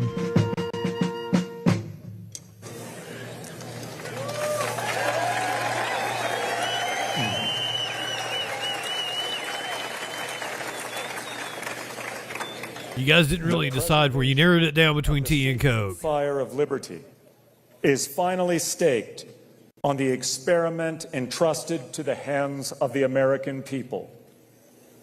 I did strawberry with Sprite last time. Be self-evident that all men are created equal, that they are endowed by their Creator with certain unalienable rights, that among these are life. Oh, wait a minute, I said Jefferson earlier. Is it Franklin? Pursuit of happiness. That to secure these rights, governments. Or is that supposed to be Jefferson? Among men, deriving their just powers from the consent of the governed. It's Jefferson, isn't it? Of the people rests the preservation of that trust. He doesn't look like Jefferson. 7 years ago, our fathers brought forth on this continent a new It's nation throwing me off. The dude earlier looked like Jefferson. and dedicated to the proposition That looks like fucking Lincoln. created equal. Now, we are engaged in a great civil war, testing whether that nation, or any nation, so conceived, can long endure. We have come to dedicate a portion of that field as a final Interestingly. Oh, I think we're back live. Okay, let me go get my tea. Yeah, tea, I guess.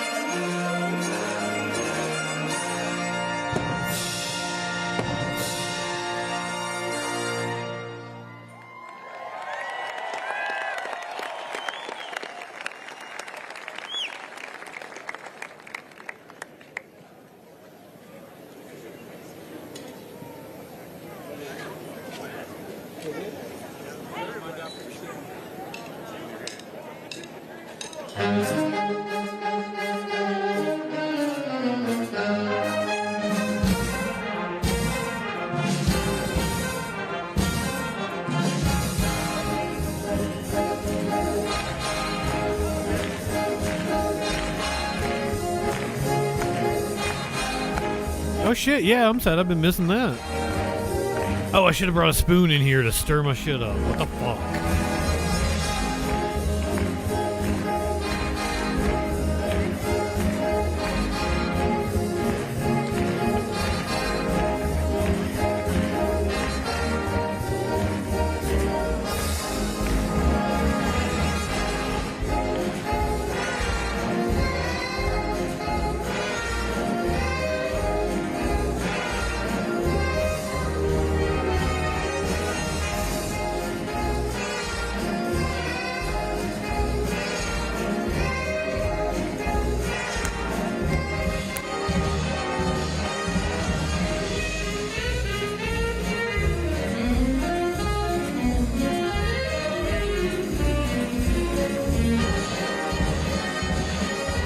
Feels kind of odd to be on stream and go out there like usually Curiouser is here and she's in bed and I'm like tiptoeing.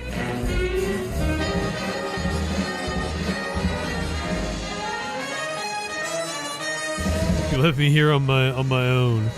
That's probably not a good thing.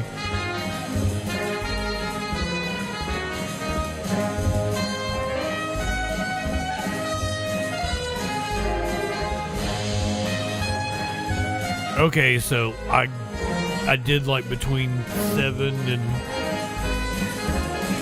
10 last time. I want to get about 5. I don't want to go too heavy here.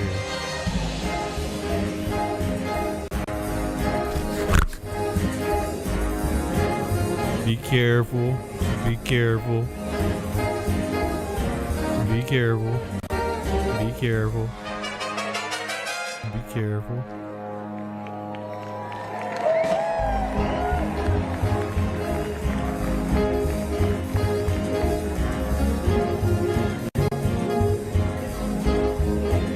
I want a moist table again.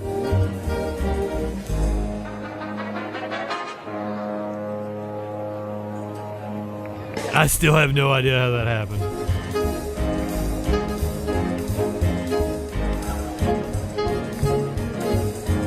I'm enjoying this way more than that other band we were watching. Not the army band from earlier. I'm talking about the one that was at Mount Rushmore when we first started watching it. This is so much better.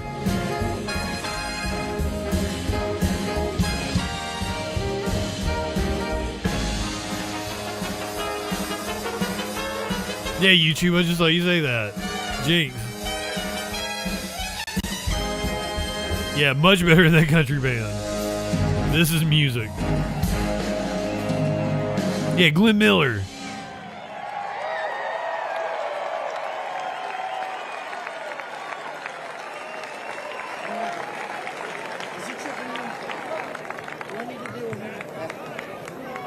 You're just being contrary, Warlord. You don't actually like that country band because you like goddamn K-pop shit. You ain't no country fan. Stop fooling us. Who's your favorite country artist?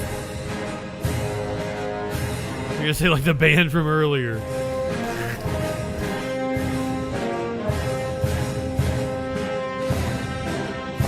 Oh my god.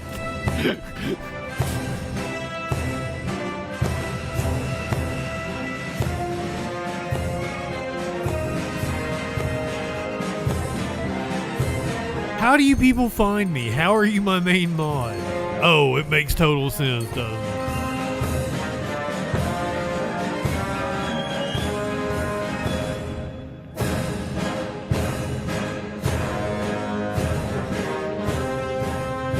I was watching, there's a really good video about the downfall of Ben Shapiro. There's been several essays, but I can't remember the channel. They're really big.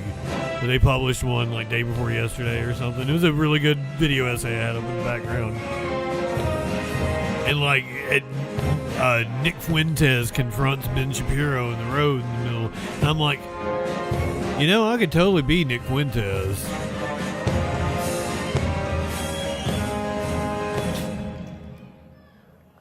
This is the whole ethics thing.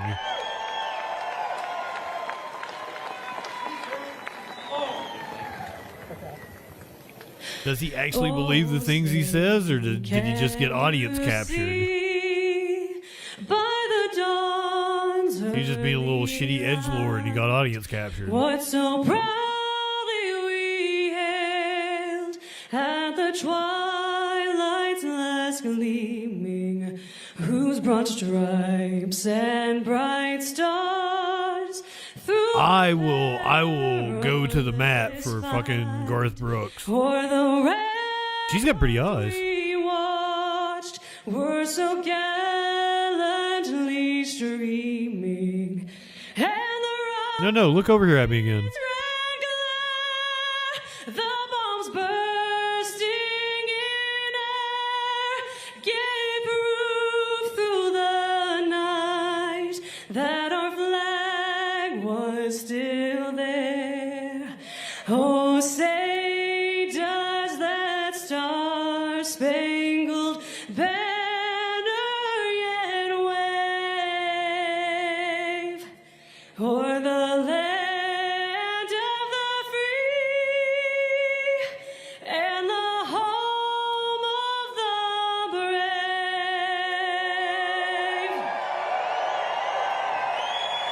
Oh yes, the blueberry is excellent with the tea.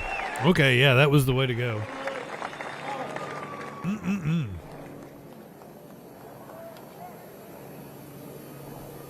Tonight, we proudly recognize the courageous men and women who have worn and continue to wear the uniform of the United States Armed Forces. Funny you bring that up anonymously. I'm on Facebook, but like ain't nobody watching on Facebook. Should I go to TikTok and see if I can get some traction there? For your unwavering commitment to our nation.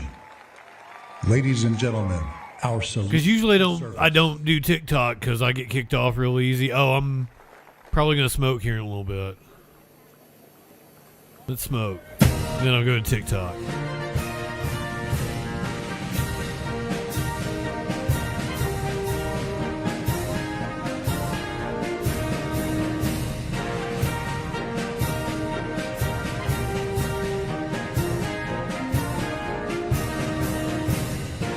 The live streams aren't getting any views at the moment on Facebook, but that's okay. My shorts are doing very well. I'm sorry I've gotten content brained on you guys. You want the Gadsden flag? I'll give it to you. Right-wingers are fucking morons.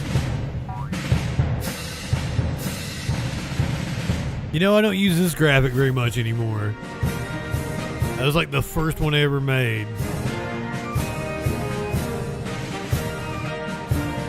It seems kind of quaint now.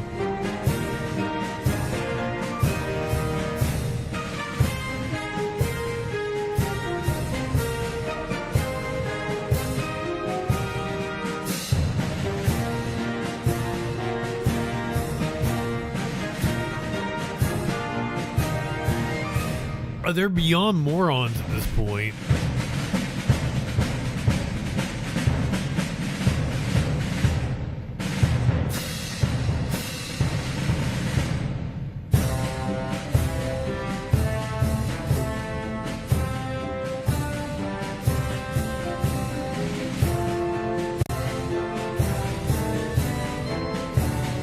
All I've ever wanted to do in the past 10, 15 years is be able to like make a living from arguing on Facebook. I'm this close to doing it. This fucking close. Turns out if you churn out a lot of videos with your opinions and political views, people will argue in your comments. Argue with you all day long.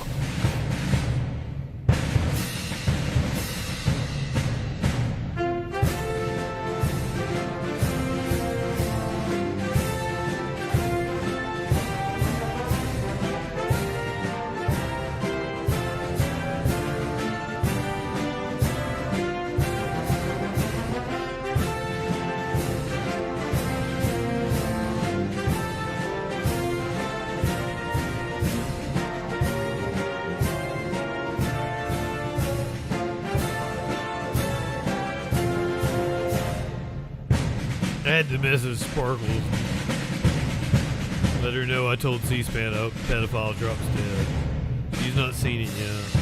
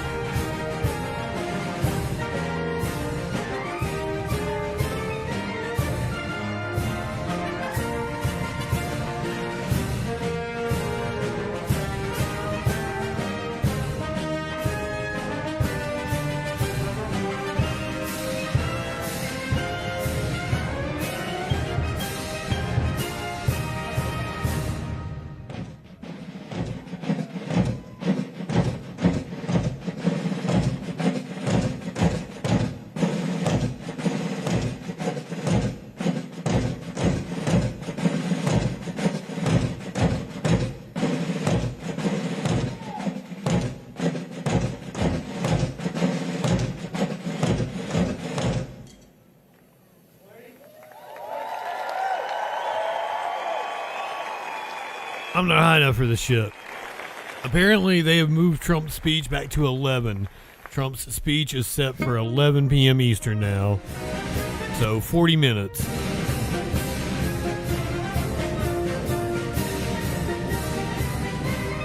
I already heard this song. It was in my intro tonight.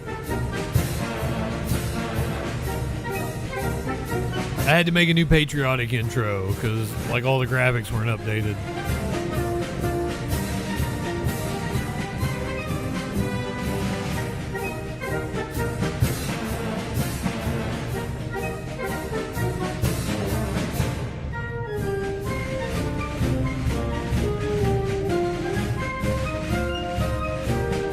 Like, there were only a few people here. Nobody said anything about the fact that it was Anna Paulina Luna in an America bathing suit dancing on the troll's lap instead of Joni Ernst with the whip or the troll having Nancy Mace tied up.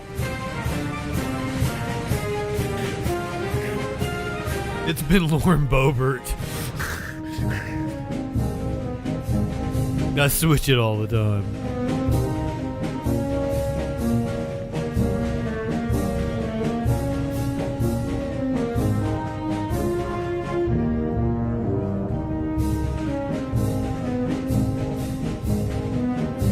I bet they get tired of playing the same songs all the time because they just play this fucking shit.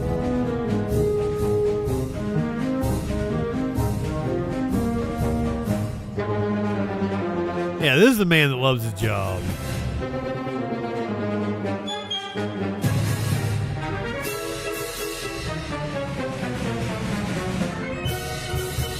And also, probably this is the 250th birthday. You're the conductor of the. This is the Marine Band, right?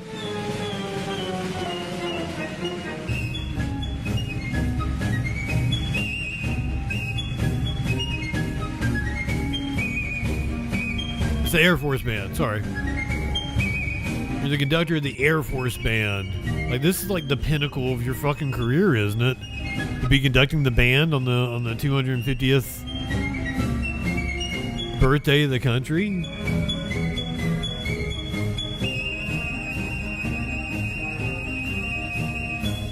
Excellent piccolo. That clarinet player has a fucking killer mustache.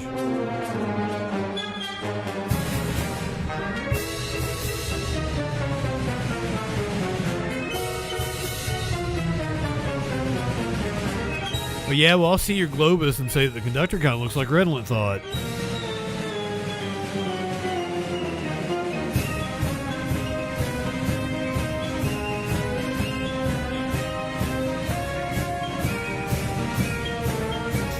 I'm sorry, Warlord. I didn't even see your gladiator joke until just then.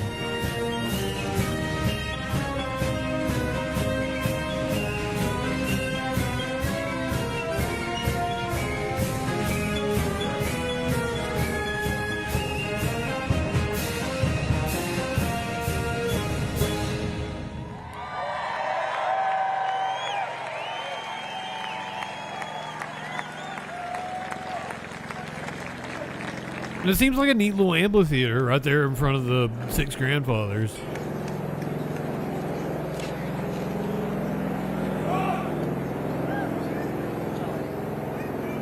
We're going to get a fireworks show. I guess before Trump speaks. I don't know how this is going to work.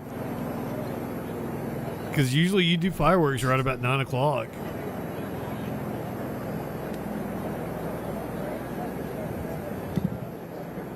I hope they're not going to play Billie Jean again.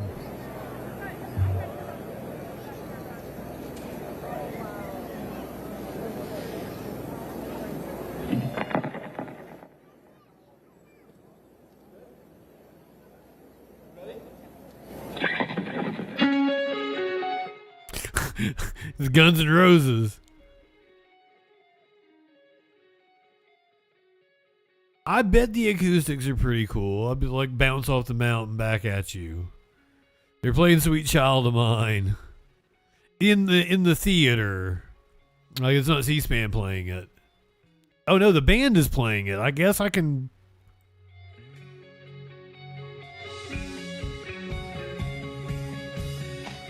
Can I play this?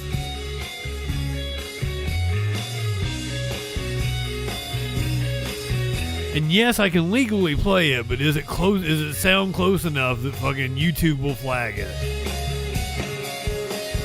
She's got a smile that is That certainly doesn't sound like Axl. reminds me of childhood memories where everything was as fresh as a bright blue sky.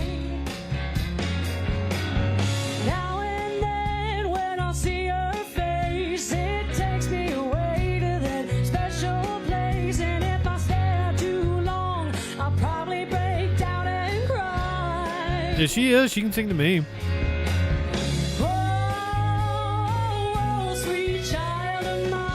You want to be my Air Force mommy? I'll be your sweet child of yours.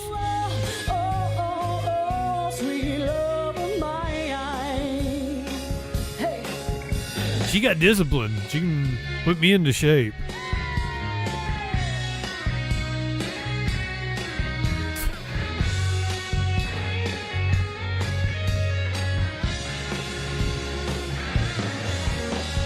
She's got eyes of the bluest skies, and if they thought of rain, I hate to look into those eyes and see you now.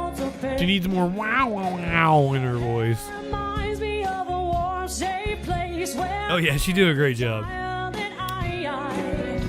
would pray for the thunder and the rain to quietly pass me by. No, I was joking when I said that about sounding like Axel. Only Axel. Don't try to sound like Axel. Do yourself.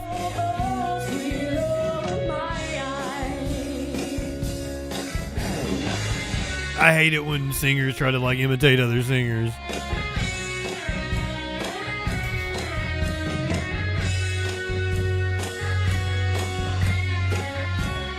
Needs the snake dance.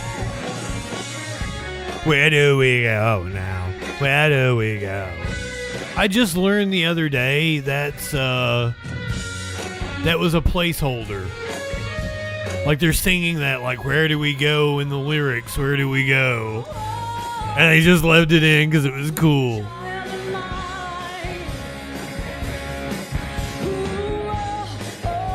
Yes, that's the story behind it.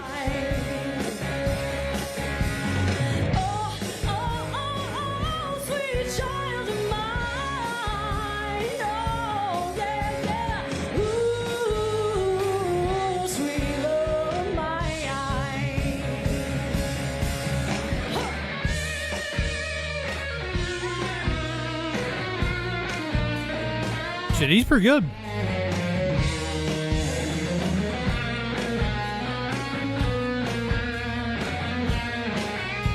What do you mean on an Air Force salary? I'd say this dude's been in for a few years, and you get a few ranks on you, you're making pretty good money.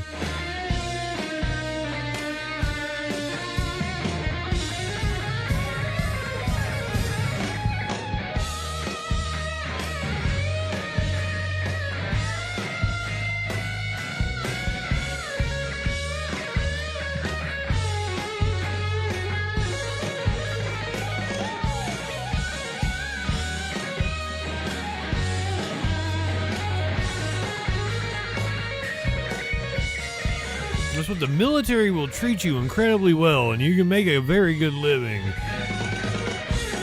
You just ain't gonna do it in the first few years. Where do we go now? Where do we go? Sweet child, where do And yeah, they probably are issued instruments. Where do we go now? Where do we go? Sweet child. That's pretty much it, leftist. You give them 20 years and you're pretty much set for life. If you don't die. But if you're in like the fucking Air Force band or something.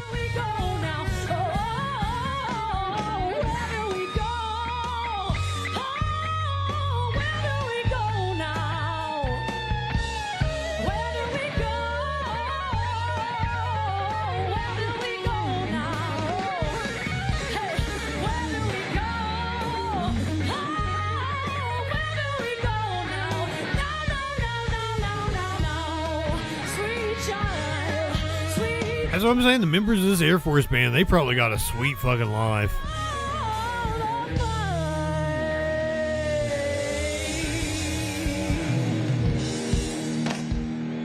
Damn, that lip curl she did. I'm sorry, I'm crushing on her hard.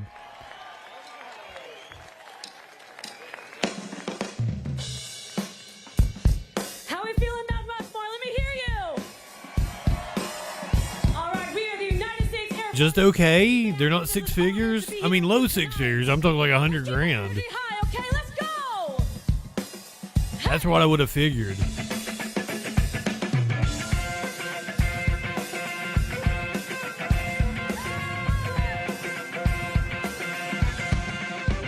No, I'm not even close.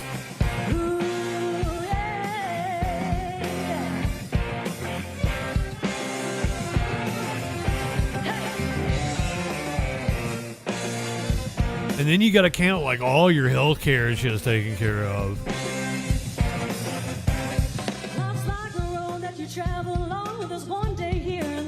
There are many guitars like it, but this one is mine. My guitar is my best friend.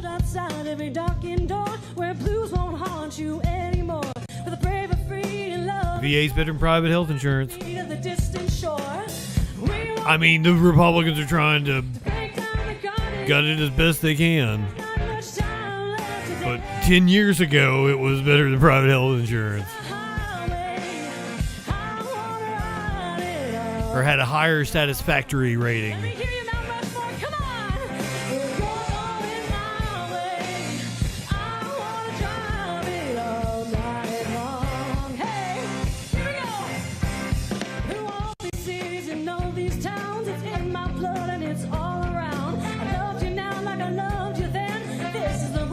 This is a Tom Cochrane song. Everybody thinks he's a one-hit wonder. He's a goddamn legend in Canada.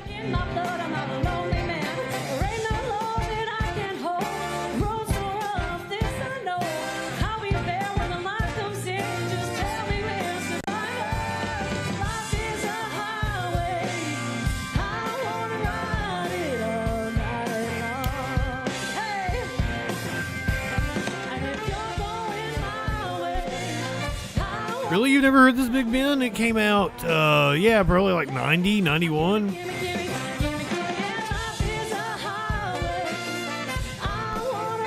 Maybe a little earlier, maybe 89.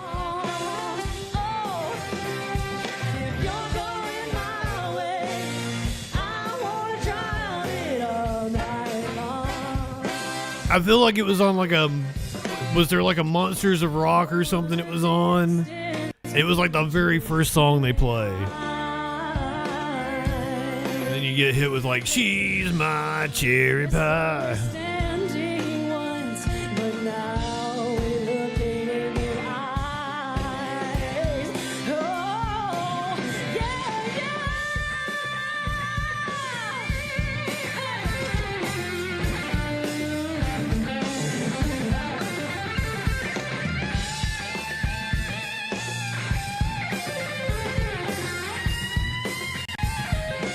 I feel like this song would be like subordinate for a military person. Like being a free spirit and shit.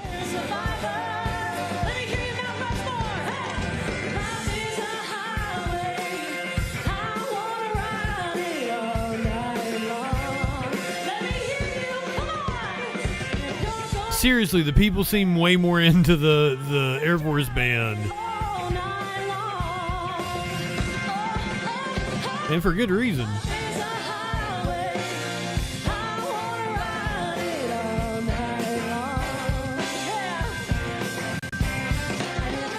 See, that one's really into it. Look at her. I said that and she smiled.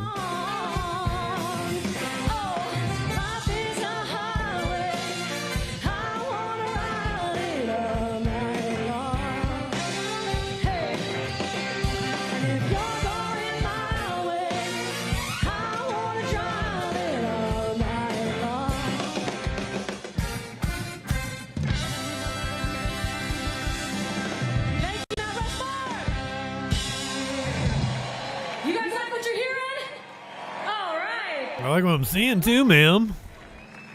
You can enlist me.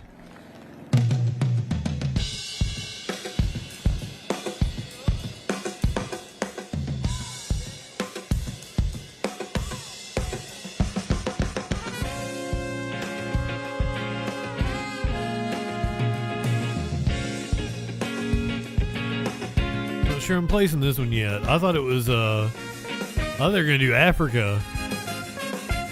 Oh shit, I love it.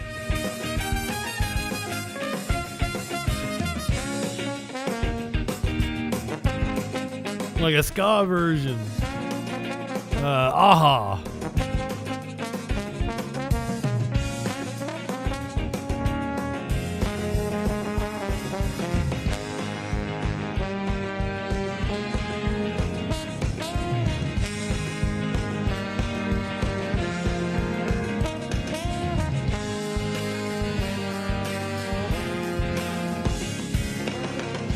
I like that they pushed Trump's speech back. If he's scheduled for 11, he probably won't go on until 11:30. So we'll just watch the first little bit of it, and then we'll go watch the ball drop. We'll get enough Trump speech tomorrow.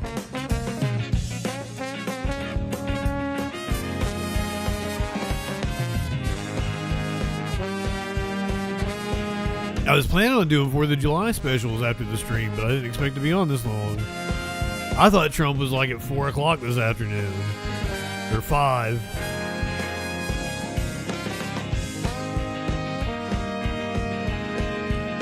I thought he was before the Capitol. But no. But it works out. This has been fun.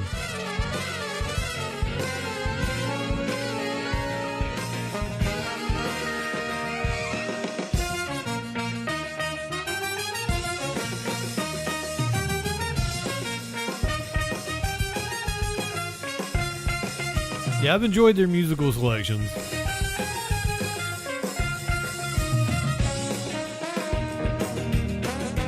Not offensive, but not exactly milquetoast either.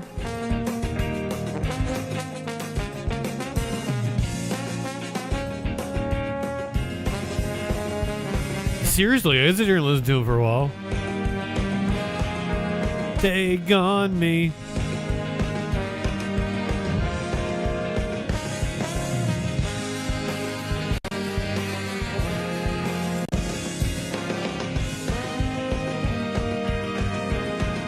I've said it every time we watch shit like this. Like, the military bands are usually on point. What, like last year with the tanks for Trump's birthday thing? Like, they sucked. That's like the only time I've ever seen them suck.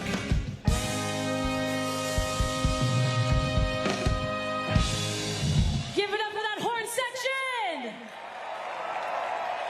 They were fantastic at UFC. I didn't get to watch that with you guys. Me, okay? Like, I'm telling you, they were fan-fucking-tastic.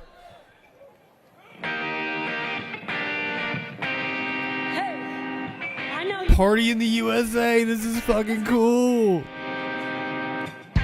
Yes. Playing at LAX, we'll dream in a cardigan. Welcome to the land of fame excess. Whoa, am I gonna fit in? Jump in the cab, you're here for the first time. Look to my right and I see the Hollywood sign. This is all so crazy. Pulling out a Miley song. My tummy's turning and I'm feeling kind of homesick. Too much pressure and I'm nervous. I'm sorry, I guess it's a Hannah Montana song, isn't it? And the Jay-Z song was on. Yeah, the Jay-Z song was on. And the Jay-Z song was on. So I put my hands up, playing my song, the butterfly. Or is it Miley? It might have been like her first album. Moving my hips like hey.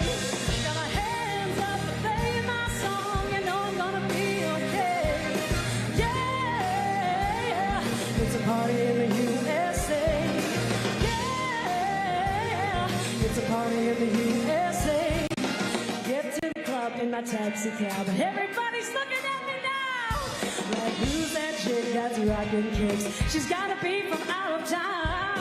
So hard with my girls not around me. That's definitely not a Nashville party. Cause all I see are some letters. Hey, guess I never got the memo. My tummy's turning and I'm feeling kinda homesick. Too much pressure and I'm nervous. That's when the DJ dropped my favorite tune. And the Britney song was on. Come on. And the Britney song was on. And the Britney song was Yeah, get the old people talking about the Britney song.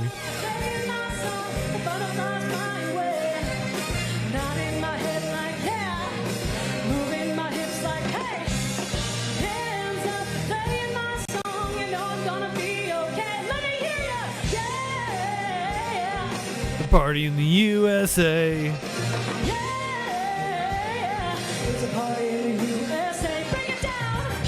Just doesn't feel like a party in the USA at the moment. Hey, back to my hometown tonight. Something stops me every time. The DJ plays my song and I feel alright. Put my hands up to playing my song. The butterflies fly away. Nodding my head like yeah. Moving my hips like A helicopter flyover? playing my song, you know I'm gonna be okay. Yeah, it's a party in the USA. Hands up, playing my song, the butterflies fly away. Nodding my head like yeah, moving my hips like hey. Hands up, playing my song, you know I'm gonna be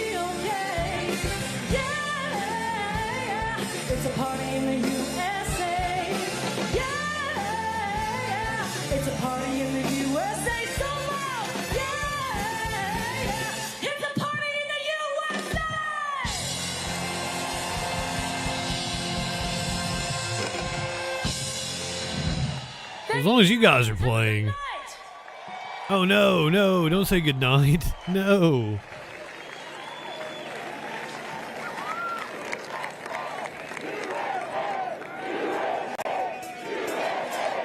Thunder. I don't think that's them playing it. I think that's actually AC/DC. I gotta turn it down.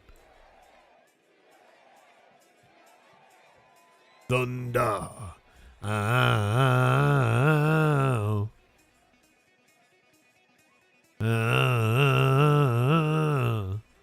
I like how Teddy's all sneakily back there because he's the reason, like, he's on there.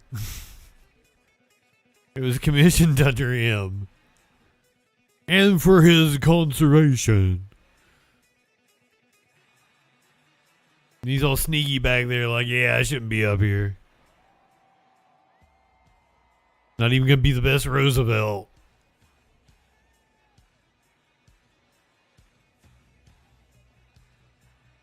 Is that the president's helicopter?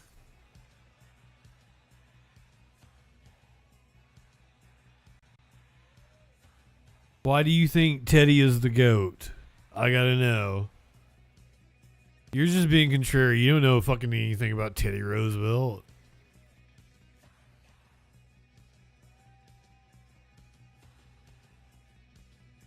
You like teddy bears. I love you, Warlord. Don't ever change.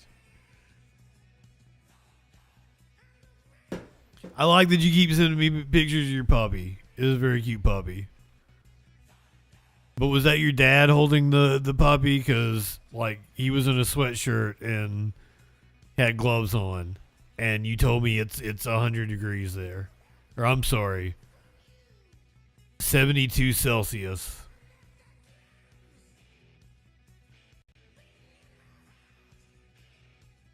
Yeah, that's what I'm thinking. It's probably, like, nowhere near the airport, so he probably does have to helicopter.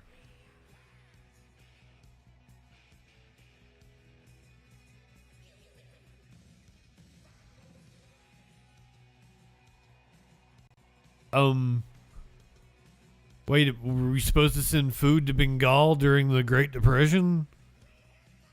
Lenny, welcome in, my friend. We have now illuminated the faces on the blight on 6 grandfathers known as Mount Rushmore. I have the volume down because they have licensed AC/DC playing in the background. Oh, Lenny, you would have loved the Air Force band. They rocked it. They were excellent. They just finished playing. Like, you just fucking missed them. Thunderstruck has been playing for a minute and a half or 2 minutes.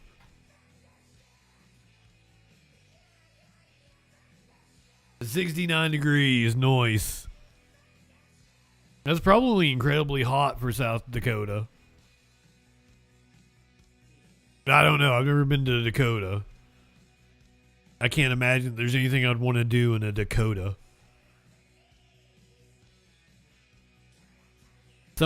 Someone can convince me otherwise. Is there anything to do in a Dakota? North or south? I don't see why we don't combine the two. I'm tired of 2 Dakotas. There only needs to be one. And fuck it. There only needs to be one. It only gets 1 senator. You only get 1 fucking senator. 4 senators from those 2 goddamn states. Are you serious?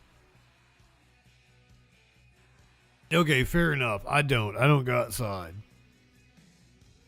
That's not exactly true, and I know how to fish. I'm from Eastern Kentucky. George Washington looked stoned. Well, I can tell you what, Lenny, I'm not stoned enough. Oh shit! I turned TikTok on. I'm sorry. Please don't take me down, TikTok.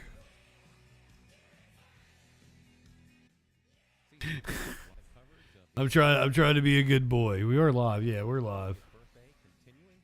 After a brief break here, we're setting up for more of this celebration. Coming up, we're expecting to hear remarks from South Dakota Governor Larry Roden. There will be a flyover of a Black Hawk helicopter. Interior Secretary Doug Burgum is expected to make. So we're gonna get Burgum and the current South Dakota governor, which I missed his name. I don't know who it is.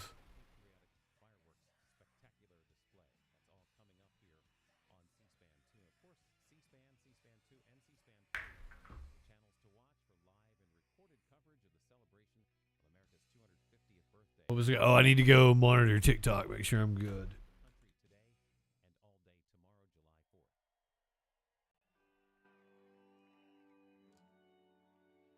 I'm trying to be a good boy, so TikTok will let me stay on. I've been kicked off TikTok so many times.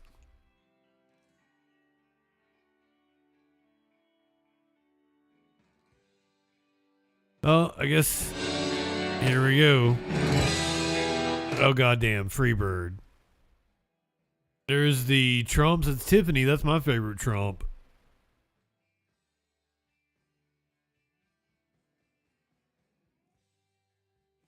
If I leave here tomorrow, would you still remember me?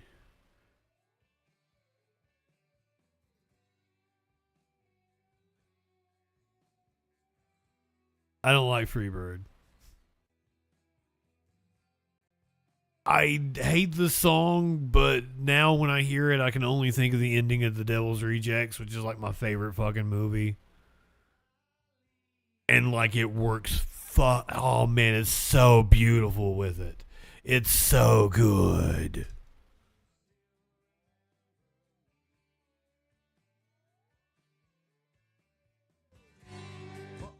So for that reason alone, I've got a soft spot.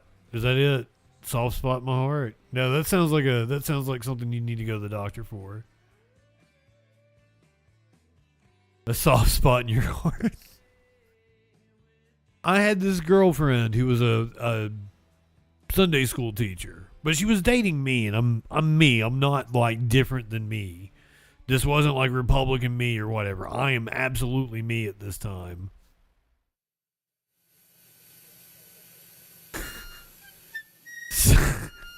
So I've got this Sunday school teacher girlfriend.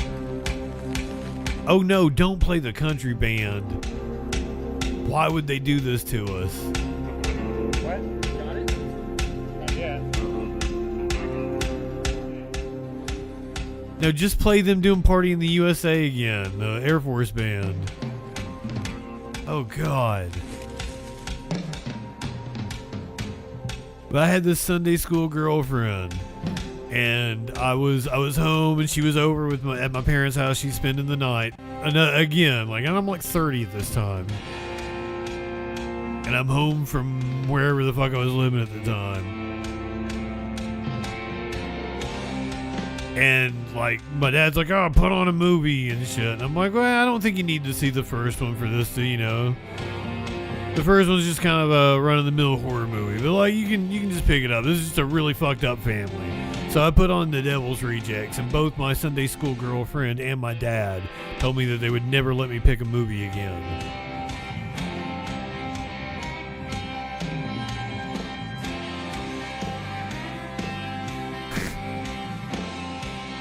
I don't like I played it for Sparkles, and she goddamn loved it, and she hates clowns.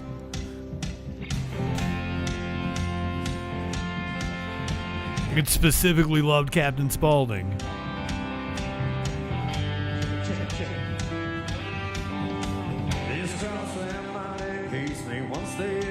This shouldn't be on for long.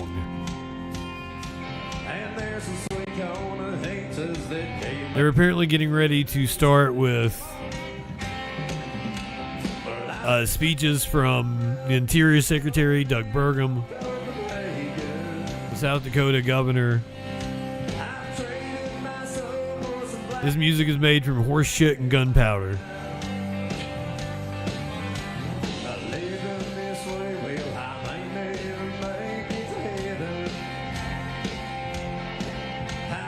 Can I vape on TikTok? I don't know if I can.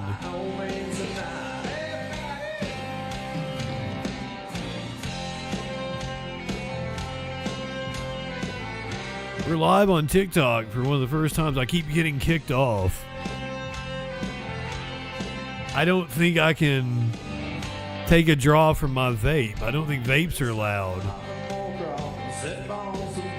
I've got all my utensils here and I can't use any of them. And it's making me antsy.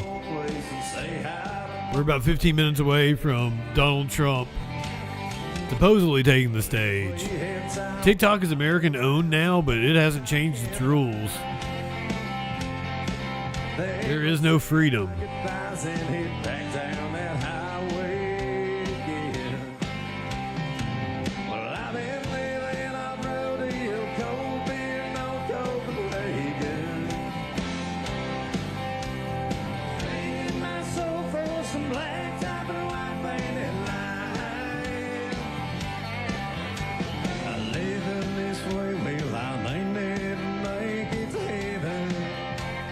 I think TikTok's actually worse since the Americans took it over.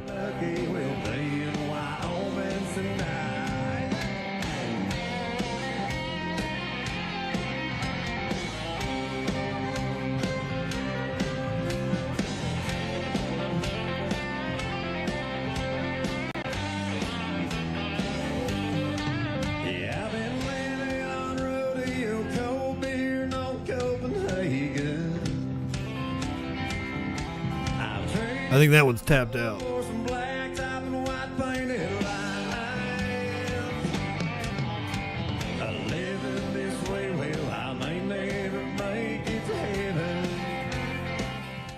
Welcome to the greatest free estate in a nation that was founded on the principles of freedom. Larry Roden, the governor of South Dakota. We still like any of us knew that before now. Our freedoms, our founding fathers. If you need proof of that, just look up. Above us tower 4 leaders carved in granite. Their image is built to last for generations. Their leadership will not be forgotten. More importantly, the principles and the values and the freedoms that they stood for carry just as much weight as they did 250 years ago. Do they? I wanted to read something. Or are they just as hypocritical today as they were 200 years ago? 100 years ago. Come when on. He commemorated the 150th anniversary of America. He said this about the Declaration. There's a finality that is exceedingly restful. It is often asserted that the world has made a great deal of progress since 1776, and that we may therefore very well discard their conclusions for something more modern. But that reasoning cannot be applied. Whoa. They've already put the seal if all men on the podium. This motherfucker isn't supposed to be speaking in front of the seal. If they are endowed with inalienable rights, that is final. If government derived their just power from the consent of the governed, that is final. No advance, no progress can be made beyond these propositions. It literally did not have the seal on it earlier. I made note of that. Or so I was like, oh, they've got speakers before Trump. The direction in which it can proceed historically That's weird. Is not forward, but backwards, towards a time when there was no equality, no rights of the individual. And always twirling in circles, twirling towards greatness.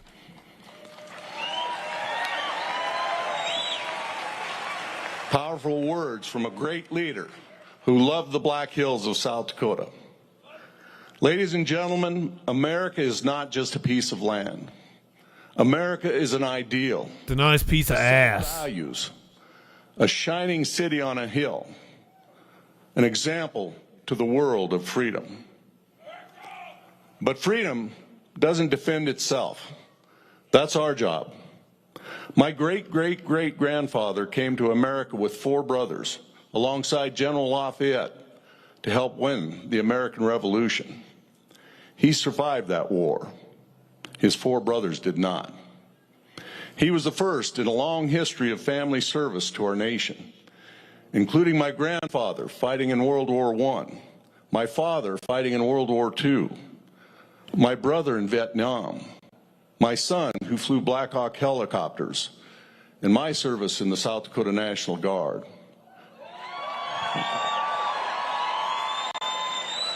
Defending freedom requires the sacrifice of the brave men and women in uniform, but it also takes everyday Americans. It takes elected leaders who know their duty and who put America freedom first. And it just so happens we have just such a leader here. America branded freedom. We are joined by our 45th and 47th president, President Donald J. Trump.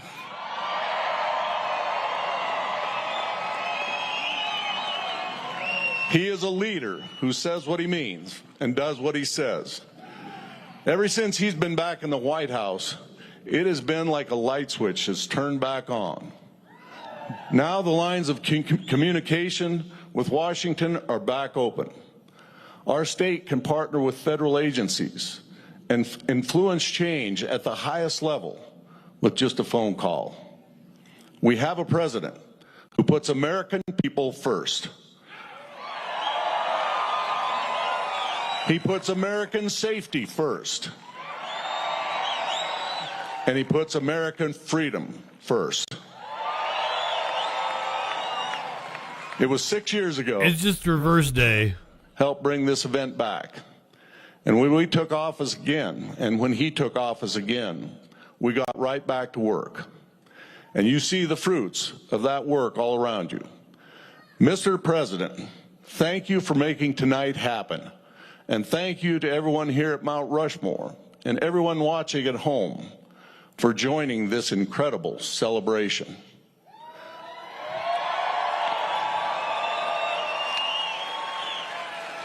My mission as governor of South Dakota is to keep our state strong, safe, and free.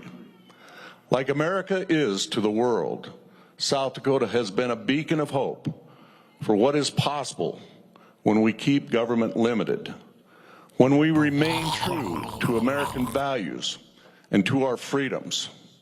Here, we recognize that our rights, liberties, and freedoms are not given to us by government, but by God. He's got an egg you might like. And government has no authority to take those rights away. America isn't perfect. Lord knows the challenges will arise. But America has overcome challenges for 250 years and turned them into opportunities. And we will continue to do that by holding true to the ideals of the four men. I think I'm hearing a cat snoring. Happy birthday, what America. Is that sound? Thank you. I think it's Smokey snoring. Thank you.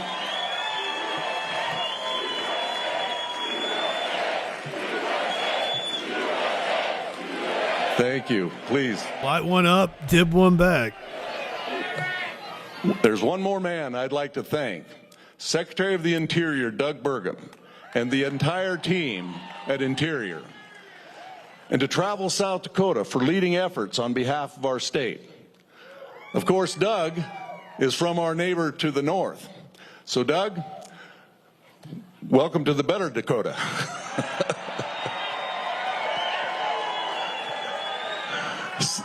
Seriously, ever since the Trump administration took the reins, you've been a great example of communication and collaboration with the states, which makes sense because you sit where we sit. So thank you once again to Secretary Burgum, to President Trump, and to the whole Trump administration for making this event happen. Welcome in, Smoothie Cube. So we now, are 10 minutes or so away from Trump speaking, supposedly. Interior, Doug Burgum. Thank you all. He is walking out to Creed. He is walking out to Creed, motherfuckers.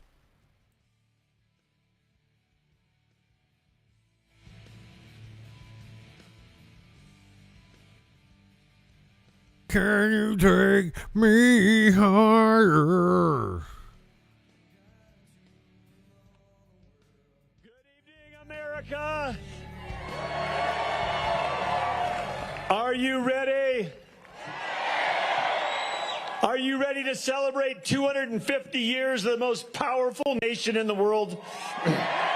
I mean, if my prediction comes true, it's going to be a hell of a celebration. We're on the eve of that, 250 years ago, a handful of patriots, ordinary Americans, they gathered together and they did the improbable. They wrote a Declaration of Independence. For the first time in history, they declared a nation. He is from North Dakota. Not on. This is South Dakota. That's monarchy, Roden just said like he's in the better Dakota now. Enduring truth that every American is endowed by their Creator. But like the Interior Secretary is over like the fucking parks and shit, among isn't those, you know what these are: life, liberty, and somehow the nukes as well. It's weird. Most in the world thought that this dream would fail, but instead it became something that you're all a part of. The greatest experiment in self-government in human history. It's the story of America that's always been a story of people doing improbable things, things that people thought were impossible, we make possible. Tonight we gather beneath 4 presidents carved into granite, beneath a mountain that tells us a story of a nation made up of people like you.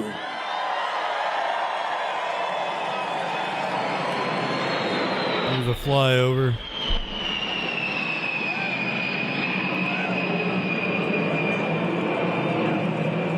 Yeah, baby, that's a B-52. They can fly to the other side of the world and back from missions from North and South Dakota. Let's give it up for our great Air Force.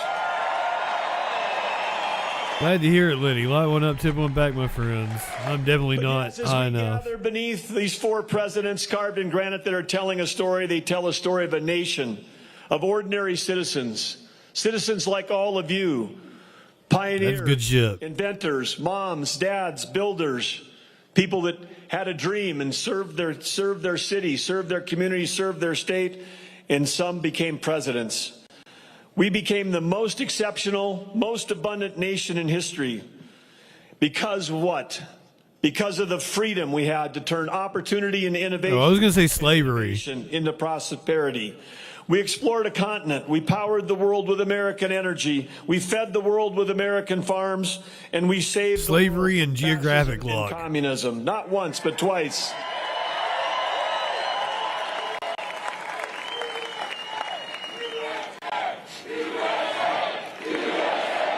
USA.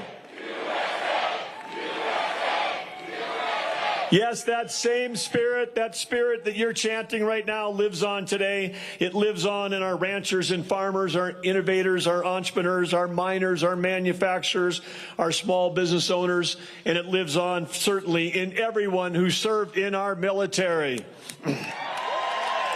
It's a billionaire wearing some fucking hat that has never seen a fleck of dirt. That revolutionary spirit that founded this country, that Americans believe that they can overcome any obstacle. This ain't a real cowboy. Under President Trump, America is back.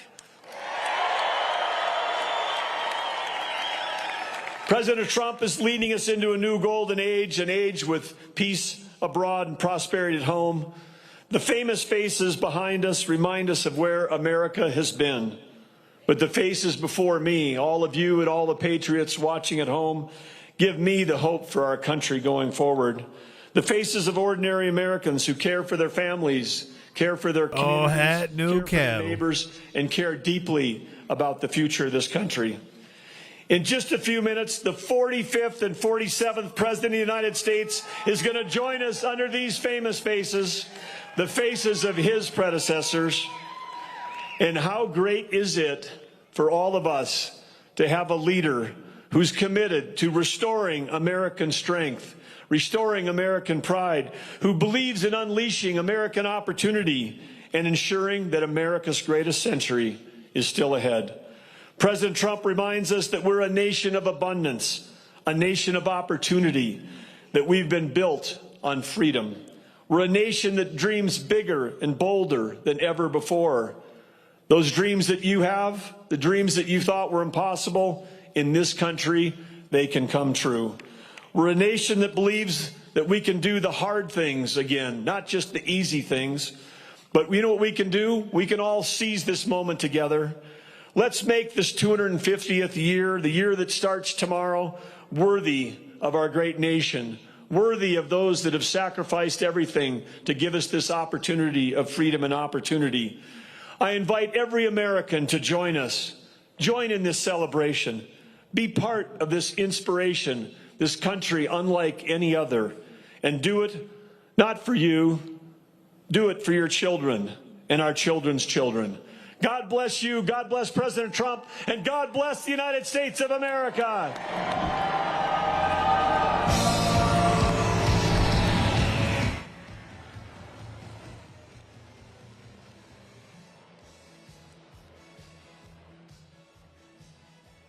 Was that Gloria? Yeah, it's Gloria. Gloria. Yeah, it's on the Trump's campaign songs now, I guess.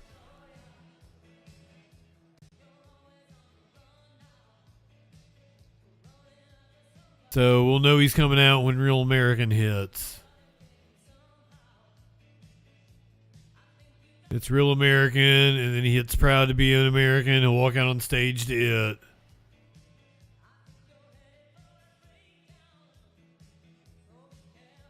And then, of course, and is this his first time since what's-his-name died?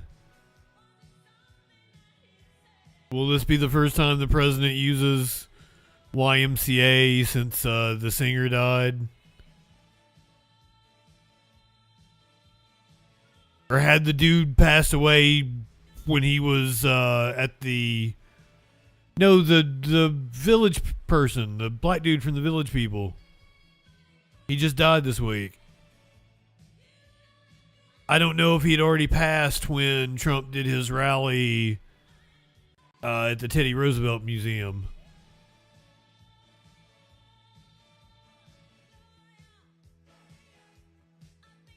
So it may be emotional for him because the dude from the Village People died.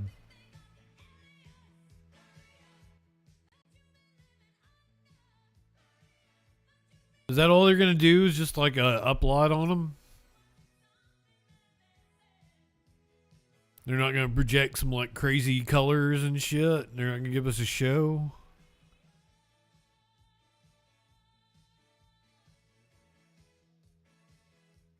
Okay, so if Trump did want to put his face up there, he's going to want to be more prominent, right? Like he's not just going to want to like slip in there. There's also, like, did you guys know it's almost impossible to put another face up there? Like, they're having a hard time upkeeping this thing. It's barely hanging on. It's falling the fuck apart.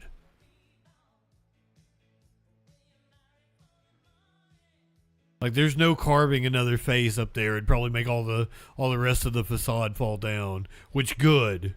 Good. Oh, Fuzzy Simba might be right. They put some 3D image up there. And I bet they'd put him right here.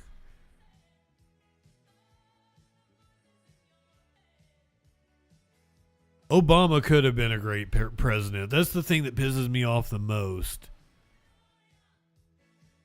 He had all the right talk. He had the right moment in history. And he did the exact wrong things. For most issues.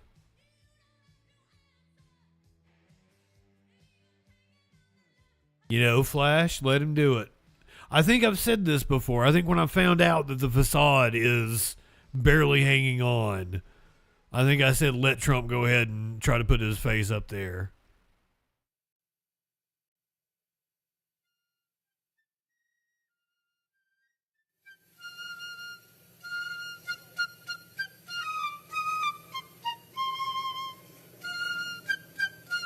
The drone murders were horrendous, but he satiated the war machine.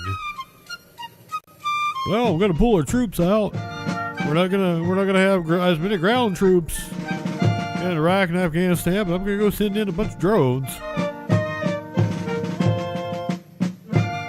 Kill people at wedding parties, kids' birthday parties. Hit a Doctors Without Borders truck. And then get awarded the Nobel Peace Prize. Ladies and gentlemen. Thanks, Obama. Please welcome the 45th and 47th Oh, here we go. He's on time. States of America, Donald J. Trump. Yes, Thomas Jefferson just walked by.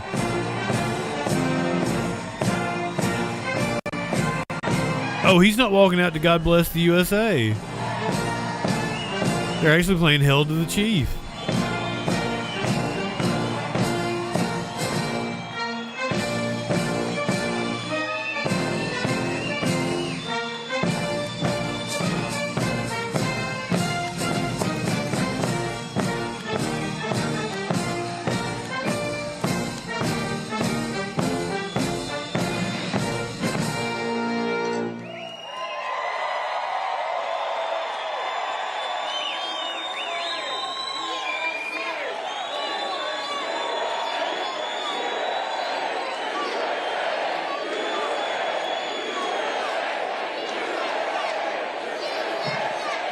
Chanting USA at a pedophile con man is really weird. Men and women of the South Dakota Air National Guard and those beautiful F-35s, we love them. And I want to thank you all for being here. This is a big crowd. This is a lovely crowd.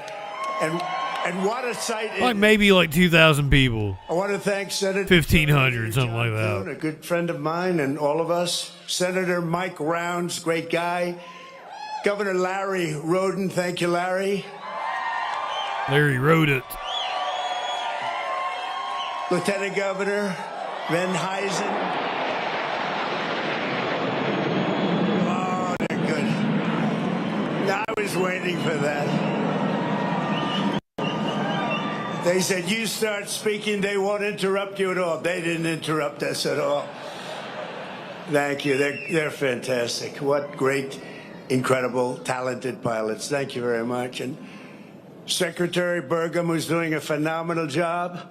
Governor Ron DeSantis, thank you. Governor DeSantis, where's Ron? Thank you, Ron. Distinguished guests and fellow citizens, tonight we gather on the eve of one of the most extraordinary days in the history of the world. Tomorrow we mark 250 years of glorious independence and 250 years of majestic American freedom. Nothing like it. Like 2 seconds, Quesadilla just walked out. In all the chronicles of the ages, never before has any nation celebrated so magnificent a triumph as this one, the one that we are participating in right now. At 250 years, America is the oldest republic on earth. We are the freest people on earth. We have the most righteous and enduring constitution on earth. We are the strongest and most powerful country on earth. And by the grace of God, the United States of America is the most successful, most accomplished, most exceptional nation ever to exist in human history. And it is great to be your president. It is great. For a quarter of a millennium, liberty, justice, equality, self-government, and unmatched prosperity have flourished here as they have never flourished anywhere before. There is nothing like what we are doing. The birth and survival of the American nation under God is quite simply the best and most incredible thing ever to happen on this planet by human hands ever. That is ever, ever, ever. Well, not your tiny hands. No other country has done more good for this world than the United States of America. And we give thanks for these extraordinary blessings. We remember that what we have created in this country is not the natural way of the world. It is not the norm. It is the exception. It is rare. It is priceless, and it is truly miraculous. Throughout the entire story of humanity, most people in most places have lived a life plagued by suffering, poverty, exploitation, violence, and misery. But here in America, in this land, on this continent, we have written a very different story. It's a tale of adventure, liberation, and unmatched greatness. It's the story of people governing themselves, the many uniting as one, the men and women rising by their own skill and talent, to go further and reach higher than anyone has ever gone before. There has never been anything like this. The triumph of American independence was the result of the most extraordinary people in history, the most extraordinary culture in history, and the most extraordinary ideas in history, all creating the most extraordinary republic ever, ever, ever in history. Just like a child, ever, ever, ever. Together for the miracle of July 4th, 1776. I call infinity. 250 years ago tomorrow, what a big day that is. I consider this a big day because I'm with you. I like that too.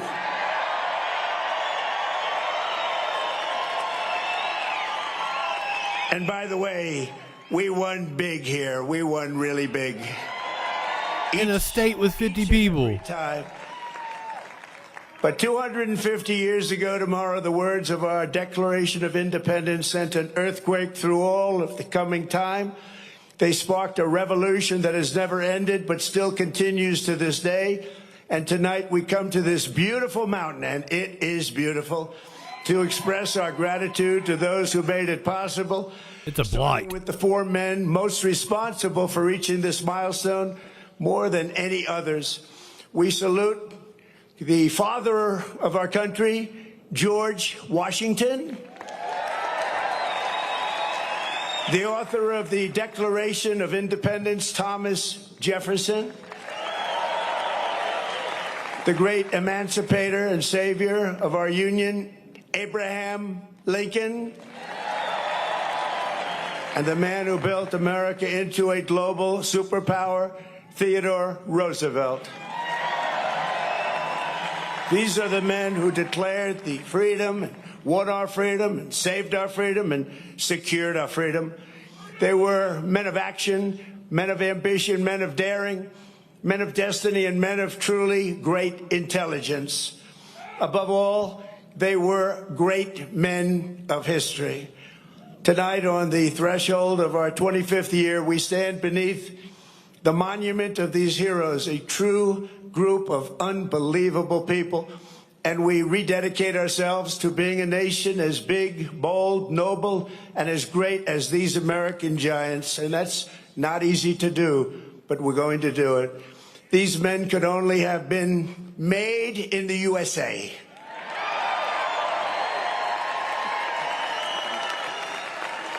Their faces are engraved on these bluffs, not only because of what they did, but to remind us forever who we are. These heroes exemplify what is timeless, enduring, and eternal about the American character.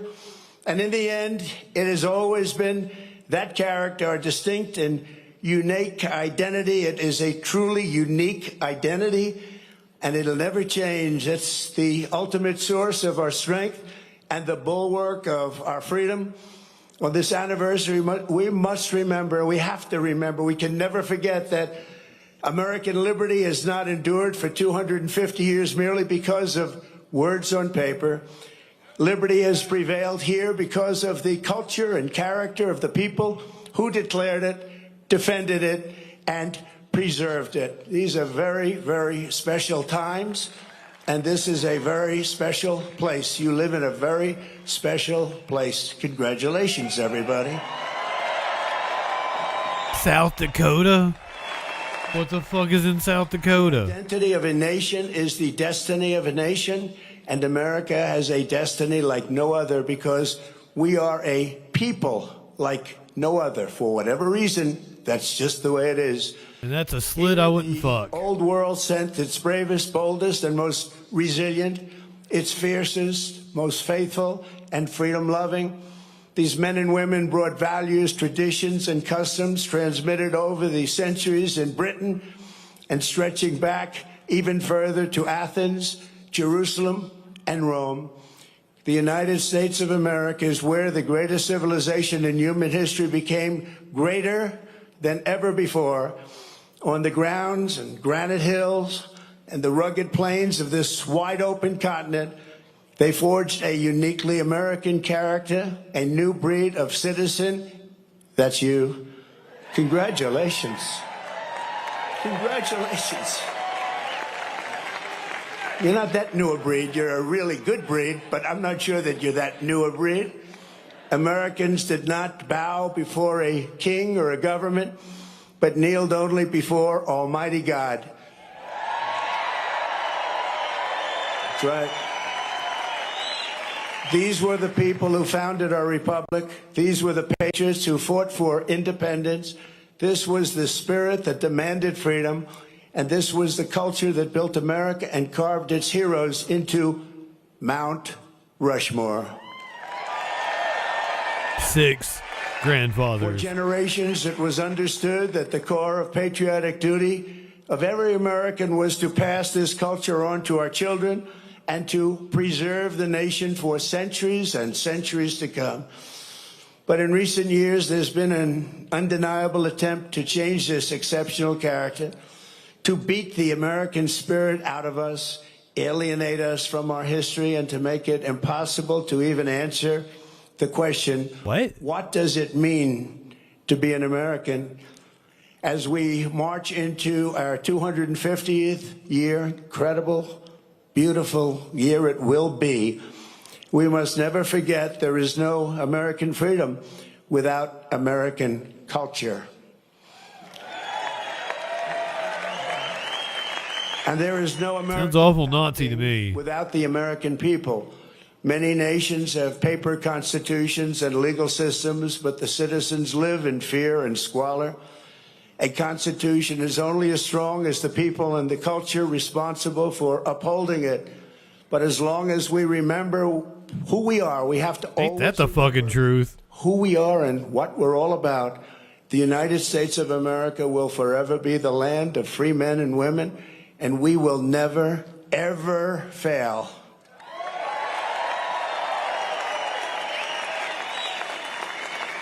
So tonight, let us say clearly and proudly what makes Americans so unique and extraordinary.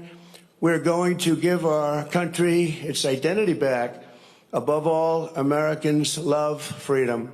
We cherish independence, and we know that we are the heirs to the most beautiful land, the most thrilling story, and the most precious legacy on which the sun has ever shined.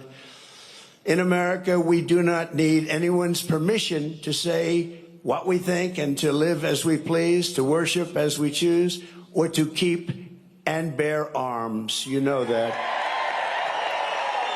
There ain't a goddamn person armed in that fucking audience. You know that, right? Almost 6 years during my presidency, I've saved almost single-handedly, but working with John and some other great people, we've saved your Second Amendment, and I will continue to do so, I promise. Our rights here given to us by... Prove it. Prove it. Let them all carry guns in there. Rights shall not be infringed. Americans believe in self-reliance. We look at success with envy not, and I say that some people are envious and some people are not. We are not, but with admiration, and we earn it, and we will always earn it, and we will always respect it. We are an incredible, good, kind, and generous people, always ready to help a friend or a neighbor in need. No one has ever given more to charity, ended more hunger, cured more disease, or done more to uplift humanity. You're not allowed to run a charity. No country ever will be able to match it.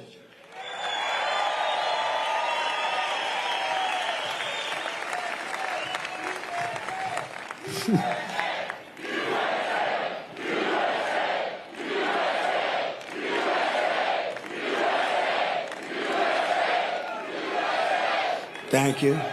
So true.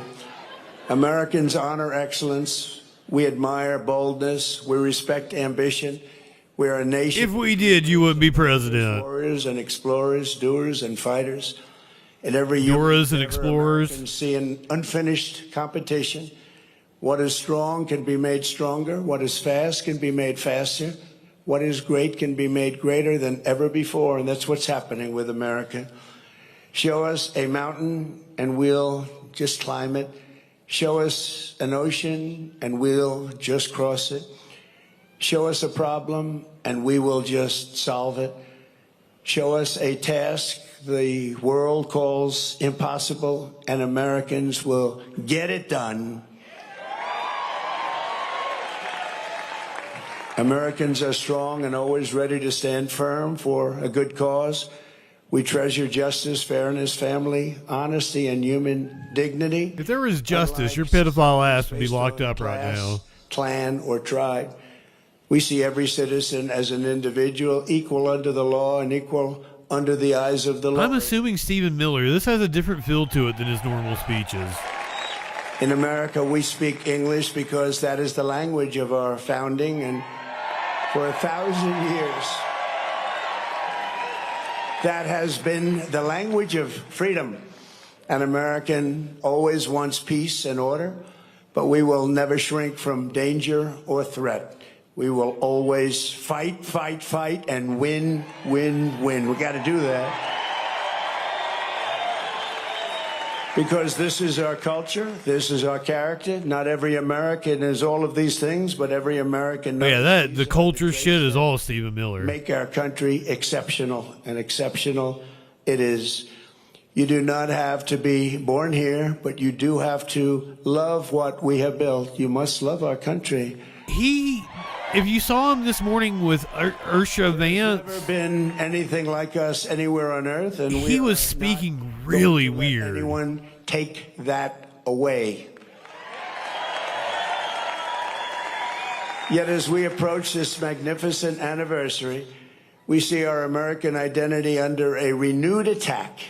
A generation after we fought and won the Cold War against the menace of communism, there is now a resurgence of the communist menace in our land, including from newcomers to our country who embrace ideas totally opposed to our way of life and our great success. These are not mere political disagreements like differences over taxes or regulations. Communism is a mortal threat to American liberty. It is the greatest threat to our country, including World War I, World War II, Pearl Harbor, or even 9/11. We're not going to let this happen to us. Believe me, we're not letting it happen. Because communism is the enemy of free people everywhere in the world. Never works. It's the enemy of the Constitution. Above all, it's the enemy of July 4th, 1776. Communism is the enemy of July 4th. Even while the radicals and extremists attack our incredible history at every turn, they are silent on the miserable history of communism itself, because it never worked. Thousands of years, if you look at it, under different names, under somewhat different... Bro, Marx just invented the fucking concept 200 years ago. Destruction than any system ever tried. It killed God damn 100 million people just in the last century alone. Communism is the exact opposite of life, liberty, and the pursuit of happiness. It's death, tyranny, and the pursuit of evil. The godless communist morality states that anything is justified to bring about inhuman visions and to really propose what's good. They don't want good. They don't love God, and they don't want God. They don't love religion, and they don't want religion, and they won't have it. But we will not let them win. They have no chance against us. They have no respect for law, justice, principle, tradition, or your God-given rights. It's an ideology of mass theft, mass control, mass lies, and mass murder. Are these people realizing they're hearing a Nazi speech? A democracy, because the first thing they do when they get into power is turn around and destroy it. It always is destroyed, just as communists have done in other countries all over the world, no matter where you look. Very simply, communism represents the worst ideas and abuses in history by the worst people. The American founding represents the best ideas and traditions in history by the best people like you. You can be loyal to Karl Marx, or you can be loyal to America. You can be a communist or you can be a patriot. You cannot be both. As for those who peddle Marxist lies about our heritage, who tell our children that we live on stolen land or that our heroes were oppressors, they're doing something much worse than slandering our past. They are slandering and attacking our future. Not going to let that happen. Well, fuck you. We are on stolen land. American character to destroy The founders were oppressors, and you're a fucking pedophile. who crossed the Delaware, who settled the West, and who conquered. What you gonna do about it, bitch? Come arrest me. But we will never let that happen.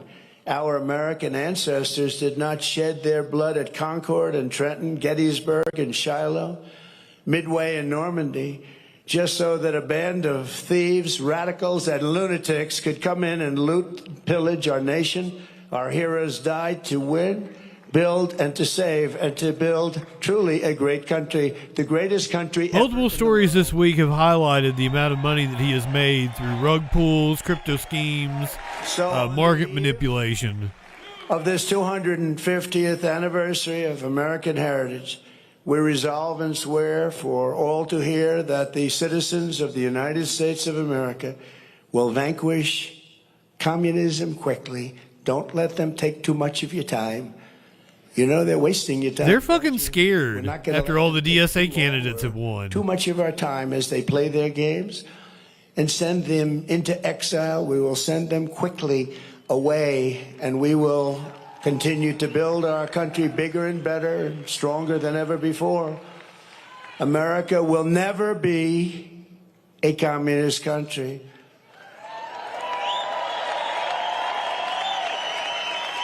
We can only lose the midterms if we allow ourselves to lose the midterms, if we are foolish, stupid, and unwise. But if we terminate the filibuster, as we should do, and immediately vote for the Save America Act, then we will not lose an election for 100 years. We do that. That dude's Trump hat was upside down, or the Trump on his hat was upside down. The Communist Party is made up of illegal immigrants, criminals. Is that a protest? Everybody that doesn't want to work. Communism is a loser. It always was, and it is right now. It's a big loser. Look at the people that are promoting it. They are not the people you're going to follow. In 250 years, the free people of this land have accomplished more with our liberty than any other society has accomplished, even in thousands and thousands of years. As you look back and you study, what our critics will never understand is that America is not the sum of its mistakes. Our mistakes make us human. Our achievements make us American, and nobody has ever had the achievements that we've had. We are the nation that dreamed and created the modern world. We laid the railroads. We raised up those big, beautiful skyscrapers, harnessed electricity, and invented the light bulb, the telephone, the airplane, the assembly line, the television, the microchip, the personal computer, the internet, the GPS, the smartphone, and almost everything else that has ever been invented, including, especially over the last few days in certain areas, a thing called air conditioning. We invented it all. We charted the human genome to cure diseases. We powered entire cities by splitting single atoms and planted our flag on the moon. Americans fill the airwaves of the planet with our music and our culture. We invented baseball, basketball, football, volleyball, NASCAR, and the rodeo. We love that rodeo of the West. Americans have won the most Olympic medals of any country in the world by far, the most Nobel Prizes. Well, they haven't given me one. Why would they? I still haven't gotten it. That's okay. And the most world records. We publish by far the most patents. We produce the best movies. We make the best music. And we raise up the greatest entertainers and strongest athletes the world has. Well, like P. Diddy? So true. Is he announced the pardon of P. Diddy? Dynamic economy. And by the way, our country today is doing better than it's ever done before. Never had anything like it. With, as of last week, $19.2 trillion pouring into the United States right now from all over the world. That's the investments being made, and the record was 3. 4 years. In 4 years, the last administration did much less than 1, and we did 19.2 in 12 months. And thanks to our great election win, November 5th, and the tariffs, plants and factories are being built all over the United States right now, and they're being built at a number that we've never, ever seen before. So much more. We're breaking records by double, triple, quadruple. We created the strongest and most powerful military. We won 2 world wars, the Cold War, left America's enemies in the depths of history. We beat Venezuela in 1 day, and we knocked the hell out of Iran. They're dying to settle. They want to settle so badly. We gave them a week off for a funeral because we're nice. It's true. For 250 years, the entire world has looked to YouTube, I understand, but you can stick around. We're going to watch the ball drop in a half hour, whether he's done speaking or not. Faith and hope that could only have happened right here. 2 years ago, we were... And you know what? We might watch a couple of July 4th specials afterwards. And Who a knows? nation in decline. We'll see how we feel. Very serious decline. Last administration, what they've done to us, we can never, ever forget that. And today, we are the hottest country anywhere in the world. Everybody respects us. Susie, welcome in. Thank you for being a freaking follower. We're respected. We are live from South Dakota with Trump. The world is respected. We got fireworks still to come, too. Every king, every prime minister, every president, they respect us more than any other country by far. 2 years ago, they laughed at us. Now it's only respect. And I want to tell you, the best is yet to come.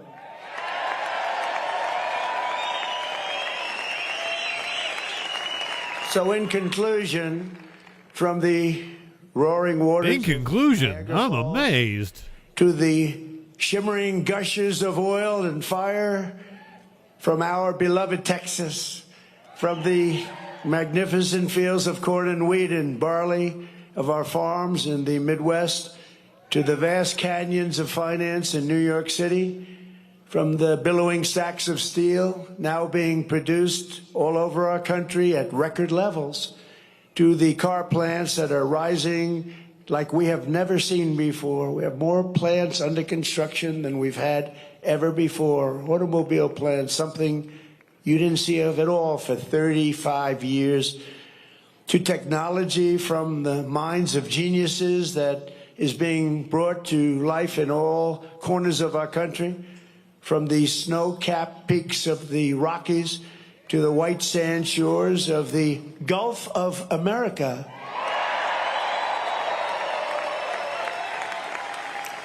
And to right here in the Black Hills of the Dakotas, after 250 years, American freedom still rings. The American dream still lives, and the American flag still flies more proudly than ever before over the people who will not quit, the nation that will not fail, the country that will not fall. No matter how hard the enemy tries, we cannot be beaten. Tomorrow we reach a milestone like no other and celebrate with joyful hearts and soaring spirits, because after 2.5 centuries, we know that this is not an ending. This is only the beginning of the golden age of America. And together we will make America bigger, better, and stronger than ever before. I promise you that. It's an honor to be your president. Thank you very much, and happy Independence Day to all. God bless you all. God bless you all. Thank you.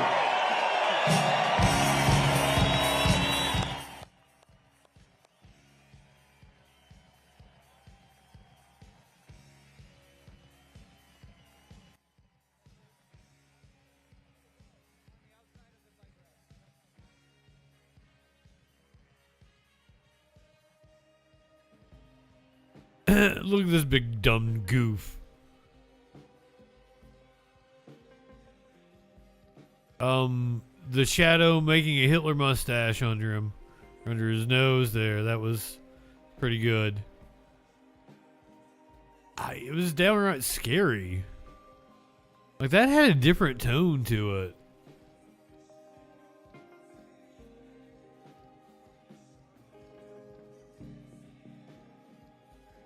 Definitely written by Stephen Miller. Nobody's on TikTok right now. I had some people drop in, but nobody. Oh, somebody is on TikTok, maybe. I want to smoke weed and can't really do that on TikTok. Here we go. I guess they're not gonna, play music with the Air Force band to it like they should.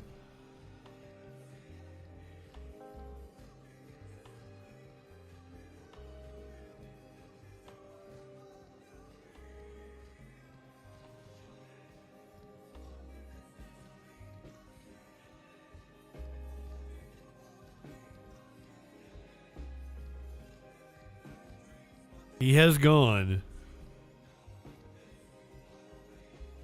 It could have been cool if the fucking Air Force band had played YMCA. That would have been neat.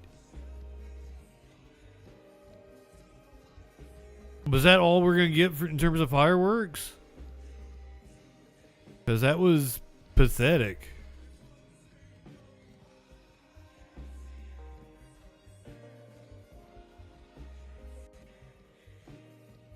This whole event felt kind of anemic. When we were talking about the shrine, that was RT was reporting that, and they were quoting Kristi Noem. They said that he was set to unveil some sort of shrine tonight. But once again, Russian television. I said it was a rumor from Russian television. I didn't lie. Something's still going on here, I think. Noem still has a position, though she's not DHS secretary. She's a special envoy and was apparently at this event. I'm waiting to see if something happens. Otherwise, we will go to Times Square. I was promised fireworks. That was anemic. That was a shit-ass fireworks show.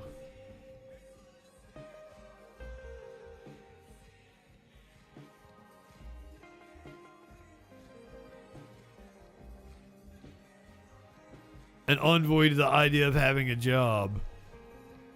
Is the band gonna play her and they're gonna shoot off fireworks? That would be cool. Give the people something.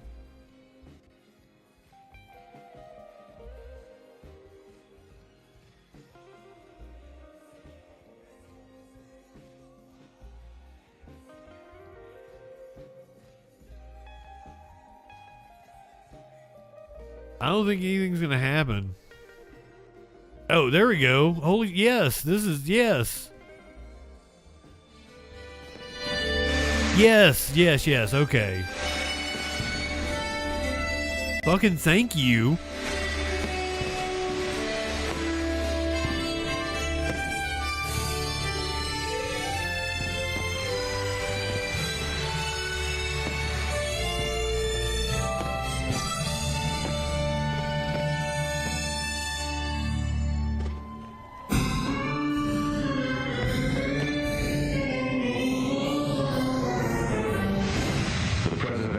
Sacred fire of liberty and the destiny of the Republican model of government are justly considered as deeply, perhaps as finally stalked, on the experiment entrusted to the hands of the American people.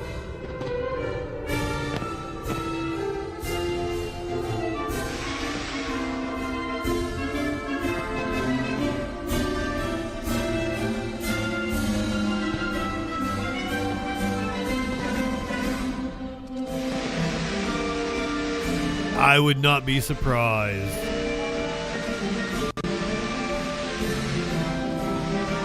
If they project the space up there.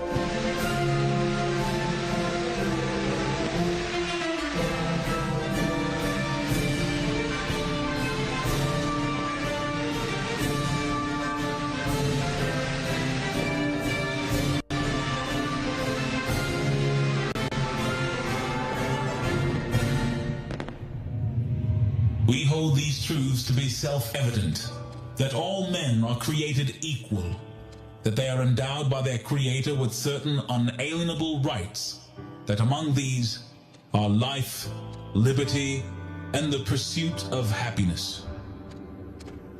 My country, 'tis of thee, sweet land of liberty, of thee I Probably is AI. land where my fathers died. Fuck is this song AI? The pilgrim's pride from every mountainside. Wouldn't the colonists have had British accents? I mean, there's still a couple generations removed, but like, wouldn't there still have been a lot of British?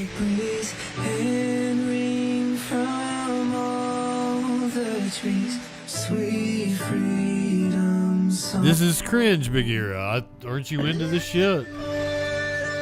Tongues awake, let all that breathe partake. Lay monsters aside, let's break the sound prolong.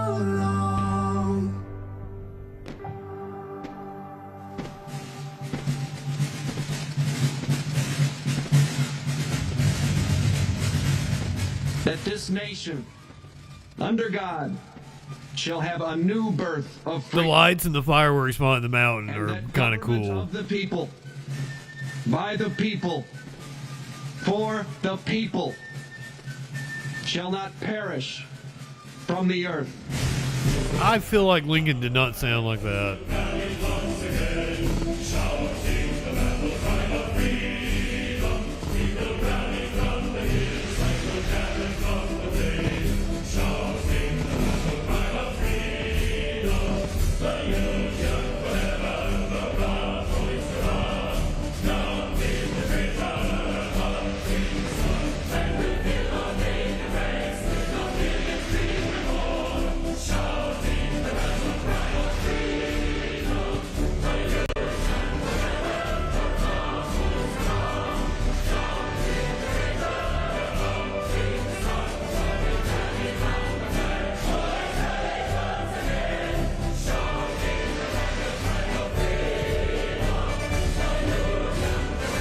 I'm a dick for being live still. We've got the ball drop coming up in 20 minutes.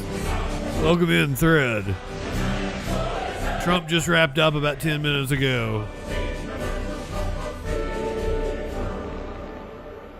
Air Force Band killed it tonight. The Army Band killed it tonight.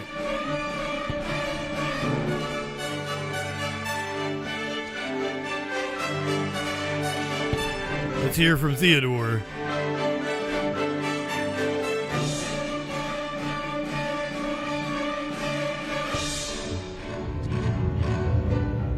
The great fundamental issue now before our people can be taken quick. It is, are the American people fit to govern themselves, to rule themselves, to control themselves? I believe they are.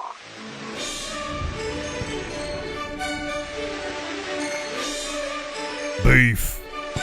That's what's for dinner.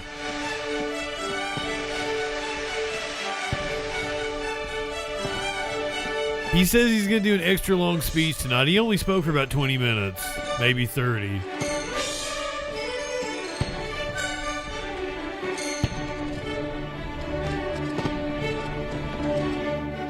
That's really pretty.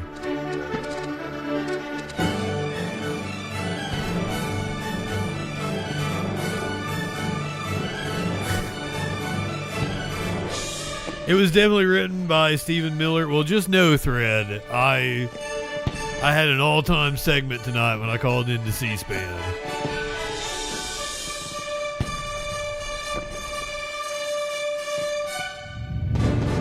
I had to wait on hold for over an hour.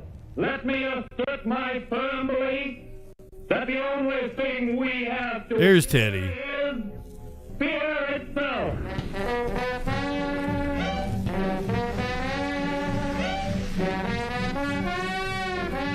Oh, yeah, that was FDR. I'm sorry.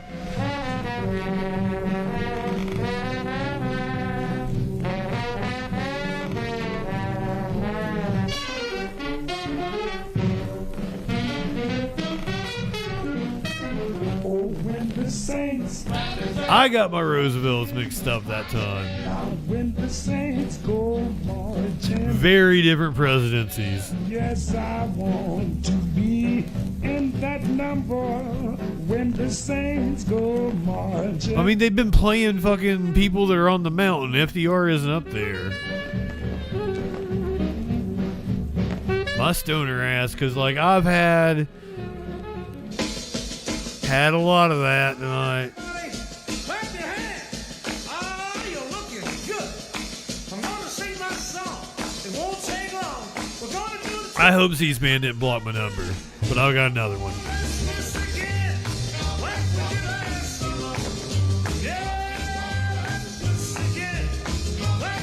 I feel like they're definitely going to get me copyright claimed on YouTube. Oh well, it's worth it.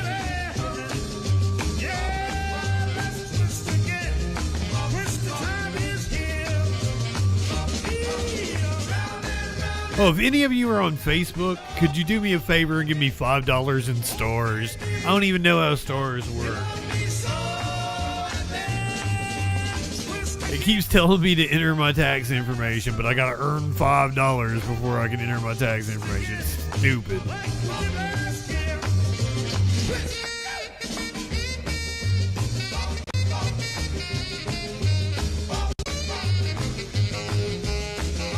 Asada taco. Oh, that sounds amazing.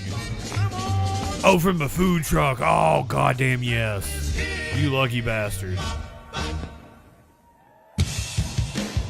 And so, my fellow Americans, This Foo Fighters? ask not what your country can do for you.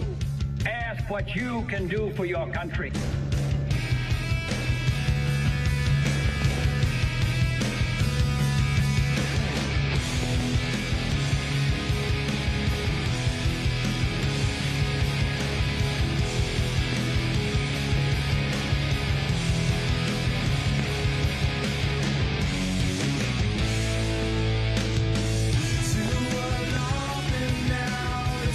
At least it's not Creed. Yeah, Doug Bergen walked out to Can You Take Me Higher?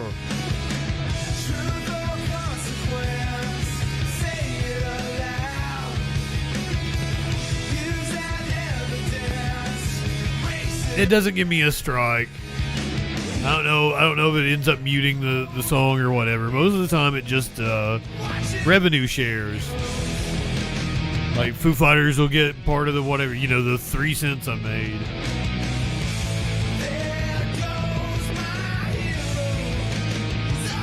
Most songs are like that, but some aren't. Some are definitely more protected. Lee Greenwood. That motherfucker will take you down every time. Okay, now that I've gotten like Facebook and I know the breakdown and everything, YouTube pays so much better, but Facebook is giving me way more views, so I don't know.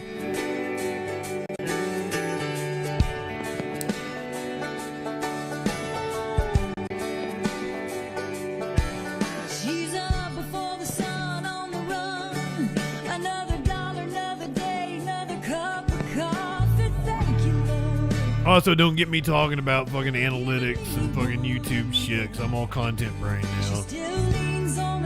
Are there any animals in the South Dakota National Park? I would assume. Life is hard, so she takes it on with an American heart. And it feels like a drum down I think we did avoid having Trump's face projected up there. I thought for sure that was coming.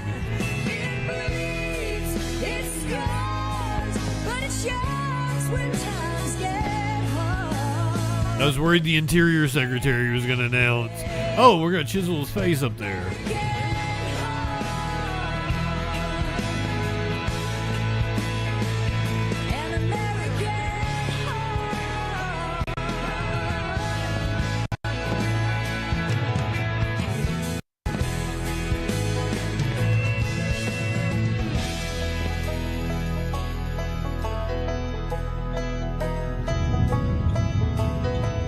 The future doesn't belong to the faint-hearted. Reagan It belongs to the brave. The Challenger crew was pulling us into the future, and we'll continue to follow them. They're going to quote Trump, though. Roosevelt looked like Kenny Loggins. He's in the danger zone. 100 stripes, 100 stories. It's the Pledge of Allegiance on the 4th of July. Saturday in the park. It's them sleepless nights alone. It's his newborn baby he left with his wife. Mr. Red, White, and Blue. Lay down here to lie. I'll give you that, Drake. It was definitely Reagan's best speech. Well, Mr. Gorbachev tear down this wall was pretty good, pretty iconic. Sorry. And he had some good quips. The man was charismatic.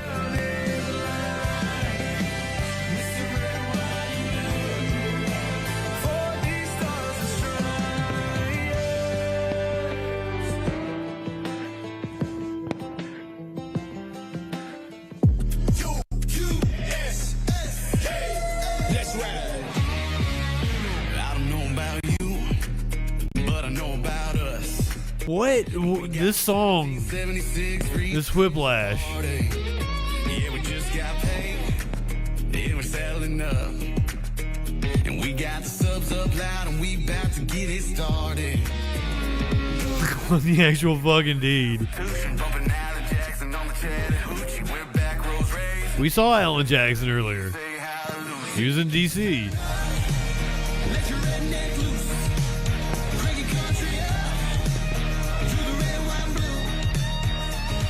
This song is a total whiplash.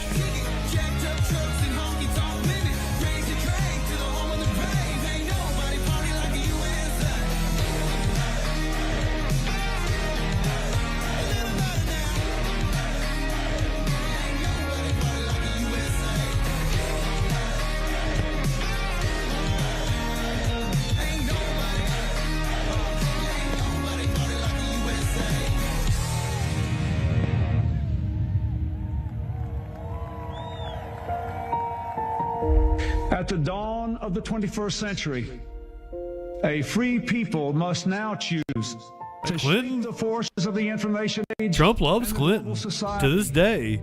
He just said it this morning. Potential of all our people, and yes, to form a more perfect union. I can hear you. The rest of the world hears you.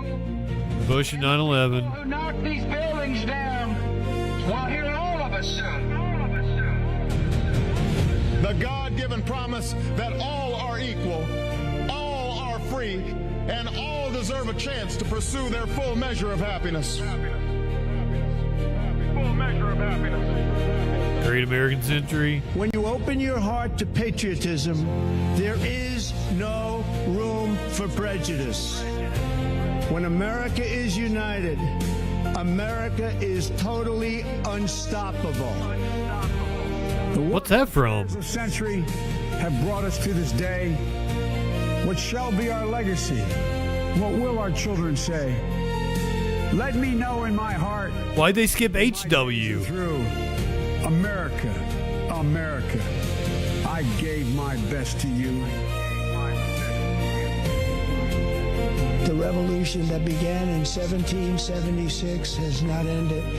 It still continues because the flame of liberty and independence still burns in the heart of every American patriot. Is that from earlier? And our future will be bigger, better, brighter, bolder, and more glorious than ever before. Thank you, God bless you, and God bless America.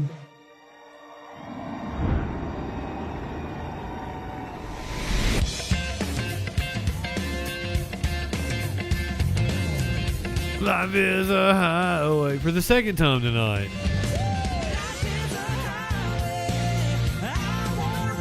Oh God, they use the Rascal Flatts version.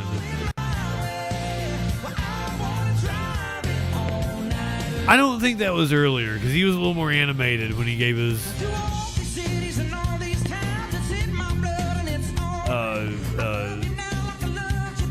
sign off.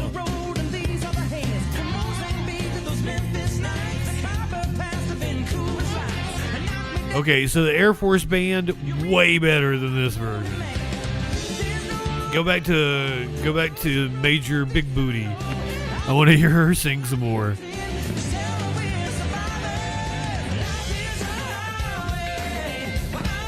Yeah, beautiful eyes.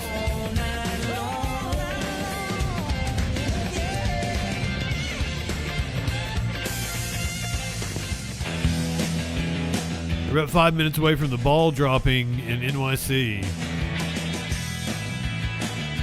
ROCK, the USA.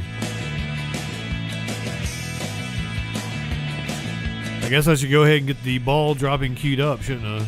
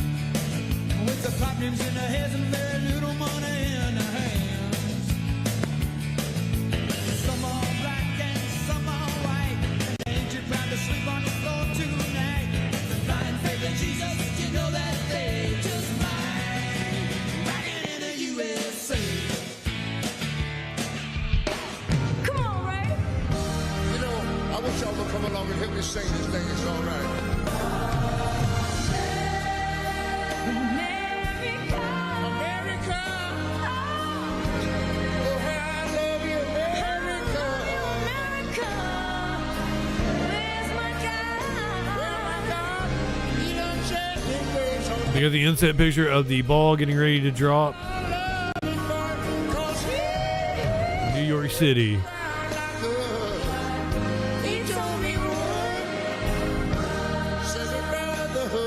We're watching what I assume is the finale of this fireworks show here.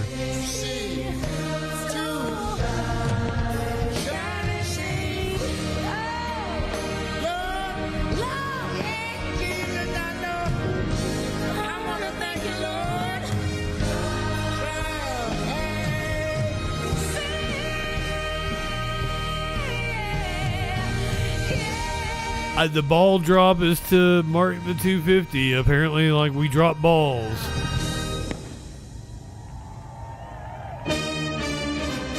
Oh, this is the grand finale. I'm going to switch them around here so we can be prepared for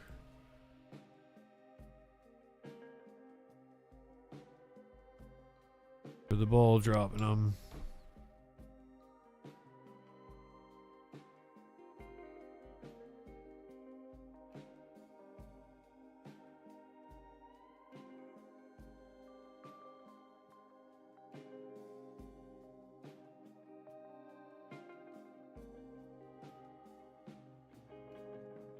Oh great, my fucking mouse is fucking with me now. Jesus Christ.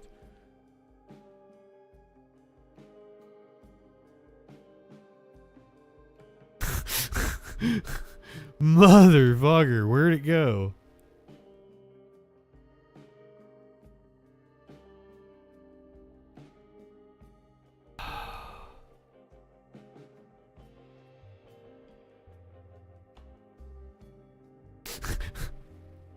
Seriously, my mouse just disappears on the main screen where I watch shit.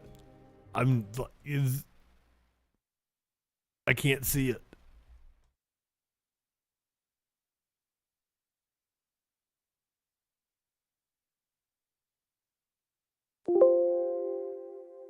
This is wild. I've never had that happen before. Bragwitz, welcome in. It has been an eventful night. God, am I gonna make us miss the ball drop? I'm sorry, peoples. I'm trying.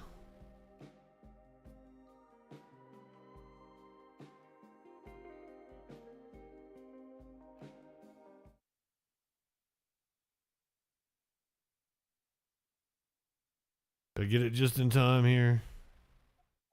Yes. The fuck is the audio?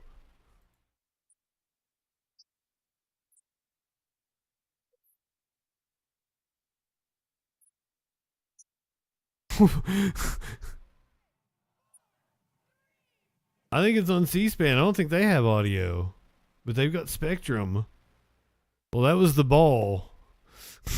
God damn it.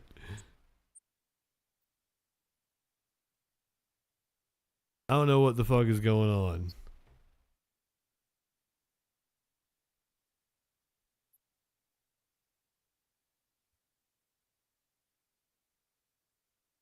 Why do you have balls in your faces?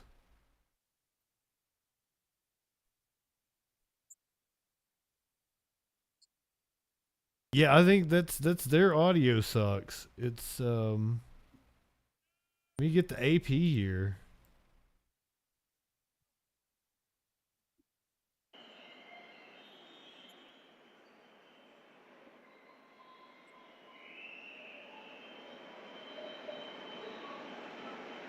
The AP's not doing whatever the performer is. C-SPAN blacklisted me, so I don't even get their audio anymore.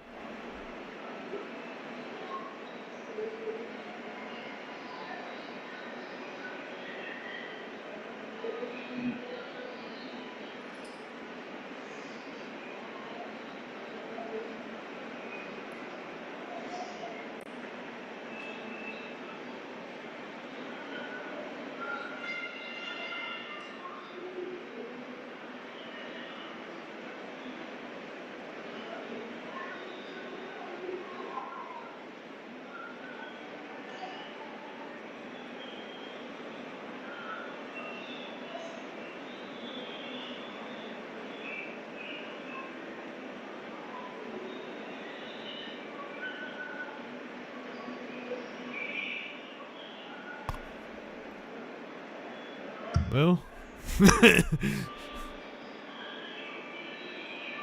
you can kind of hear the performance going on in the background.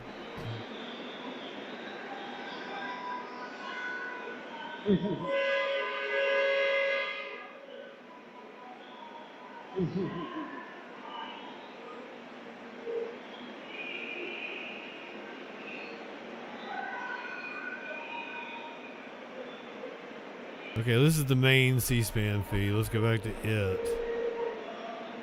See what they got for us here.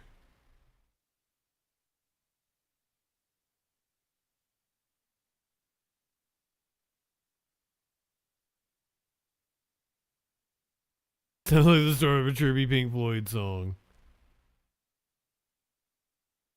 You're the main one here. This is the main. That patriotism. And they're still taking calls. Should I call and apologize for earlier? So who knows what that means. But I look forward to what time is left. And if I can close with one thing, we used to go fishing, my dad and I, in Minnesota every year, and we were out fishing in 1978, his last time to go. And he said, he came out of the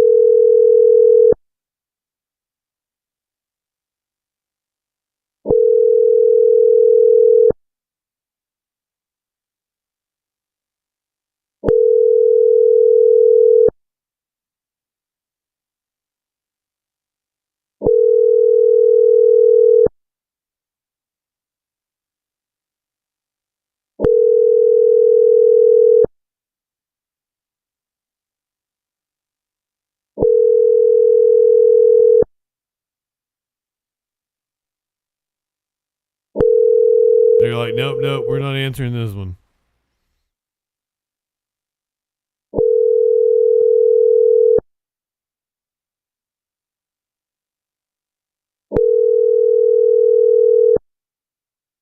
I was going to say my name is Dustin.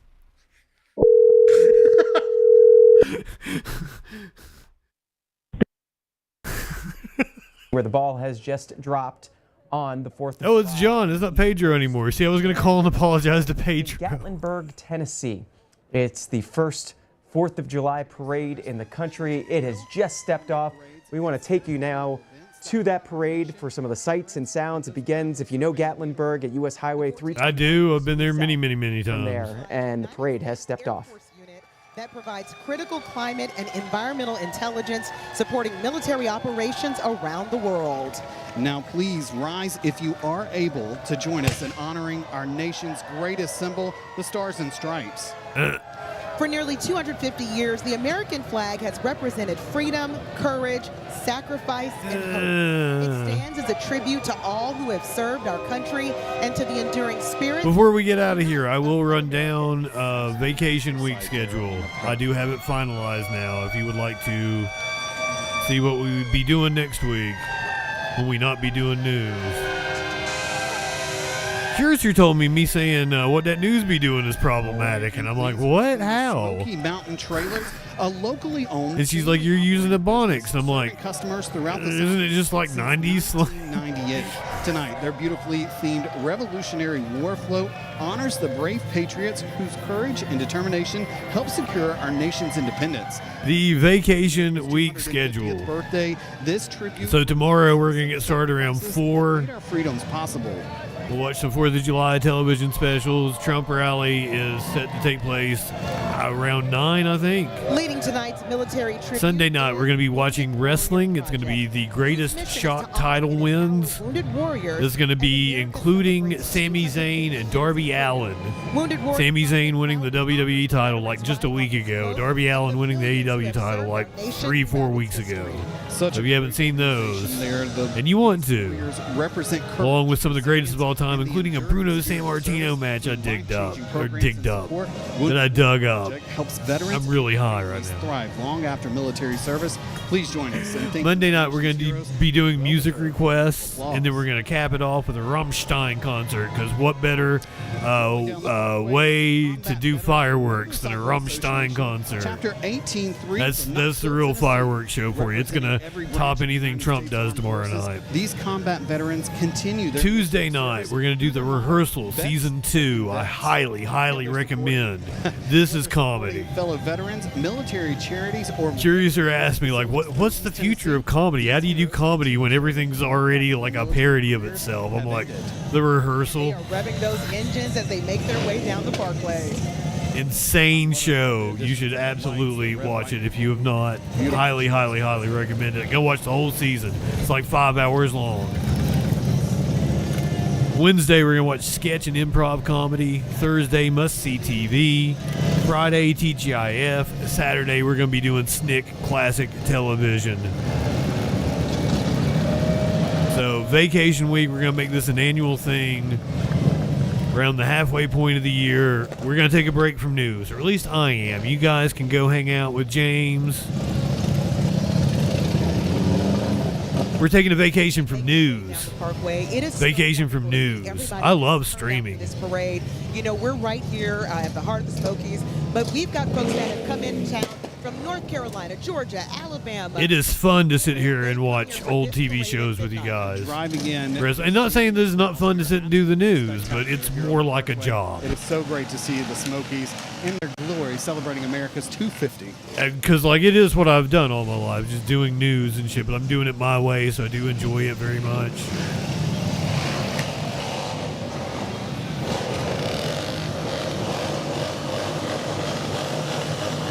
Oh, you want me to streak? I mean, I've taken my shirt off. You've seen some titties on here. A titty slap! Last year when I lived in the apartment without air conditioning, I did Suns Out, Guns Out one day because goddamn it was hot.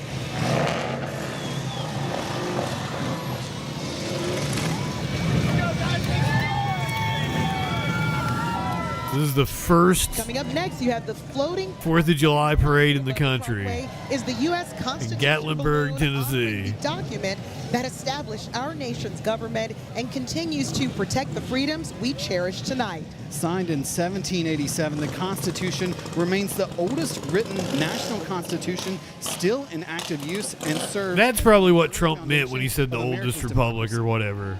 I have to say, this is the first time I've seen a constitution float. Balloon.